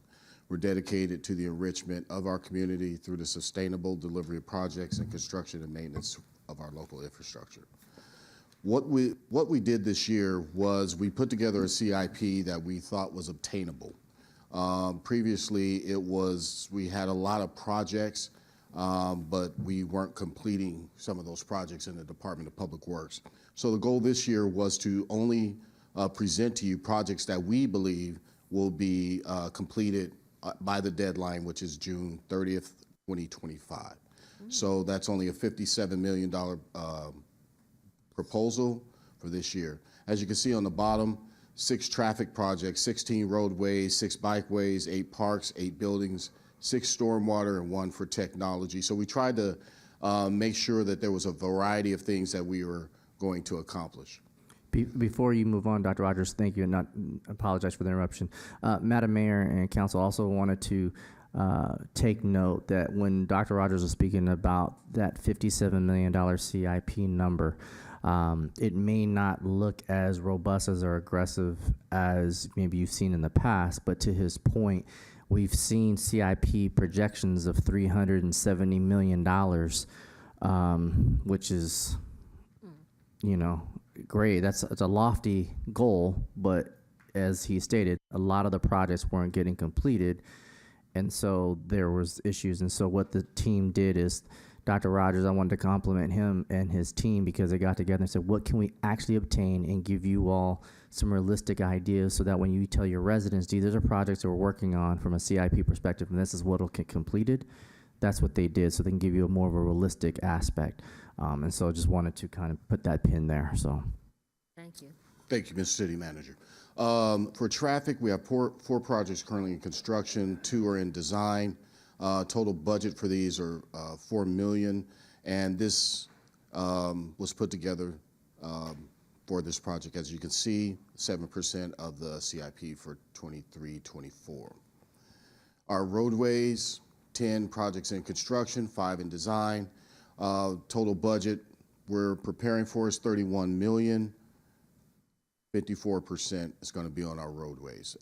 You've seen some of that with our paving program. So as you can see, we are trying to attack some of the deferred maintenance that has been around and eliminate that in a very systematic and methodical approach, and something that we believe is accomplishable. Our bikeways, as you know, we've been tasked to do a lot of bikeways, so we didn't want to leave anything out. All of these are in design, as there's a lot of work that has to go into place before they're actually implemented. Some may start being implemented throughout the year, but they're in design right now.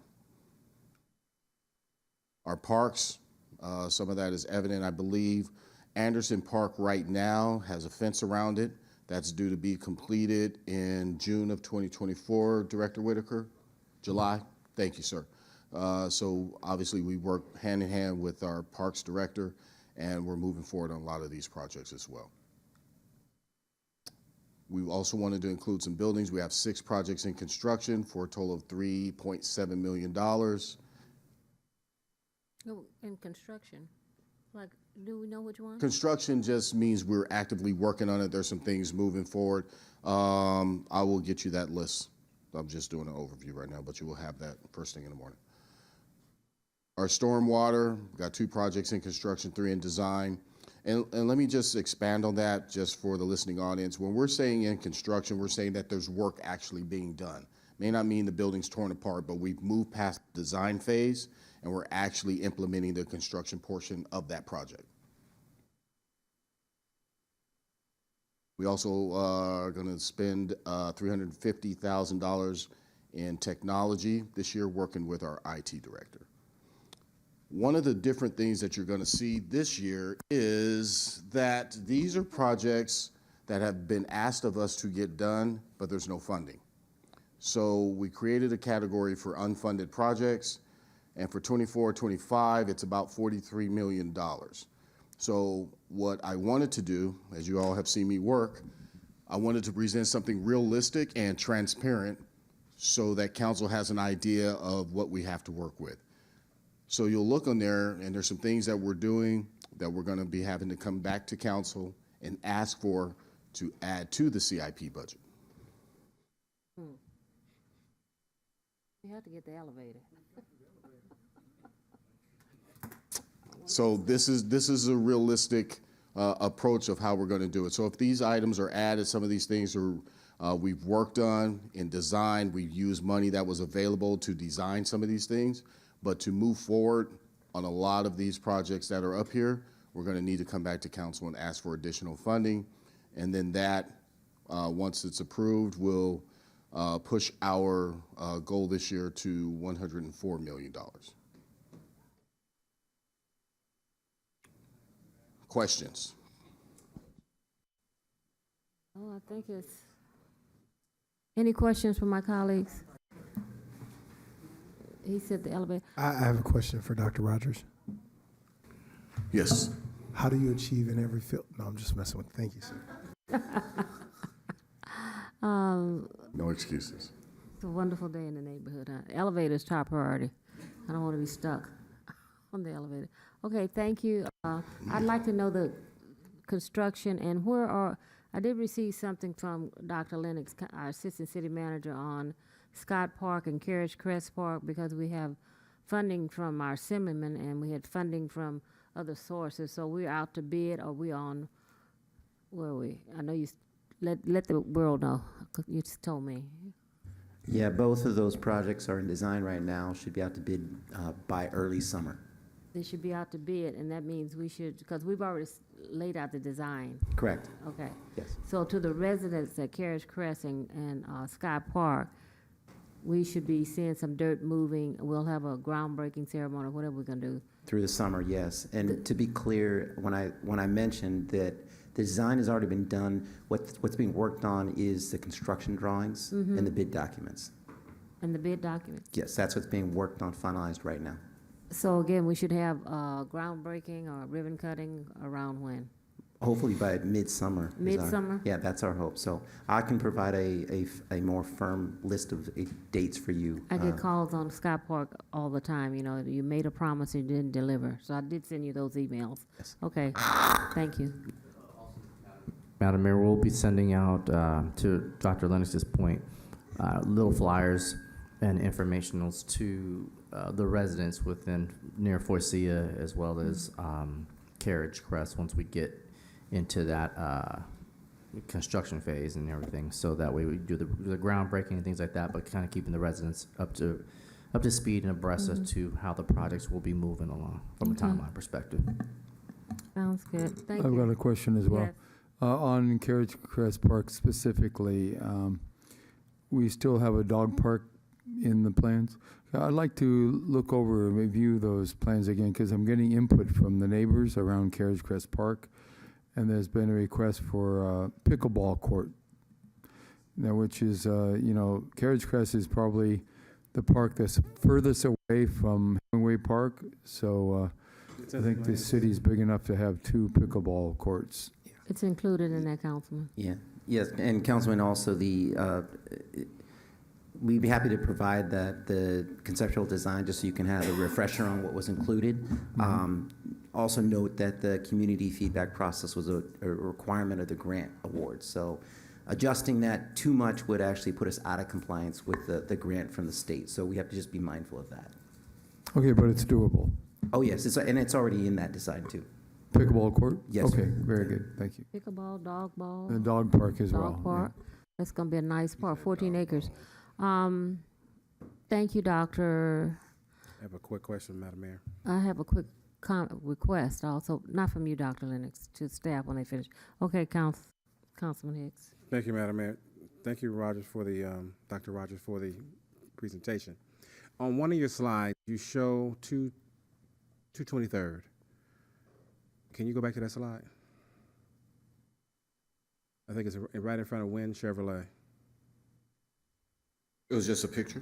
Yeah, it was one of your slides that you had information on regarding how many projects are in one before that one, I think. Before that one, too. There we go. Let's go back. There it is. If you look in that picture, as you go down where the green lights are for the traffic signals, that ramp going across over, I don't know, is that still part of our control? Is it Caltrans? Because from that point of entry, when you go over that freeway, there are several large potholes, not little tiny ones, craters, all the way across till you get to the other side on the back end of my district. So I know part of it is Long Beach, but that's the real end of District 3, where it butts up to Long Beach. If I could add some information, that's the city of Los Angeles has a strip of land coming up from Wilmington all the way to 223rd and above. Unfortunately, the city of LA is responsible for that part of the street. Short little section between Carson and Long Beach. The short LA section there, is massive. Terrible. Well, I'll take a look at it. Okay. We'll reach out to the city of LA, and I'll figure something out. Okay. All right, thanks.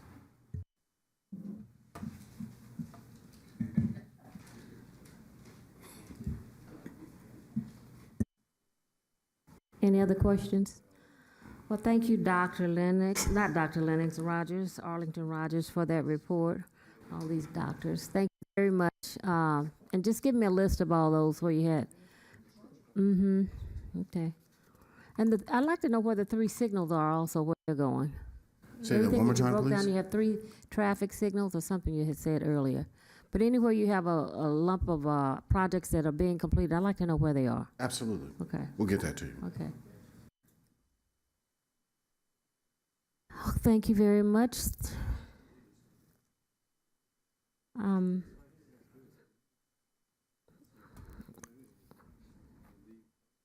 Are we complete with the budget? Okay, we can go to item number 40.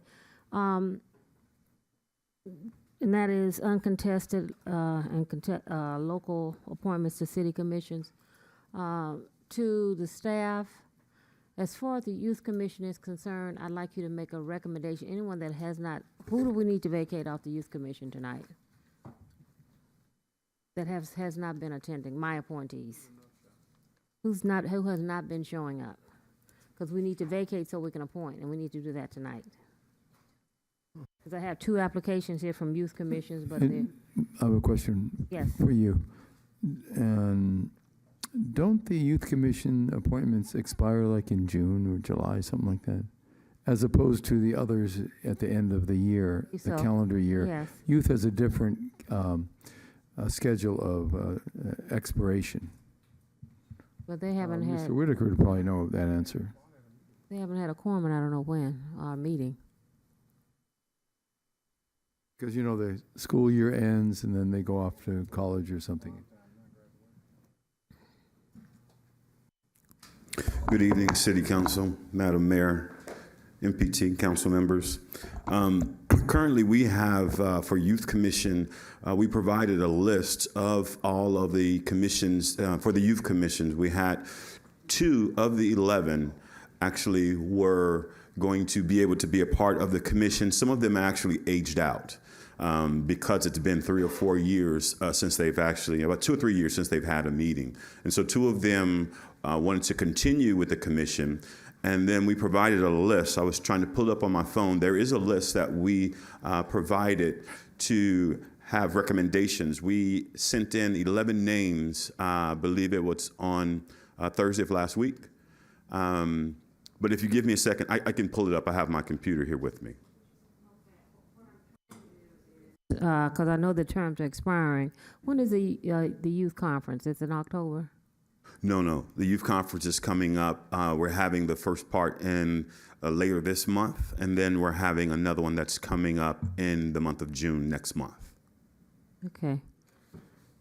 So June is right around the corner, but I think we need to fill that youth commission. Okay, so can you look at the list and see who my appointees have not, that we want to remove that hasn't been showing up? Sure. Give me Because one I need to remove, I'll come back to you on that. Okay. Because I need to remove them so you can appoint those from the list that you gave me. All of my recommendations comes from Parks and Recreation because they should have all the kids. That's how we've had successful youth conferences, by appointing from the parks without making them political appointments. So whatever my number is, if they haven't been showing up, I want to vacate them and appoint new members. MPT, you guys can, but there's a list of 11 names that staff recommended. MPT said you can go, he can go with for his appointee. They have 11 names. Councilman? Yeah, I'd like to see the attendance list as well. Okay. See, if they're not attending, they should not be on the commission. We actually have not had, because we haven't had a quorum for the last couple of years, we haven't had an actual youth commission meeting. I see. I do have the list in front of me. We have two that were appointed before. Mr. Matthew Castillo, My And- appointee or who? that is, I don't have that list he gave us. That's mine. Okay, whoever I have, okay, let's do it this way. If my appointees have not been showing up, I want to vacate the list tonight. And so we can appoint at the next council meeting. the only two that were available to attend the meetings. We had two youth commissioners, and one was Matthew Castillo and Michaela Luis Santos. Those were the two that would like to continue with the commission. The other ones have not responded at all. Okay, MPT says you Madam can Mayor. vacate his. Okay. Councilman Hicks says you can vacate his. Okay. Councilwoman Rojas? You need to, I'd like to see the attendance. Okay, there has been I no believe it's been attendance. confirmed that there's no excessive absence. Oh, then I'd like to vacate it. Okay. Yes. Okay, so, and Councilman, Not until I talk to the young man. okay, he wants to talk. So everyone that's appointed by myself, Hicks, and Rojas, vacate them tonight. Okay, so Madam Mayor, just so I'm clear and for the record, we will post vacates, that's not a word, excuse me. We will vacate, as you just stated, with the exception of Miguel Domingo, which is Councilman Deere's Correct. appointee. And if you don't mind, Councilman Deere, if you could just make contact with my office. I'll do After that. you've made contact, and then we can vacate or not. Or continue. Okay, thank you. And then at the next council meeting, you can provide a list of the recommended youth commissioners. Yes, Madam Mayor, we'll provide it. Thank And they you. will need to be vacant for 10 days, just Well, till the next like council. always, so, Okay, till the next council meeting. likely, Okay. yeah.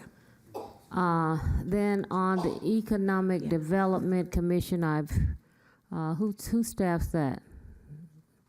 Not Economic, Environmental Commission. Who staffs the Environmental Commission? Yeah, the staff is Rita. Okay, Rita needs to let me know because I've received a phone call from a commissioner that they haven't had a quorum in the last 2 meetings or so. So she has Environmental Commission. So if someone's not attending, we need to have a list. So if it's my appointee or if it's my colleagues, we can make a decision. But they need to meet. Madam Mayor, just so you know, there are the three alternate positions on that commission are vacant. They're vacant. They are vacant. So in the event that there's not quorum, it should be on the alternates. Okay. And those 3 alternate seats are vacant. I haven't appointed to the alternate seats. Okay. All right. Does anyone have any appointees they'd like to make tonight? Yes, no? No, no? I think mine are complete. Yours are complete, yes. Madam Mayor? Yes. Just as a point of information, when you all do make an appointment for the commission, they still do need to make contact with the clerk's office. Yes. And we oftentimes, 90% of the time, don't have an application on file for them. So they still do need to come to the clerk's office and actually complete an application so we can have contact information for them. Right. And just also so you know, my office, in conjunction with the city manager's office, has been working on an updated CCB policy to really stipulate the steps in the process from what happens in my office, what happens with the council aides, and then what happens here in the dais. There needs to be some follow-up process on that because a lot of times there's an appointment made, but then we don't hear from them at all. They're immediately placed on the roster, but they haven't come in and fill out an Without being application. sworn in? Yes. So there's actually not a policy that states that. So I wrote one, and I'll bring it before you. Yeah, before they shouldn't even be on the roster until they're sworn in. Right. That's a There needs to be recommendation. a pause in that. And sometimes they never come. and they never go to a meeting. They're just on the list. So we want to clean that up a little bit so that it's a Okay. little bit more of a streamlined process and that they're communicated with properly. And we should give a number if their application is in, but I didn't know they were going on the list if they hadn't been sworn in. They are immediately filling the spot and likely getting a stipend. Okay. So we don't have any appointees for the night, and that was we're going to vacate all the youth commission except Councilman Deers. Okay. Madam Mayor, Yes. I do have one. I just wanted to confirm, if you have everything on Jaretta Sandos, and if you do. What I'd like- commission, Councilwoman? This is for the Public Relations Commission, so if you have everything on her. What was the name again? Jaretta Sandos, Sandoz. As an appointee or an applicant? I'd like to appoint her if you have everything. Oh, okay. No, I don't believe we have an application on file for them. We can absolutely get one. Maybe I just don't have it yet. She did complete it. Maybe It doesn't mean that she can't be appointed tonight. It just means Yes, that. okay. Well, I'd like to do that, because I know Appoint the her? paperwork did go in. Yes, I'd like to appoint Jaretta Sandos for the Public Relations Commission. Can you spell her name for me, please? Jeretta Sandoz, Sandoz. Okay. If you have contact information for her, like an email address, then I don't mind the team reaching out to her, sending her an application. She can send it back. And then we'll mail her a packet. They actually get a packet. They need to do the ethics training. They need to come in and take their oath, all of those steps before they attend a meeting. Sounds good. Thank you. Okay. Thank you, Councilwoman. Councilman Hicks. That was might be my question. The city clerk alluded to. Did we get all of our current commissioners the ethics training? I remember we were discussing it. Did that happen?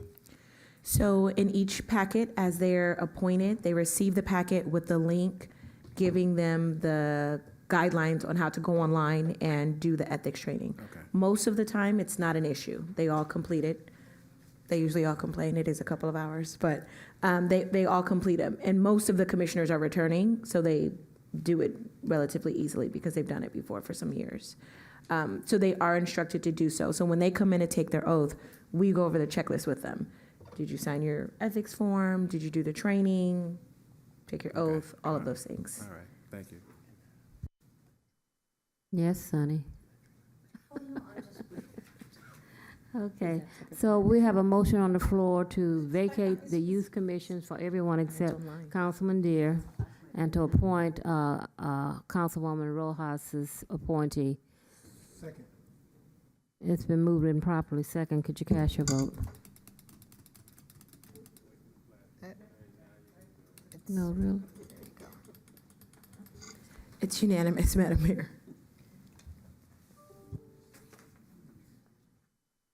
Council members' requests for future agenda items.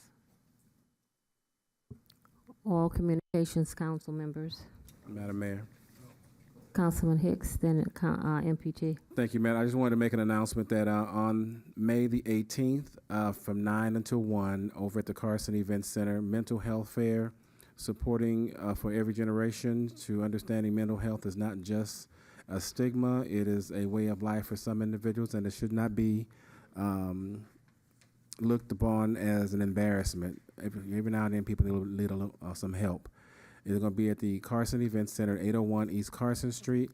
Trending mental health topics for all ages and including warning signs, preventive care, cognitive well-being, and current research. The mobile vaccine, mental health, wellness, nutrition, and screening will be provided at the location. Again, mental health fair, Saturday, May 18th, 2024, from 9 until 1.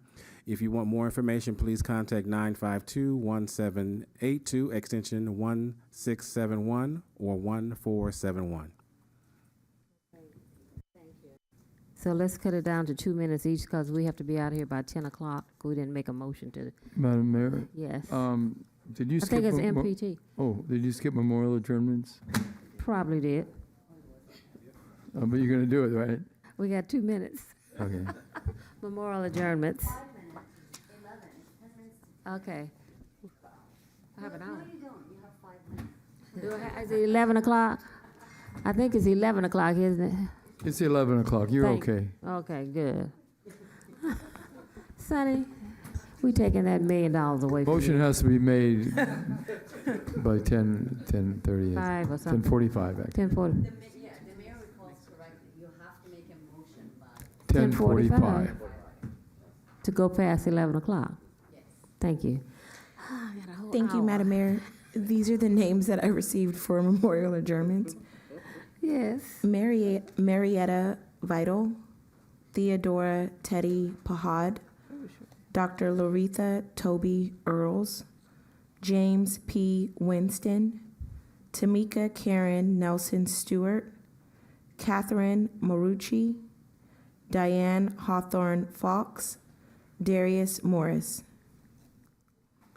Would anyone like to add, my colleagues? No, but it is Marietta Vidal. Vidal is the Oh, thank name. you. You're welcome. I don't get the phonetic. Anyone else? I'd like to add Pastor Randy Allison. Pastor. Councilman Hicks, no. Okay, Counts MPT Bishop.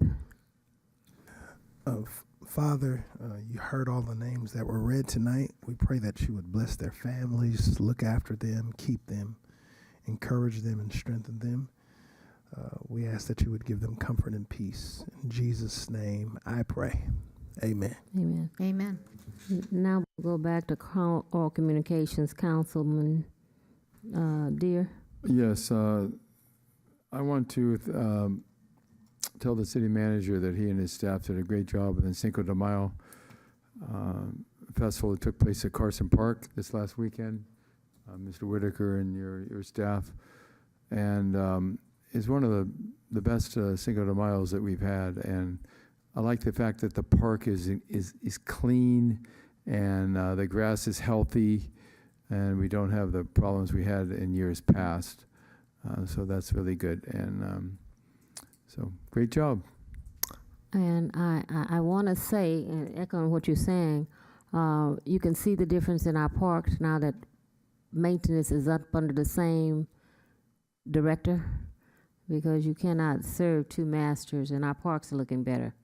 Okay, I was at Carson Park also for the Cinco de Mayo, and I was there for exercise class, and also Stevenson and driving by the park. So to the staff that's out there, I can see a difference, because now we're on the same page. You know, the kids dirty it. You guys planting, I'm seeing flowers planted at parks, and it looks good. Council MPG. Madam Mayor, I just wanted to report out. Last week, I went to the Southern California Association of Governments in Palm Springs to represent the city to vote, which I am a delegate, and you're the alternate. And I went, so I wanted to just report out. I went to some of the community impact classes, and it was a successful conference. Got to meet a few people, got to network. Everybody's talking about how positive things are happening in Carson, and how did we get that much economic impact in Carson, and how people are paying their fair share. So they had a number of classes on economic equity and justice. So I just wanted to report out, and then in my comments, I just wanted to say happy birthday to our mayor. She has her birthday coming up this week. On the 9th, right? Is it the 11th, all right? So I wanted to just say happy birthday to our mayor. I know she's going to be celebrating all month, but we won't get back technically until after her birthday, but she'll be celebrating all month. So we'll say happy birthday again. But happy birthday, Madam Mayor. Thank you, thank you, thank you. Councilwoman. Happy birthday, and it's Happy Mother's Day. Happy Yes. Mother's Day. So to all the mothers out there and the dads out there who are dual purpose parents as well. So Well, it's my birthday month. I celebrate all month, so I take gifts all month. So you don't have to be rushed or pressured. You have ample enough time until the 31st. And I want to thank my daughter. She's planned another spectacular event for me. I don't know what it is, but I do, but she didn't tell me everything. So thank you, my mini-me, for my birthday. And I've been having a ball. Have to let you know that my husband says, you know, it's a month, so just leave her alone. So he's been understanding. But anyway, staff, the Shell R property that's located across the street from Watson Land, I think is owned by Shell Oil. They kind of cut the grass. I've spoken to, I think, JR. Is it Marathon? Oh, yeah, Marathon. I'm sorry. Marathon. Could we kind of approach them to give us that park? We could put a dog park there. It's right, that little piece. They just cut the grass. It's just been sitting there for God knows forever. Next to Friendship Park. Yeah, and I know we're talking about dog parks, but that one, you're talking to them, okay. And then to the staff, and I had mentioned it to someone, I'd like to plan a carousel town hall meeting. That project has been cleared up, and I think we need to bring them back. JR, I mentioned it to you when I was at the meeting last Saturday, where we can come up, meet with the members over there, and let's plan a big celebration, a town hall, city town hall meeting with them that's put on by the city of Carson at the community center. It's gonna cost you a little bit of money, but not much. But I remember in 2007 when I was elected, they used to pack that the community center with complaints, and I was there this past weekend, and 99% of the residents over there are happy. The community looks good. There's always going to be a few that's not happy. But overall, the entire track looks good. It feels good. And I just want to, appreciate their patience and the people that helped move this project. Because it was, man, you had to be here in those meetings. It was something. JR was here. And so we just want to commend the staff. You was at all of them. Yeah. The staff and celebrate their community. It really looks good. It really looks good. A whole new community, and just show a few slides of where you were and where we are now, and to thank all the staff and the attorneys for getting involved. So that's my request, that we come up with a date. So at the community center? At the community center. We want to invite them to a time. Because Susanna at the water board wanted me to try to confirm community center versus city council meeting. No, I want them at the community center. That's where they started. Yeah. They started here, but it was so many, got out of control. And you We'll have to work do on it. Okay. Yep. Thank you. Now, that's a recommendation. Do I need to make a motion that we do this or what? No? Consensus? Okay, thank you. No further comments. This meeting is adjourned.